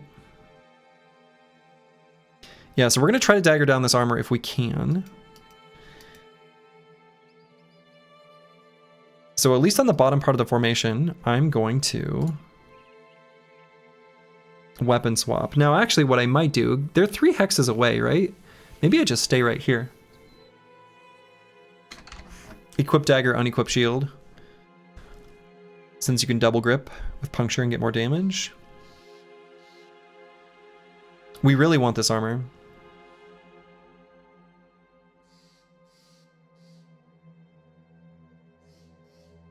Makes this fight tools positive as long as we just like quickly dispatch these other noobs.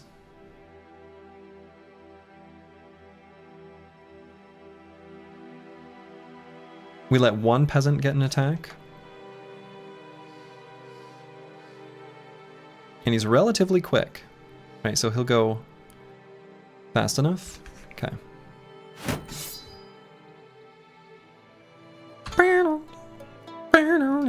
Didn't know what music would play.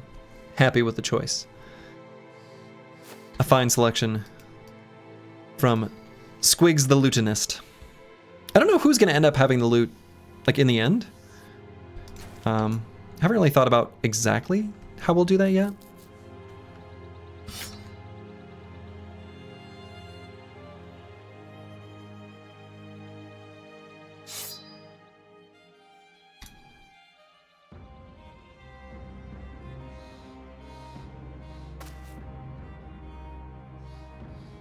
Squigs every, yeah, I don't know, right? He's gonna have this fractured skull for so long.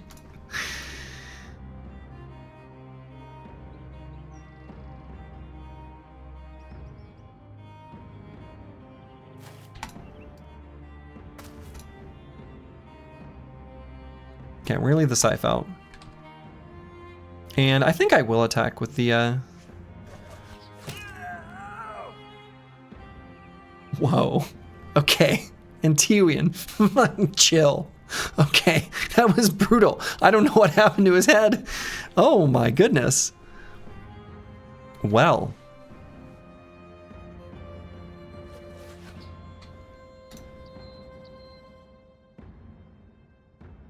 Good lord. Someone's mad they didn't get an upgraded sling? They're kind of proving to the captain they don't really need it, though.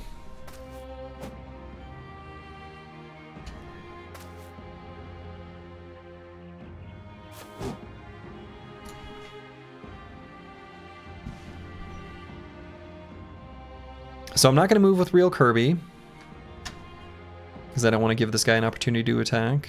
Should I attack with the Chaucer? I think I can wait, actually. Yeah, I think I do. Now, Kristoff I think we can attack with. Or maybe I wait with him too. Wait for this peasant to go? Yeah, I think so.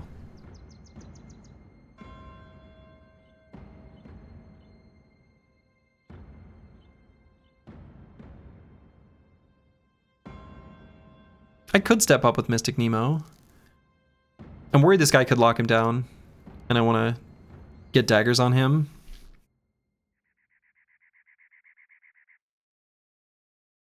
This guy still can't attack him. This guy can't attack him. This guy won't be able to because he used 4 AP. Stabbed Guts. You love to see it.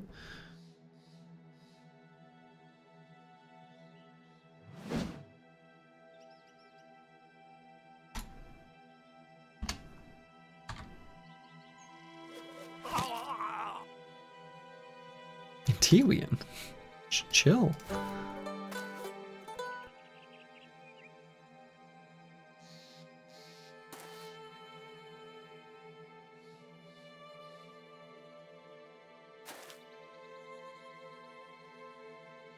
Gonna swap to YouTube stream and fall asleep to the relaxing sounds of butchering peasants. Good night. Good night, Despozzini. Thanks for hanging out.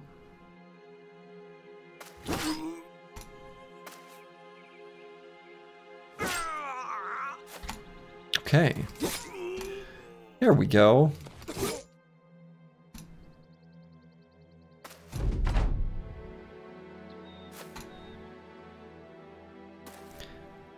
Got this around.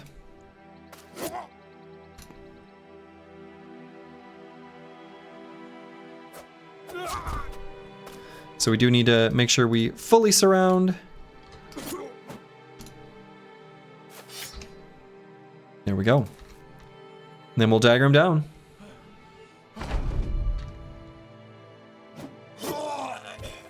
All right. Lovely. Full durability. Very nice. Very nice. Honestly, the thick tunic is... It's excellent. It's excellent. We can give that to someone right now as an upgrade. Who has the lowest durability armor?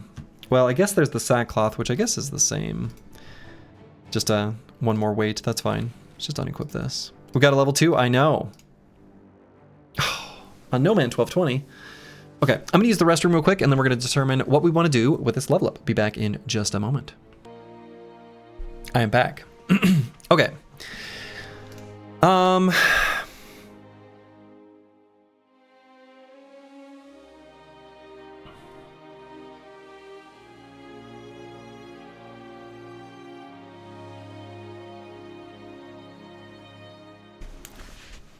I don't like any of these level 1 perks.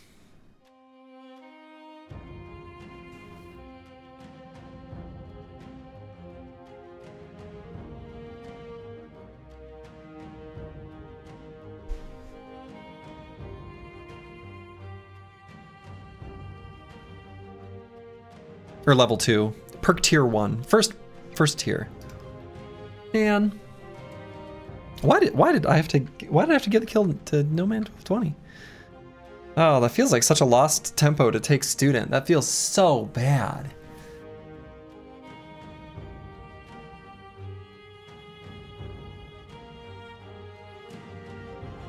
It's our stat level up.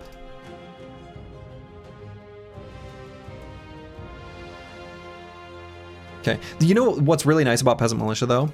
Is because we're gonna have like, on this brother, because we're gonna have Entrenched and Strength in Numbers, like I literally don't care about Resolve at all. 33 is gonna be enough for the end game, right? We're gonna have so much Resolve just from these 2 perks alone. right? +5 resolve per adjacent ally, +5 resolve per adjacent ally. If we have 4 adjacent allies, we're looking at +40 resolve. That's 73. If you're frontlining throwing weapons, you could go phalanx. I mean, that's true. That's not where I was originally thinking, but it is an option. And I don't think it's terrible, right? I actually think that a brother like this, like seriously, if I had more ranged bros, I would absolutely build this as a frontline, like phalanx, throwing weapons and shield, swaps to full force hammer. Pretty sweet.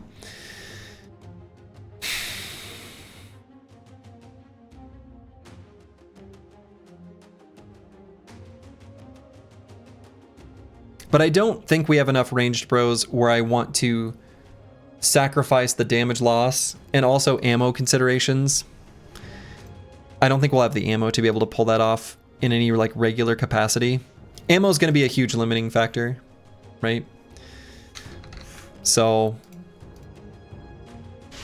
it's got to be something else. And honestly, none of these level, these perks, like literally none of them. Scout's going to be irrelevant because I'm going to be fully encapsulated by the squad. Exploit opening, we're not really going to get hit. Bags and belts, I mean, it's some benefit, but not now, right? This provides benefit later, but we take it now and it does nothing for us now. Footwork does nothing. Adrenaline is fine, right? We could take adrenaline. It would help against like nomads a little bit. But this brother's not gonna get use out of adrenaline really after like maybe a few fights. We're not gonna use adrenaline at all on a ranged bro. When enemies jump us, we swap to the hammer. We're not getting good value from adrenaline.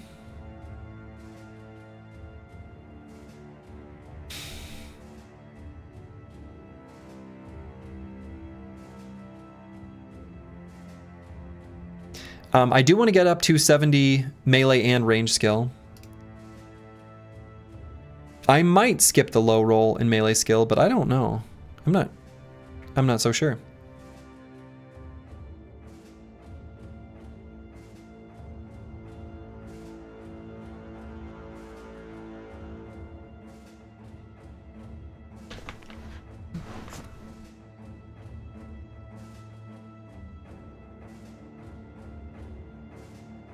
No, I'm just going to take student. I mean, I think long term, we would so much rather have nailed it or marksmanship. That's so much better. That's so much better. Can't believe I just clicked that button. It feels bad. And I think we'd like melee skill to get nice and high. I think since we're going to be taking range skill every level, melee skill most levels, I'm kind of thinking we take the high roll and hit points and fatigue while they're here. Melee defense would be fine as well, right? I mean, there's going to be a lot of situations where No Man 1220 gets jumped by Necro Savants and other such things. And other than Nimble, doesn't have a ton of defenses available. Anticipation is here for us as well to decrease in attack. I don't even know if we'll actually bother with that.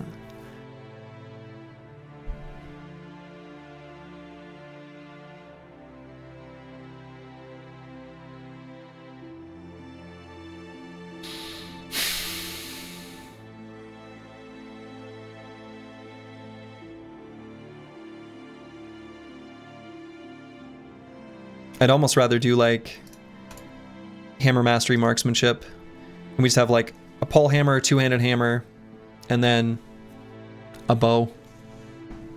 What a weird setup. I can't think of a vanilla situation where I would ever have that configuration, but something like that could make sense here on this kind of brother.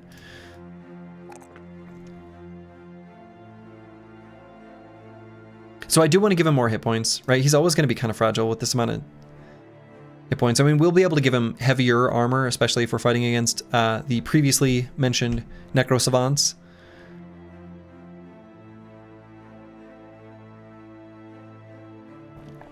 But it's fine.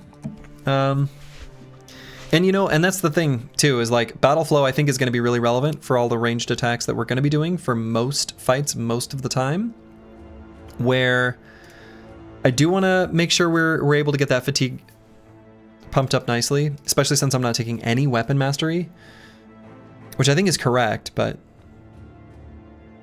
we're going to need this brother to be doing some killing.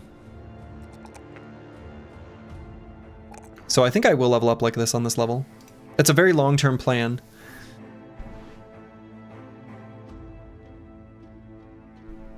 All right, let's unequip stuff.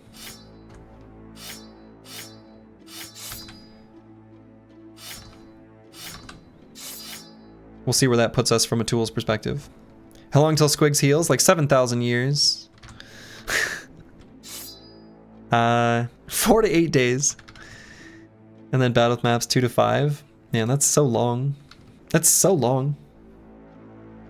Oh, I unequipped these things, but we don't even have tools.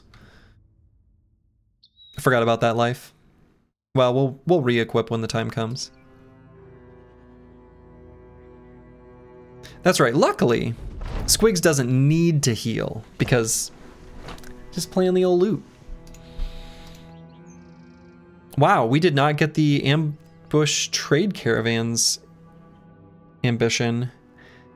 I mean, at some point we'll discover a ruin camp or other hostile location and destroy it. Now, I don't know if that's been changed in any way in Reforged or Hardened to make that not appear for some reason. And for what it's worth, now, when I ask these types of questions, in the previous runs, they were hypotheticals, where I actively did not want to know the answer. So I might have said out loud, like, I wonder what this new enemy does, but it's just like me talking to myself. Now, the veil is lifted. I'm not here to discover anything new. I did my exploration runs. Now I'm doing the try-hard runs. When I say, has this changed? And anyone knows the answer, you can let me know. Anyway, might pick this and then we'll take a look at the mood. I do want to keep the team, mood high. Starting confident is so good. I don't really care about like building renown. Like we're going to be a little while before we're able to afford the cartographer anyway. And we have to discover a legendary location, but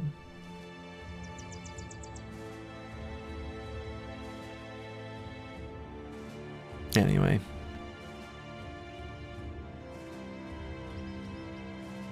Who knows? We may see like a real wimpy Briggy camp that we do in the relatively near future.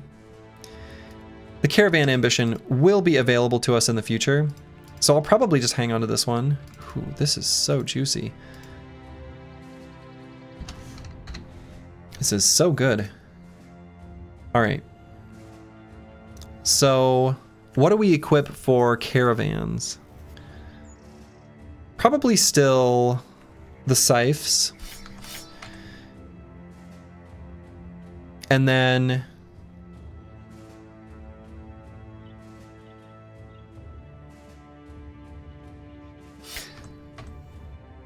I think for the most part, I'd like to go with sticks. Just stuns. We outnumber them.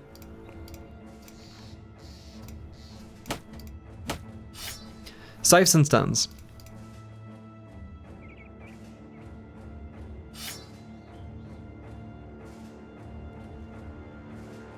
Bad with maps could be given a stick instead of a pitchfork.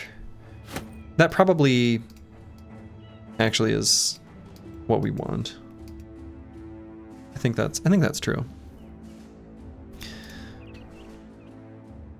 So then we'll put on the daggers.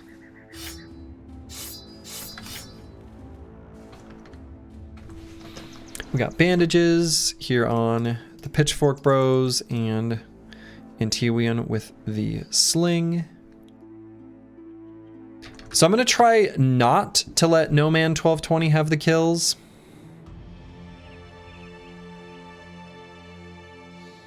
I don't swap his weapon out though. If he gets him, he gets him. We're just not gonna let him take the killing blow in any key situations. It makes sense he level up first.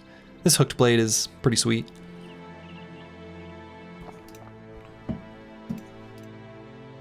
Any reason I'd want to have a pocket buckler? Just in case. You never know. I feel like it's worth the meager fatigue cost. Okay. Now these caravan hands, this guy in particular, I'm hoping we can dagger down. This one, certainly not. The bludgeon will be very handy if we're able to get our hands on that. Oh, I gotta... This guy we'll see. We're gonna take a step forward and just sort of protect this high ground.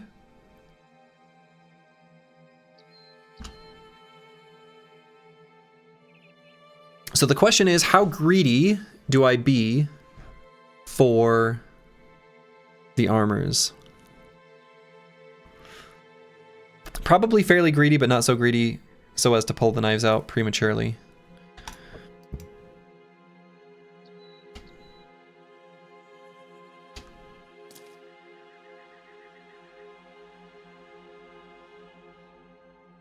Okay, we're gonna put Dr. Vishnevsky on that hex. And I want to try to avoid killing this guy. If possible, at least for a little while. That might be tough to do though. Might end up having to just leave this guy alive. Unless Intiwian just hits this guy in the head, right? Right?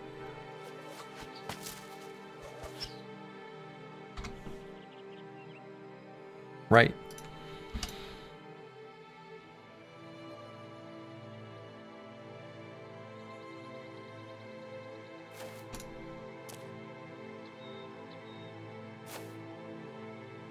Okay, we probably just shield wall here. How do we feel about Cruiser Complex being here? It's fine. He's got a hat.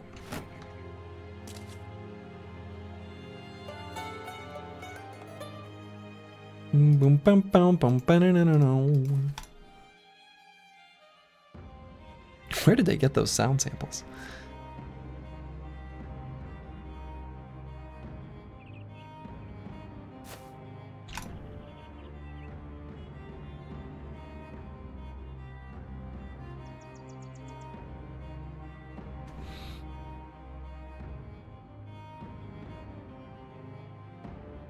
AI?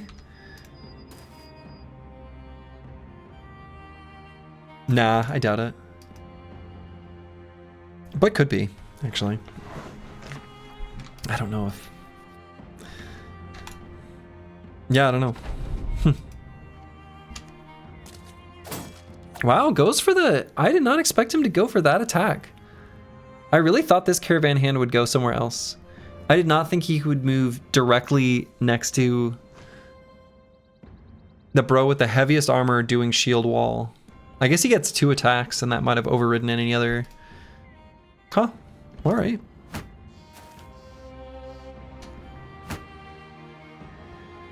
Huh.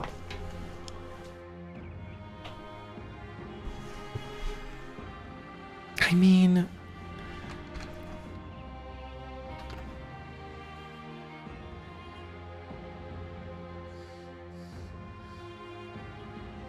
Don't make me be so greedy, Caravan Hand. He's making me be greedy.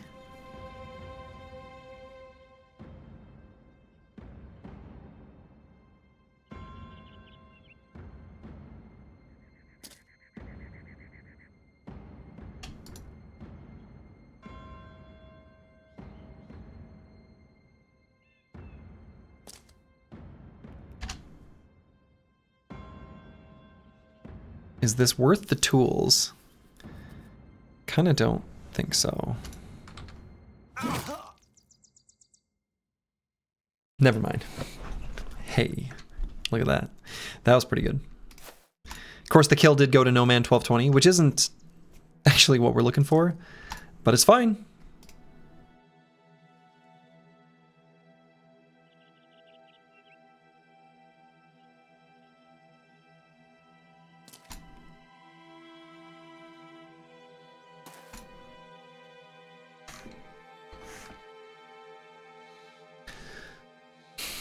No dagger here. We just wait. And I'm sort of tempted to pull out some daggers now. We're going to be able to get some really good surround.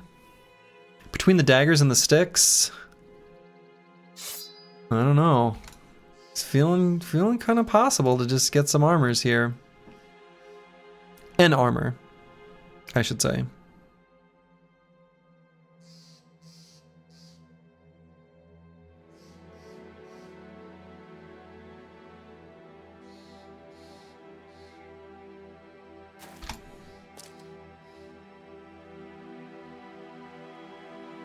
Huh. You're just a caravan guard and a horde of armed peasants attack. Your best mate was just decapitated, and one of the assailants starts playing the lute. What do you do? Well, according to this guy, you just like take a step up, which, you know, good on him, you know?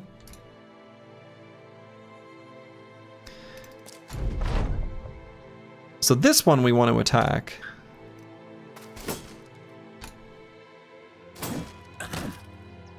Didn't get our stun.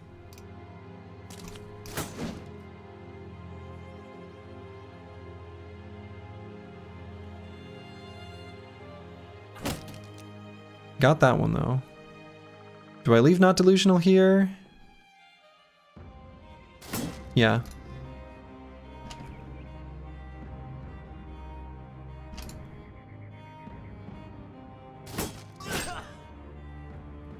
Okay, split shoulder.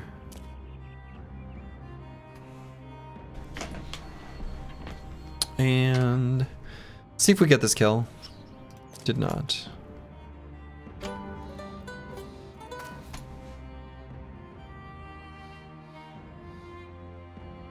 Let's move up here to attack next turn. Cruiser complex, we're gonna get starting the dagger party.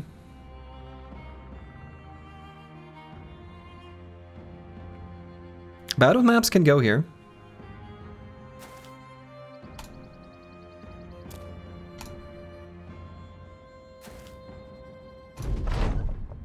How's the team doing? Everyone still alive? Yes. We killing the donkey? Donkey doesn't do anything for us anymore. Donkey is a non-combatant. Okay, so we need to make sure No Man 1220 does not get this kill. Anybody else?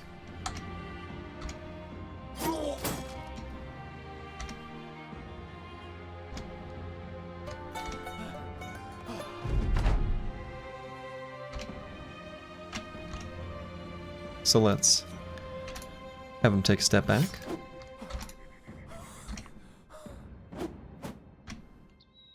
Very evasive. There we go. Very nice. Ooh, ooh, ooh, look at these little yellow up arrows. Oh, there's 4 of them. We learned so much. Oh, 10 tools, 2 padded surcoats, 2 old wooden shields, the bludgeon, a big pile of money, a tiny little salve to put on Squig's broken skull. Lovely. This is the run. This is the run. You love to see it. Early Christmas. Oh. Last Christmas I gave you my heart. And the very next day, you gave it away. But now we're here and we've got the heart back. I actually don't even really like that Christmas song.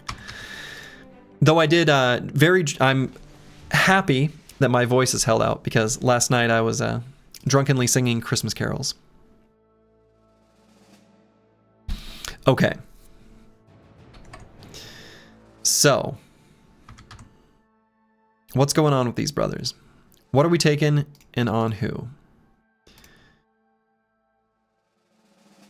Video? Oh no, it was just at a bar, like beer and carols event at a bar.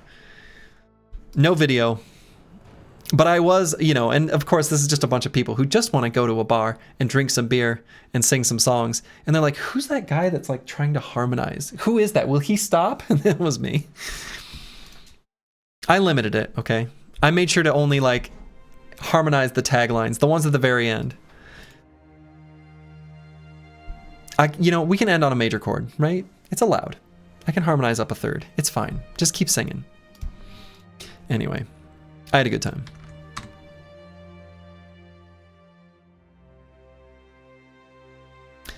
Okay. So, I was kind of hoping that one other bro that I'm intending to take Phalanx on... Oh. Never mind.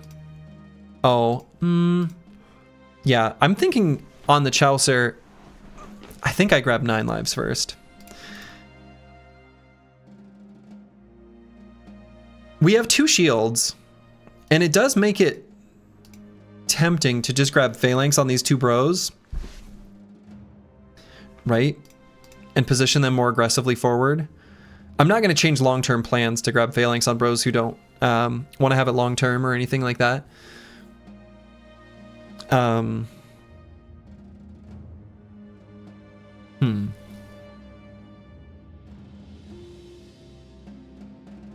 But it just seems foolish to not take 9 lives. That unlocks so many lines of play that just simply don't exist without it.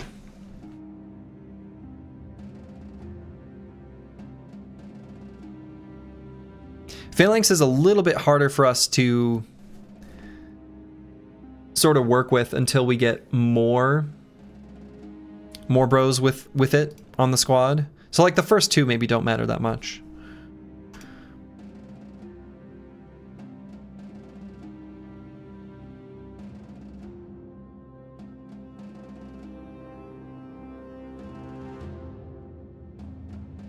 Okay, so I think I am going to take... Let's see, what's the level up here? Okay. Low roll and melee skill, which is unfortunate, but honestly totally fine.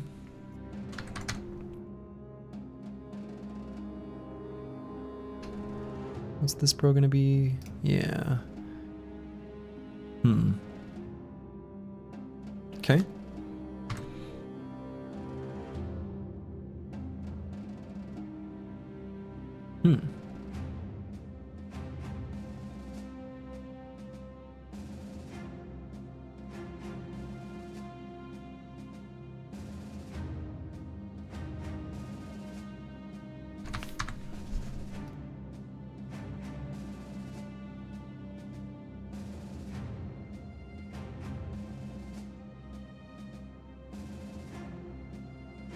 Okay.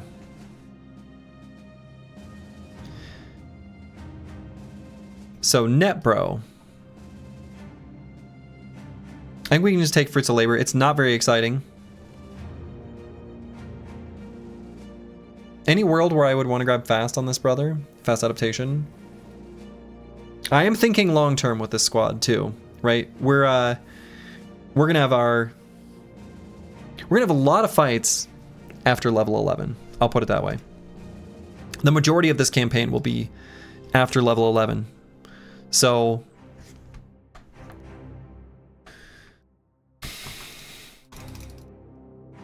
no, I think I just grabbed Fruits of Labor. It's not very exciting, but I am going to take it. And how much do I value fatigue on this brother? Quite a lot. I think we also really highly value melee skill. And we do value melee defense.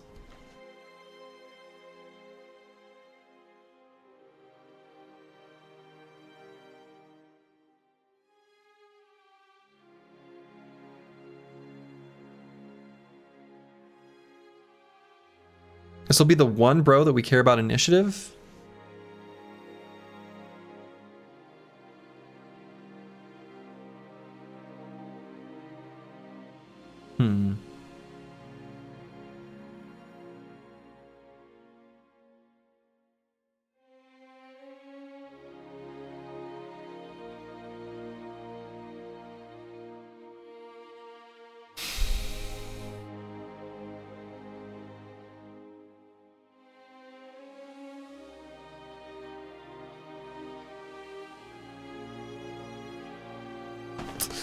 I don't know that I like how I'm building this brother.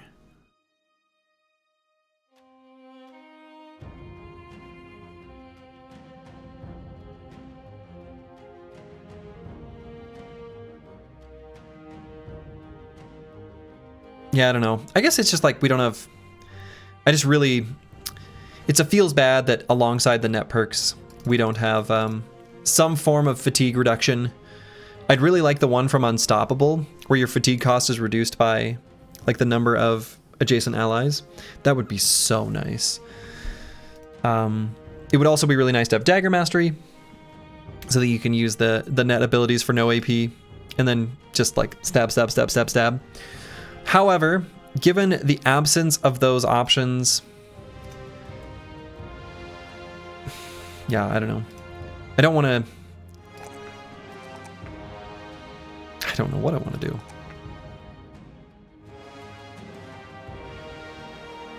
Another no settlements run. I've decided Slurchy loves torture. Nah, we just like pushing ourselves. We have fun.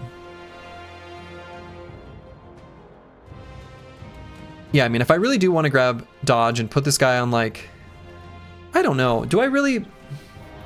The thing is I'm thinking he's not part of the Phalanx. He's sort of like the one of the few brothers who actually like moves around. And so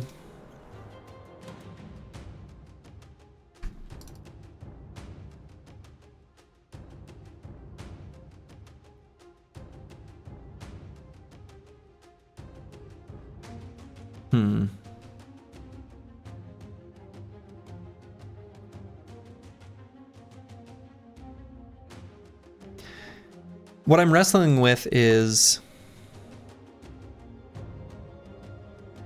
how to manage the fatigue and the defenses of this brother, because we don't have access to nimble, right? I would like to wear light armor and still feel pretty safe, but we don't.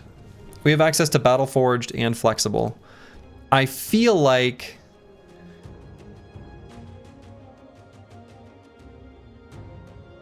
trying to go all in on heavy armor is so unlikely to be successful in any meaningful capacity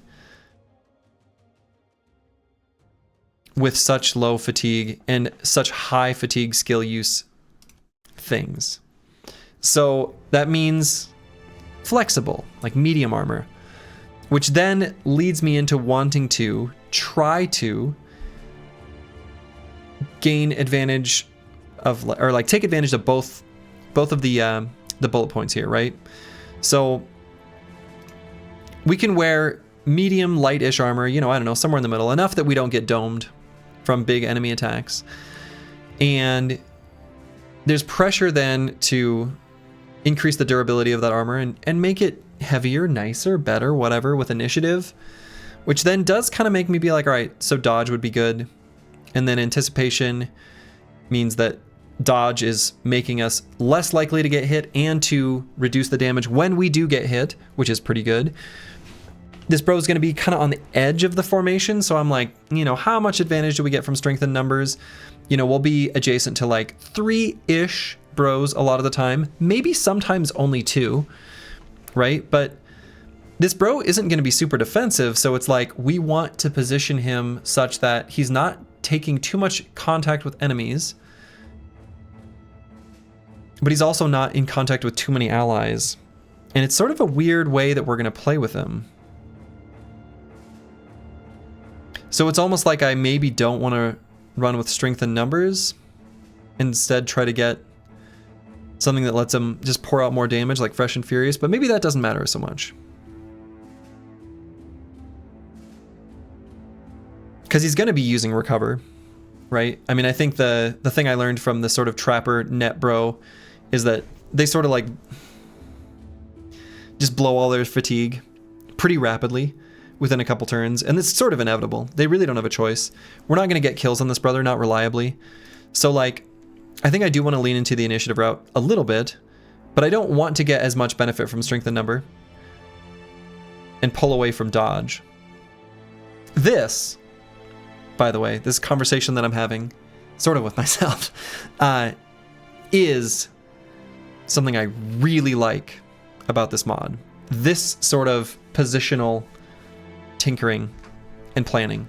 This is really good. And this is what one of the things I gushed about in my should you play Hardened video.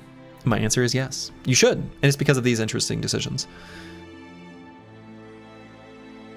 Anyway. But I can still maybe gain dodge value and strengthen numbers value both. And maybe that's okay. Maybe that's okay.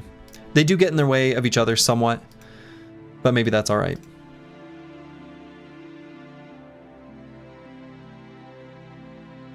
I would take like an opportune +4 range defense, but anyway, for now we're just gonna grab melee skill, and I'm gonna take the juicy +4 hit points because of the value it provides for now. We're not gonna need too much hit points on this brother long term, and I mean, fatigue feels a little bit gross when it's a +3, but maybe on this level specifically, I just grab melee defense. Just like one little baby level of melee defense. Just a cute little baby level melee defense.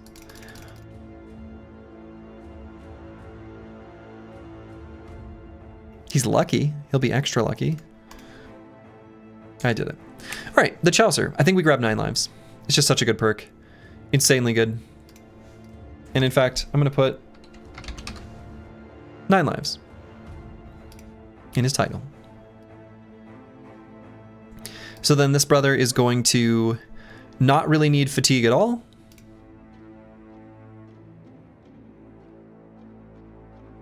We will need to decide.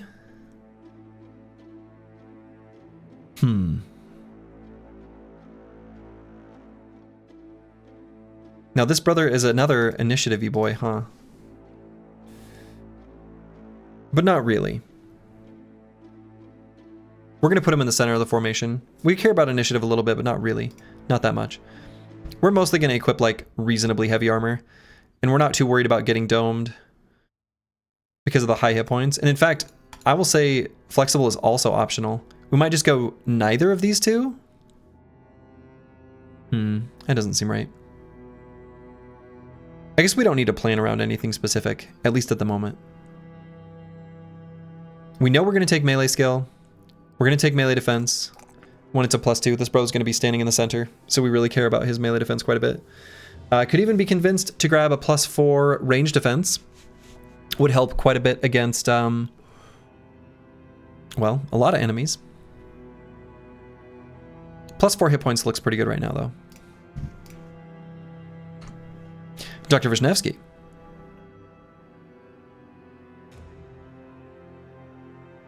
This bro is going to eventually be a all-important rotation bro. We're going to have polearm mastery on.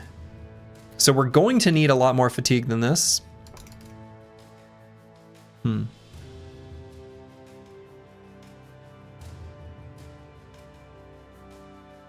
not going to take the +2 though. We're going to be rotating this bro into dangerous positions occasionally. Ideally, rotating someone else there. So we are going to take a +4 in melee defense for sure. And we grab the melee skill as well. And then I think for now, just hit points is pretty good. And then I'm feeling pretty good about Colossus. It's a big old pile of hit points. 76 is pretty good. All right, and then on Cruja Complex. There will be other bros who on their first level we're going to want to grab Phalanx, and they're going to be leveling up here pretty soon. The benefit of Fruits of Labor is still pretty small for a little while. So this bro is going to be pretty interesting, kind of cleaver bro. We'll see how that ends up in practice. But we'll grab Phalanx. Not going to do us much good for a little while. But we're going to grab the melee skill, melee defense, and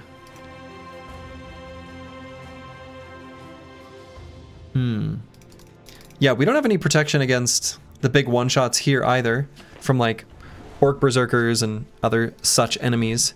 The only protection against one-shots we have is actually anticipation, which legit I'm a little tempted, might end up being a little tempted to grab. Probably not with Phalanx though. Probably not with a shield. So we grab +2 melee defense, and I guess now it's just a question of the fatigue or hit points. Either one would be fine. This bro is gonna just pour out fatigue, especially if we're able to give him a, you know, an orc cleaver or something like that, which we may be able to do later. But for the moment, I'm feeling pretty good about the +4 hit points. If we could see the future, we would just take whichever one we know we're not gonna get the +4s in later, but we can't. So we'll just choose that one, I guess, and hope that it does not come back to bite us. All right, now as far as gear is concerned, we actually have tools now, so let's, I suppose, unequip stuff that we don't want to have fixed up, and then we'll figure out what we want to actually repair.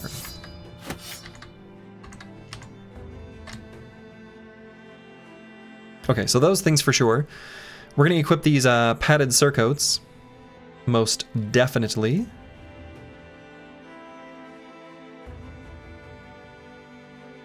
Let's see, what's our tool situation look like now? Well, all right, we're practically using them all already. Good lord. Well, you know, the tools go fast. The tools come and go, but the brotherhood lasts forever, you know?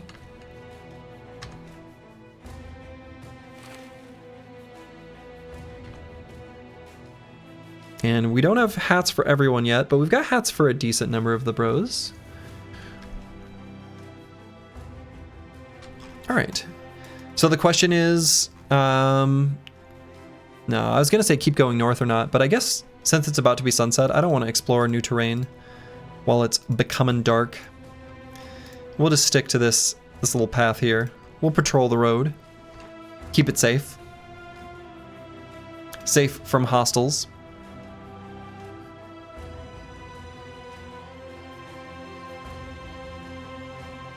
This faction still doesn't hate us somehow. Neither does this one, apparently. Which is also kind of incredible.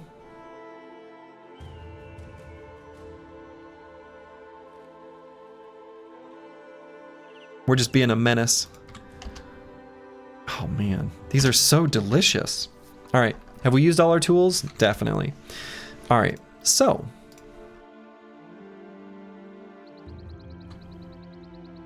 we can at least give Kruja Complex a shield, I suppose, to stand next to Dr. Vishnevsky, and these two can be the two defensive brothers.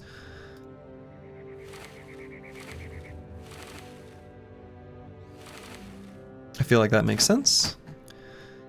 We could have another brother with a shield as well. Who would that make the most sense to be? Actually, not delusional is probably a pretty good choice.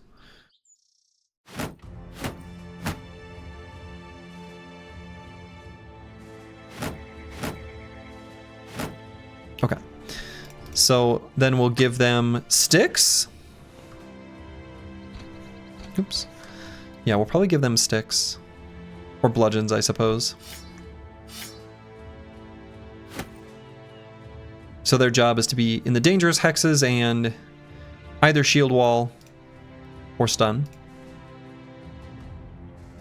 Given that it's just 2 to 3 caravan hands, I'm kind of thinking we just go full stick.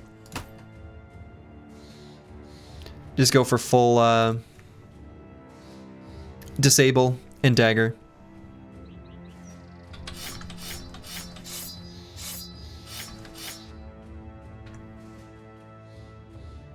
I feel like that's probably correct.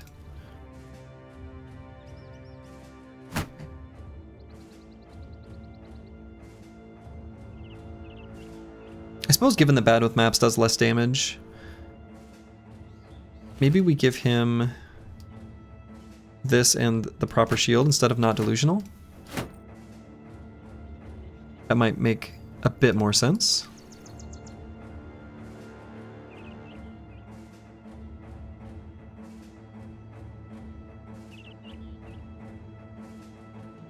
Okay. Something like this, I think, is fine.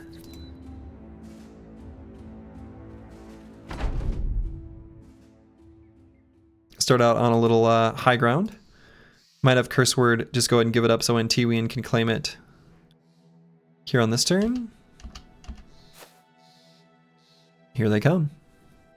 Now this guy with the hatchet is actually a little bit spooky. Hatchet, of course, with the chop ability, really hurt you if it hits you in the head. So I might just attack him with the sling and not think too hard about it. It's unlikely we'll get a better target. All right, that's a guy we want to dagger down. Okay, so we've got one easy dagger down target and two, we just want to blow them up as fast as possible targets.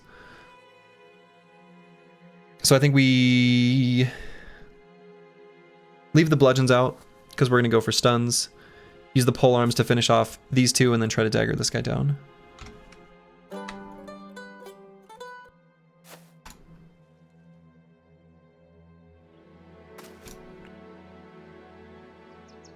So we'll have everyone stay on this line.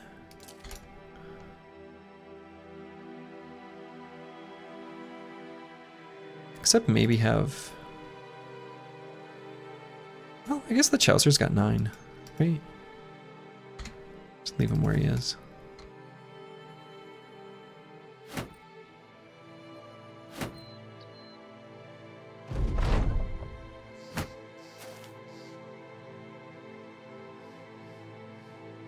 Okay. Interesting.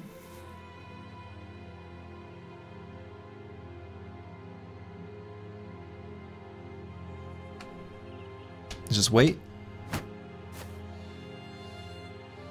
So we want to try to get damage on this guy. Feels like a very blessed run that these caravans are always 3 enemies. Yeah, I don't know what the rules specifically are for... I think that what is happening is that in vanilla, the caravans don't scale. They're just static all game, I think. I don't know, actually 100% know if that's true. It's more or less true. It's practically speaking true. What I think is happening is these are very slightly less than like the starting scaling of vanilla, but that they will go higher later. You know, one of the things we noticed in the previous campaign was like southern caravans started having gladiators later on, right? So I think these are going to scale up. So they start out a little bit below the equivalent in vanilla. I think that's what's happening here.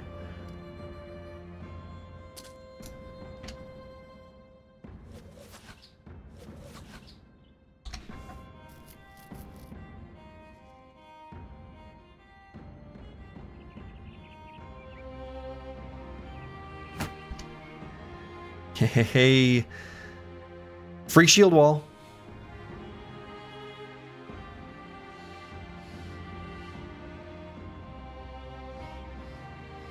That's nice for this playthrough. Maybe we can find New Tool Valley. Hopefully. Now I could send Cruiser Complex just to here. I don't think I need to though. This is the guy that I really want to not let hit us. He's gonna get an attack in. That's fine. Still just gonna chill here.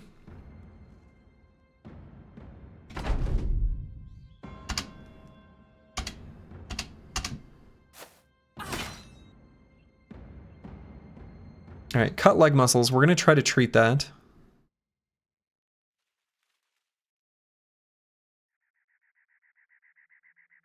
Ooh, this guy's gonna get another attack on me. So maybe I go for a stun and then back up? That feels correct. So does Curse Word have bandages? Yes. Okay. Okay. Mystic Nemo just took care of business.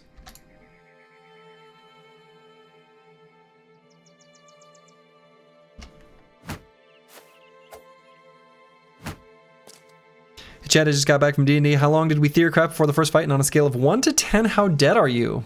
Cruiser Complex. You're living your best life. Not dead at all. Definitively not dead, in fact. Puts the yee in your ha. I hope it was a good good D&D.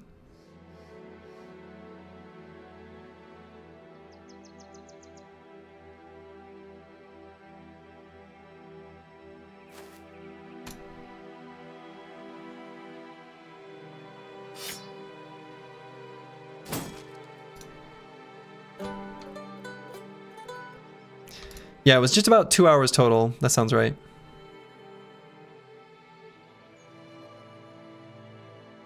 It was a good session. Your players are trying to pick sides and political intrigue, so a lot of talking. Hey, those can be a lot of fun. That's not everyone's cup of tea. But to me, that's my favorite kind of D&D, actually. Well, no, I don't know. I like a mix, I guess. I like a mix. But like realistically, you know, combat in D&D is never going to be able to be as like clean as a video game, right? So combat's like, I don't know. I'd have to think more on exactly how I want to articulate this thought, but the fun of D&D is mostly the role-playing.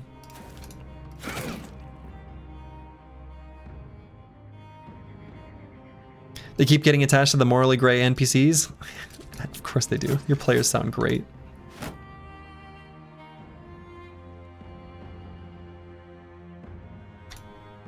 Your players are doing the right thing.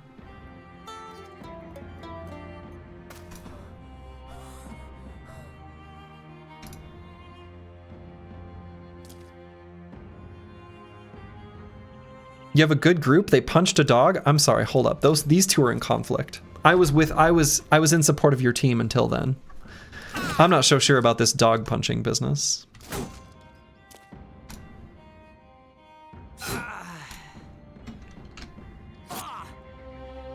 Okay, so is there anyone in particular I want to get this kill? So not delusional, doesn't need it. Cruiser Complex doesn't need it. Dr. Vishnevsky doesn't need it. Bad with maps. Needs this kill. All right, great. So we will have them get it.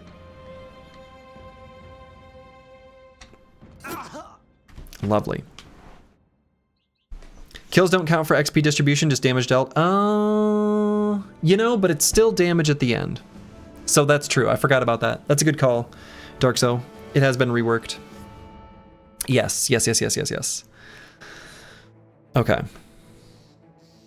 Hard Z in your name? Cruja. Is that not what I'm saying? Oh, Cruza.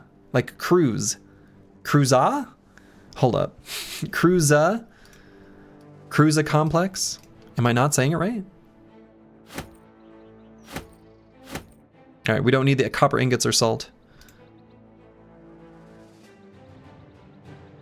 Cruza Complex. Okay, I will do my best to remember. I apologize if I mess it up in the future. I have a feeling I might, but I will do my best. All right, we did not get a single tool. Sad. But we got a lot of level 2s. I don't expect you to. We're strangers on the internet. True. You know what's interesting is like my name, Slurgi, when I was a kid, and yes, I've had this screen name since I was a kid. We always said Slurgi in my household, and yes, my siblings refer to me as Slurgi sometimes. But then people online started calling me Slurgi, like with a g. I was like, yeah, that's fine. I'm fine with this. I accept either. That explains why your brother's so high XP, swinging around that hooked blade, chopping off heads. Yeah, that does indeed explain it. All right, so we don't have to worry about tools at the moment, so we may as well just equip whatever we want.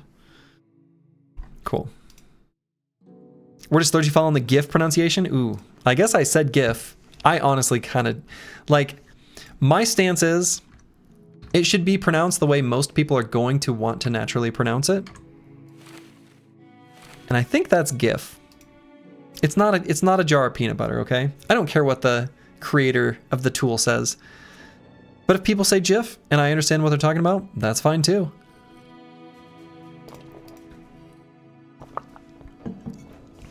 Okay, so we got some nice fresh level ups. Bad with Maps has gained Phalanx, which I think we're just gonna go ahead and grab now. Oh yeah, this brother.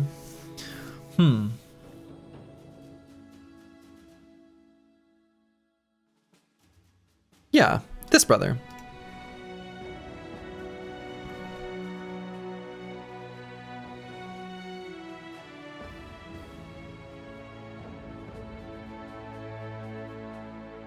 Same, your GIF 100%, but if you say GIF, it's fine, I guess. Yeah, exactly. Like, for me, and this kind of is also my answer for is a hot dog as a sandwich, or is a hot dog a sandwich? It's like, what is commonly understood when we were talking about things and concepts and ideas is what you should use. And what is commonly understood might change depending on the context of where you are, right? So if I will use the word theory, like I've got a theory, casually in conversations to my friends. But if I'm at like a scientific conversation, like convention or whatever, and I've got the equivalent idea in my mind, I'm going to use the word hypothesis, right? So you just got to know your audience, at least as best you're able. All right, so the real Kirby, we're going to be grabbing Phalanx. I love that we're getting Phalanx online on a bunch of bros. That's going to be so cozy. Permanent shield wall, so cozy. So this is going to be a full force bro with nimble, so we don't need fatigue at all. This is, in fact, more fatigue than we are ever going to need. So we're just going to pump hit points.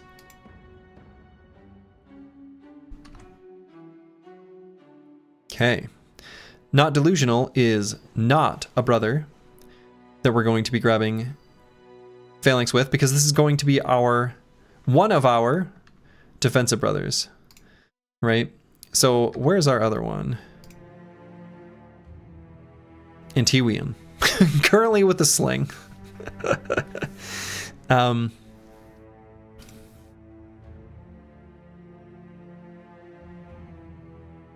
Yeah. Anyway, so this defensive brother, I think his perks are all pretty well locked in, and not really going to pump up their melee skill at all. We're going to take fatigue every level because we're going to be, you know, using Indom.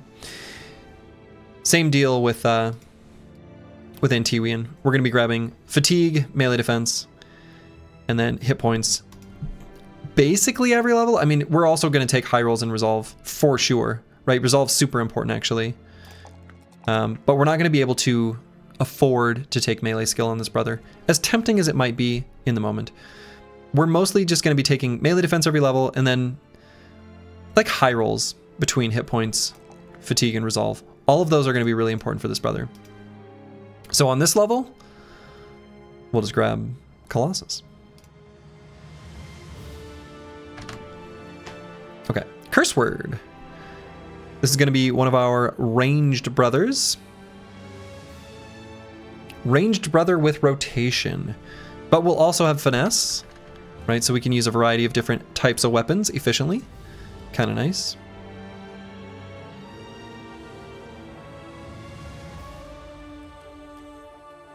So on this level, probably just grab Colossus, but like small target's kind of cute.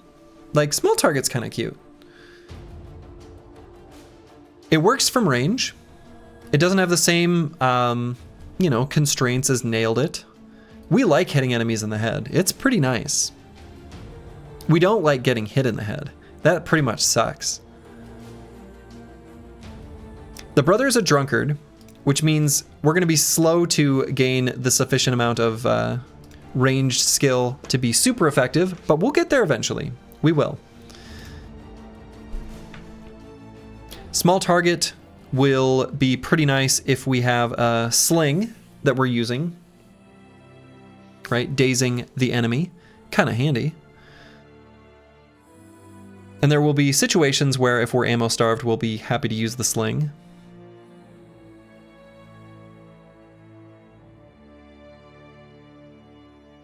I don't like that our backline ranged bro is a bleeder.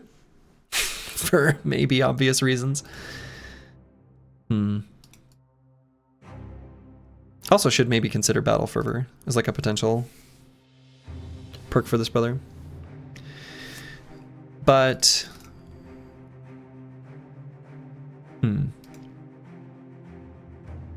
I mean, I don't know. How do I feel about small target? Like, I don't think this brother is one we're going to want to use in a way where we're taking too much melee contact for a while. We've got enough reach weapons, like with the pitchfork and whatever. As soon as we get a suitable ranged weapon, we are actually going to give it to him, especially once we have strength in number and entrenched. Probably not until we have both of those, but once we do, we certainly will be happy to do so. And at that time, am I still going to want to have Colossus on this brother? I don't think so. So I feel like small target is actually like pretty good. Especially given that he's a bleeder. Not letting the Necro Savants hit you on the head is kind of nice. Hitting enemies in the head, kind of nice.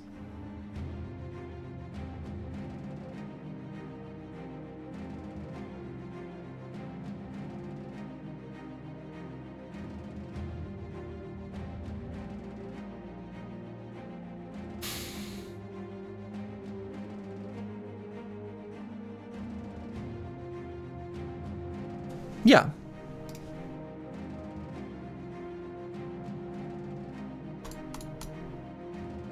So then we're going to grab melee skill, melee defense, because we're pretty happy to, I don't know, swap to some other melee weapon.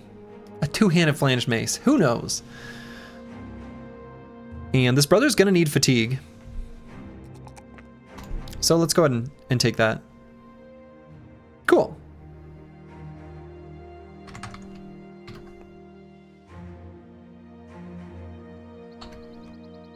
Do just a little bit more adventuring. Ooh. All right, so this trading caravan has more. Now up to 4 to 6.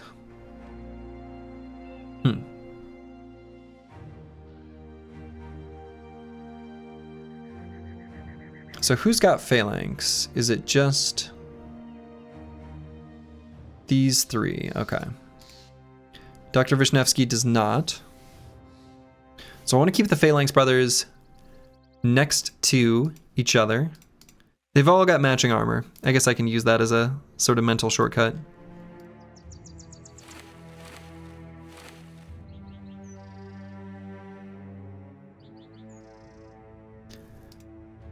Might need more damage. I kind of feel like, realistically, with this many caravan hands, we're gonna need more damage. 4 to 6 guards seems spooky. I agree. I agree. We've got better tools, though. Hitting level 2 on most of the squad is definitely a big help. A very big help.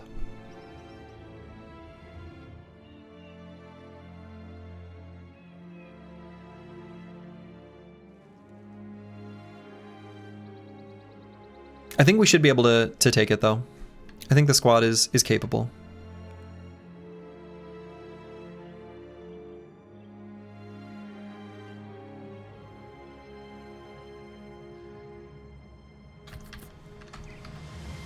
Okay.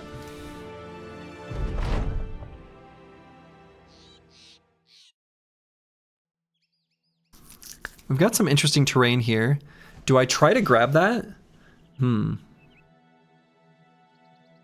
Yeah, and yeah, Future Bible Hero's got a good point there. These are caravan hands, not caravan guards. Very different levels of spook.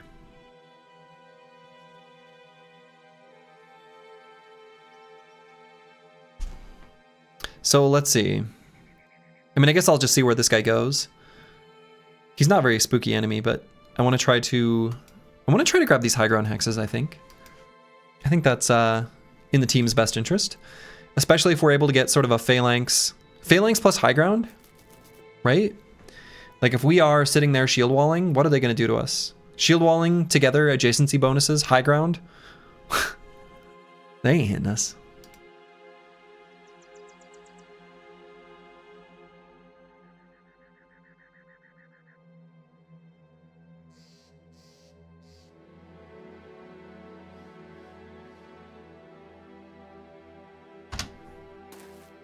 Yeah, so I figured he would move up to there. And it is just 4 enemies, so this isn't that bad.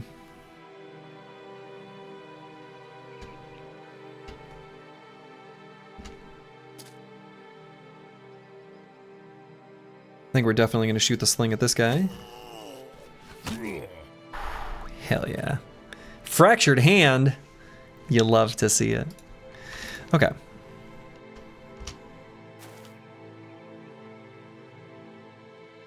So I think we get some shield walls rocking and rolling.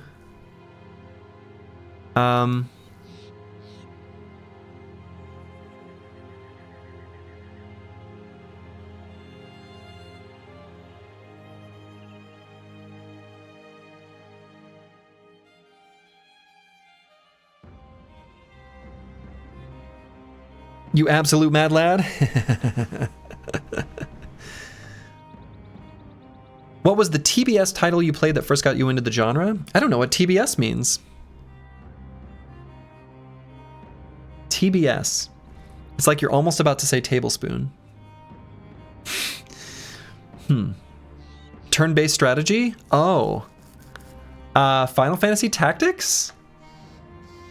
I mean, I don't know. I don't know what counts as a strategy game. I've been playing games a long time. Like, if there's a Nintendo game that counts, I don't know. Or an Atari game, Land, Sea, and Air.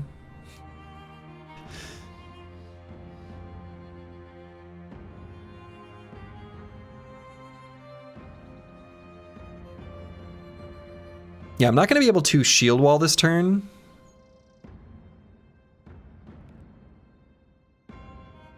But I can get in position.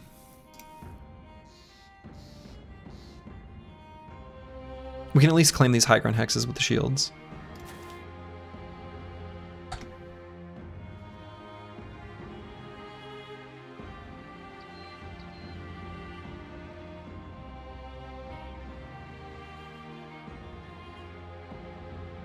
I mean, we could let this guy have this hex. Right? I mean, he gets 1 stab in. Man, maybe we don't care about that.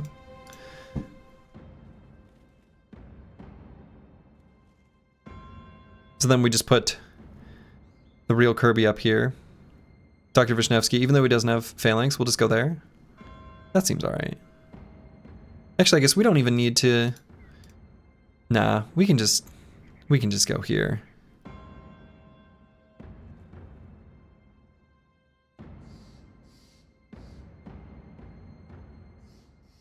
Yeah, that's fine.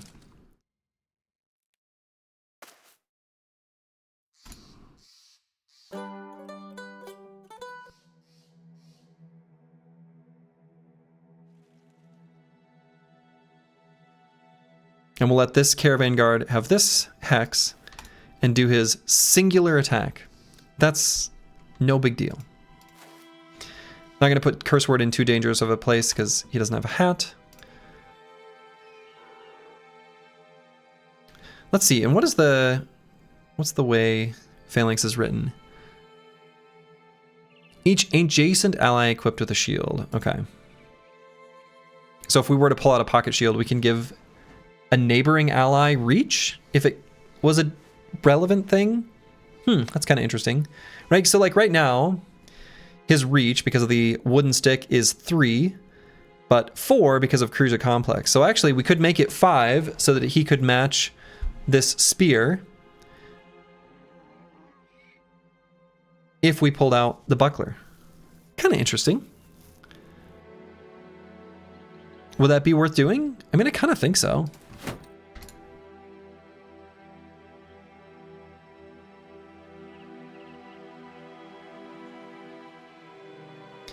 And the Chouster's got 9 lives, so he's a good bit safer than your average garden variety brother.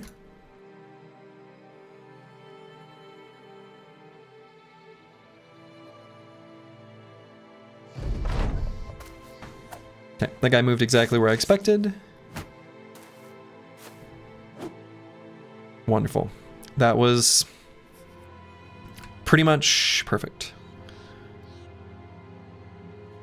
So let's move not delusional here. And then probably not even attack with him. I guess we can. Then just back up. Still your bandage? Yeah.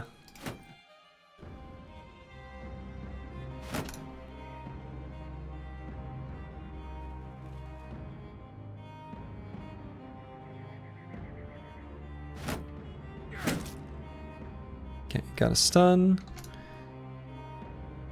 And do I want to try to dagger this guy down? I kind of do. So I'm not going to attack him with a sling.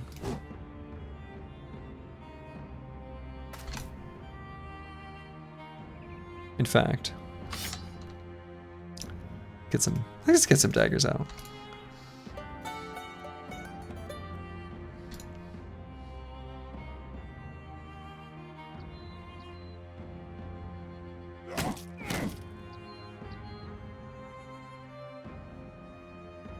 Okay.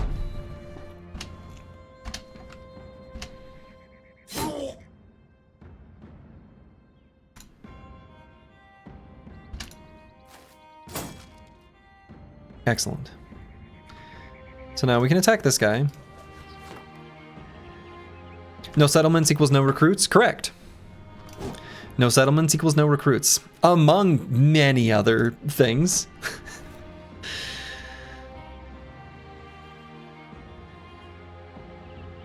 Huh. That was a weird place for that guy to go.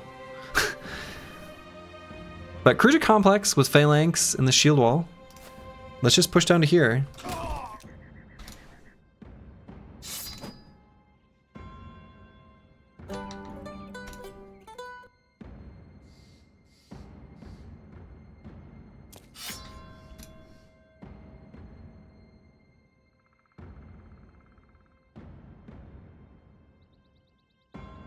Is there a start that does no settlements, like Nomad kind of? It's made up. This is the Peasant Militia origin. You're in for the Trader mechanic from Final Fantasy Tactics? The Trader mechanic? Do I know what that is? I don't think I do.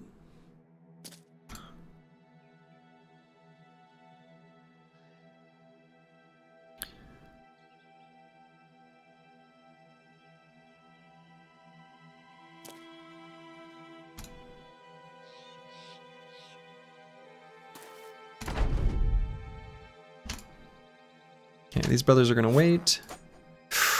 Okay. So we need to make sure that this Caravan hand doesn't get... I mean, I guess he can get one attack on Kristoff.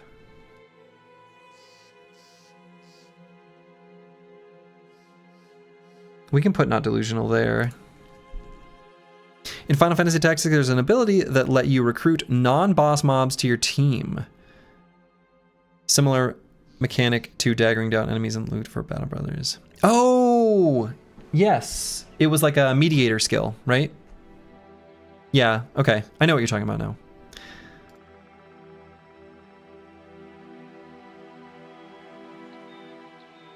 No, we can't let that guy get attacked again. We can't let Kristoff get attacked again. I'll put our 9 lives brother back here.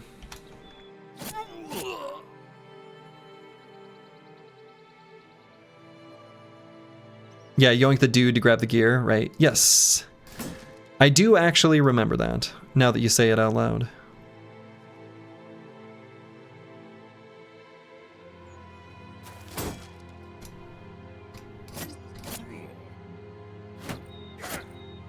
Okay.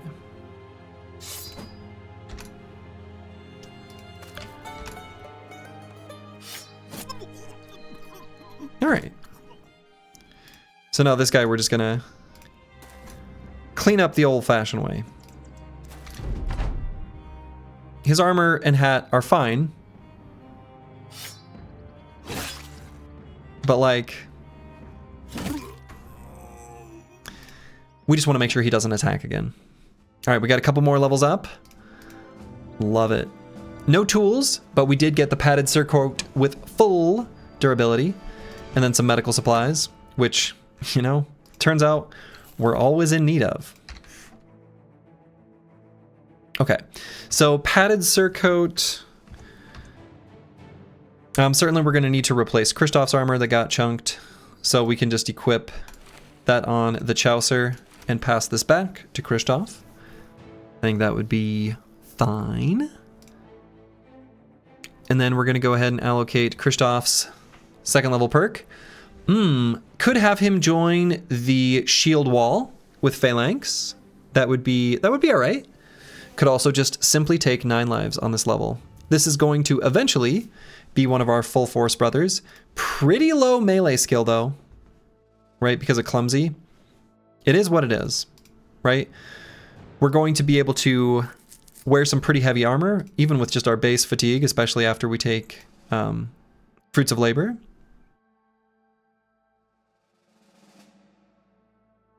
So we're going to grab melee skill. We don't even really need hit points. I actually kind of wish...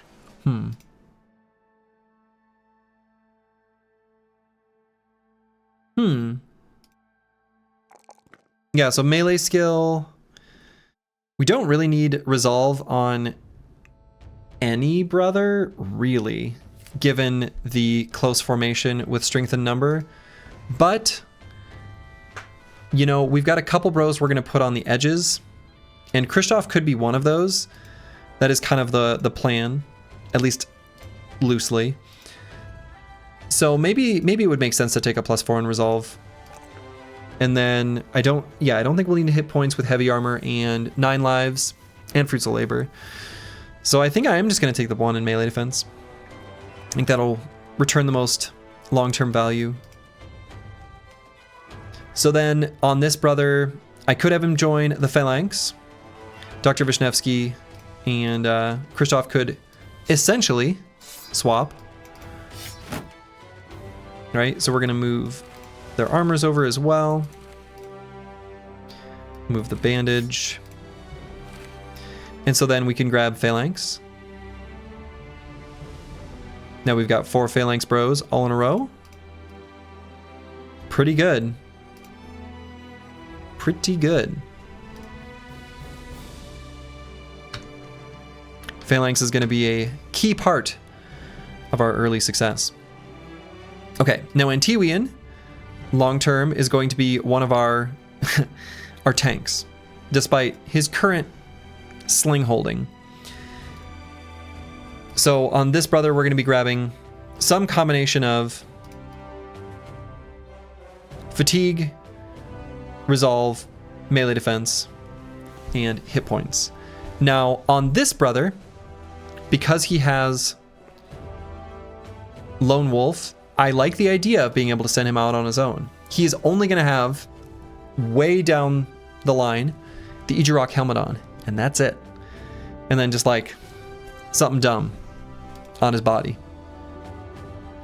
Something like okay-ish, right? He'll wear something with a little bit of defense, but probably something pretty light overall, right? Something that we can wear fairly efficiently. So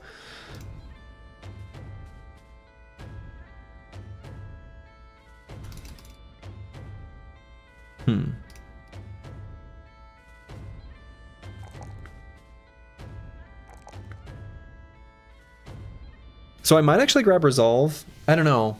Resolve's going to be really important, and we don't have many tools other than Bulwark to bump it up.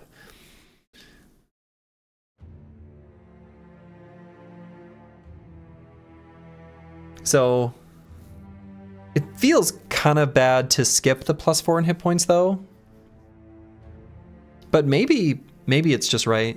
Maybe it's better to just pump up the Resolve. What's the blue versus green color for perks? I know it's a planner of sort. Yeah, it's the Plan Your Perks mod. We do have a, I think it's listed here.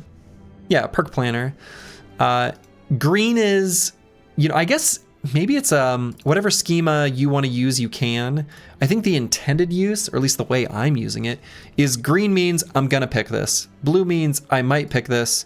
Red means I'm never going to pick this, but I don't use the red option. There's too many things that I don't pick. I'll grab hit points on this level. I think it'll be too nice on this level. But we will eventually want to be pumping resolve. So then on this level, with this brother, exploit opening is okay.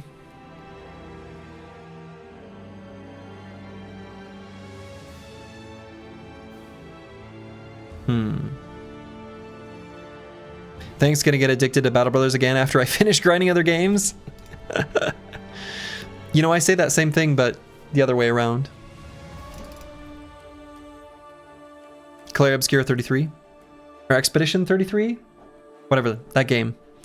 It's on my list. There's so many good games. We live in a blessed era. We live in a blessed age. We really do. I can't believe I actually have this marked as something I'm maybe going to take. Yeah, I mean, I don't know. I guess I can wear relatively heavy armor on this brother. So maybe like...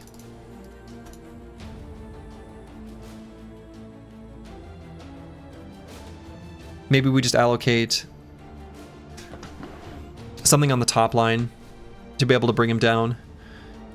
Realistically, like if we want to have him tank Monolith specifically, there's a lot of bleeds there. So in that fight...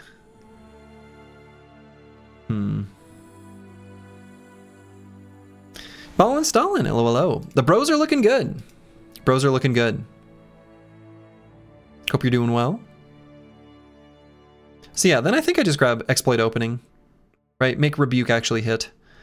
We want rebuke to hit. We want to break bones. So that means next level we're gonna have to grab student. Okay. I think that's fine. So did everyone hit level 2? Almost. You don't gain as much experience from playing the loot. We haven't loot smashed someone yet. Well, no, because in this, the loot has the battle song. We can play the loot. We can gain the power of music. So like, you know, we don't want to smash the loot into someone. We want to play it. Okay. I think before my brain gets tired and before I risk any sloppy play, we are off to a great start. This is off to a great start. Let's not risk it. Let's not do something too crazy. I think that's where I'm gonna call it for the evening. I'm gonna send you guys over to someone who I sometimes watch for their Age of Empires 4 play, but they're currently playing Company of Heroes 3. So that's kind of lovely. I think there's a lot of crossover between that game and Battle Brothers, but I've never played it. So I will be back tomorrow. Will I be back around, probably the normal stream time. So slightly later than I started today, maybe by like half an hour, something like that. But I will be back tomorrow. And so to all of you, wherever you are in the world, Slurgy has returned with a No Towns run. Make it a good one. Ta-ta.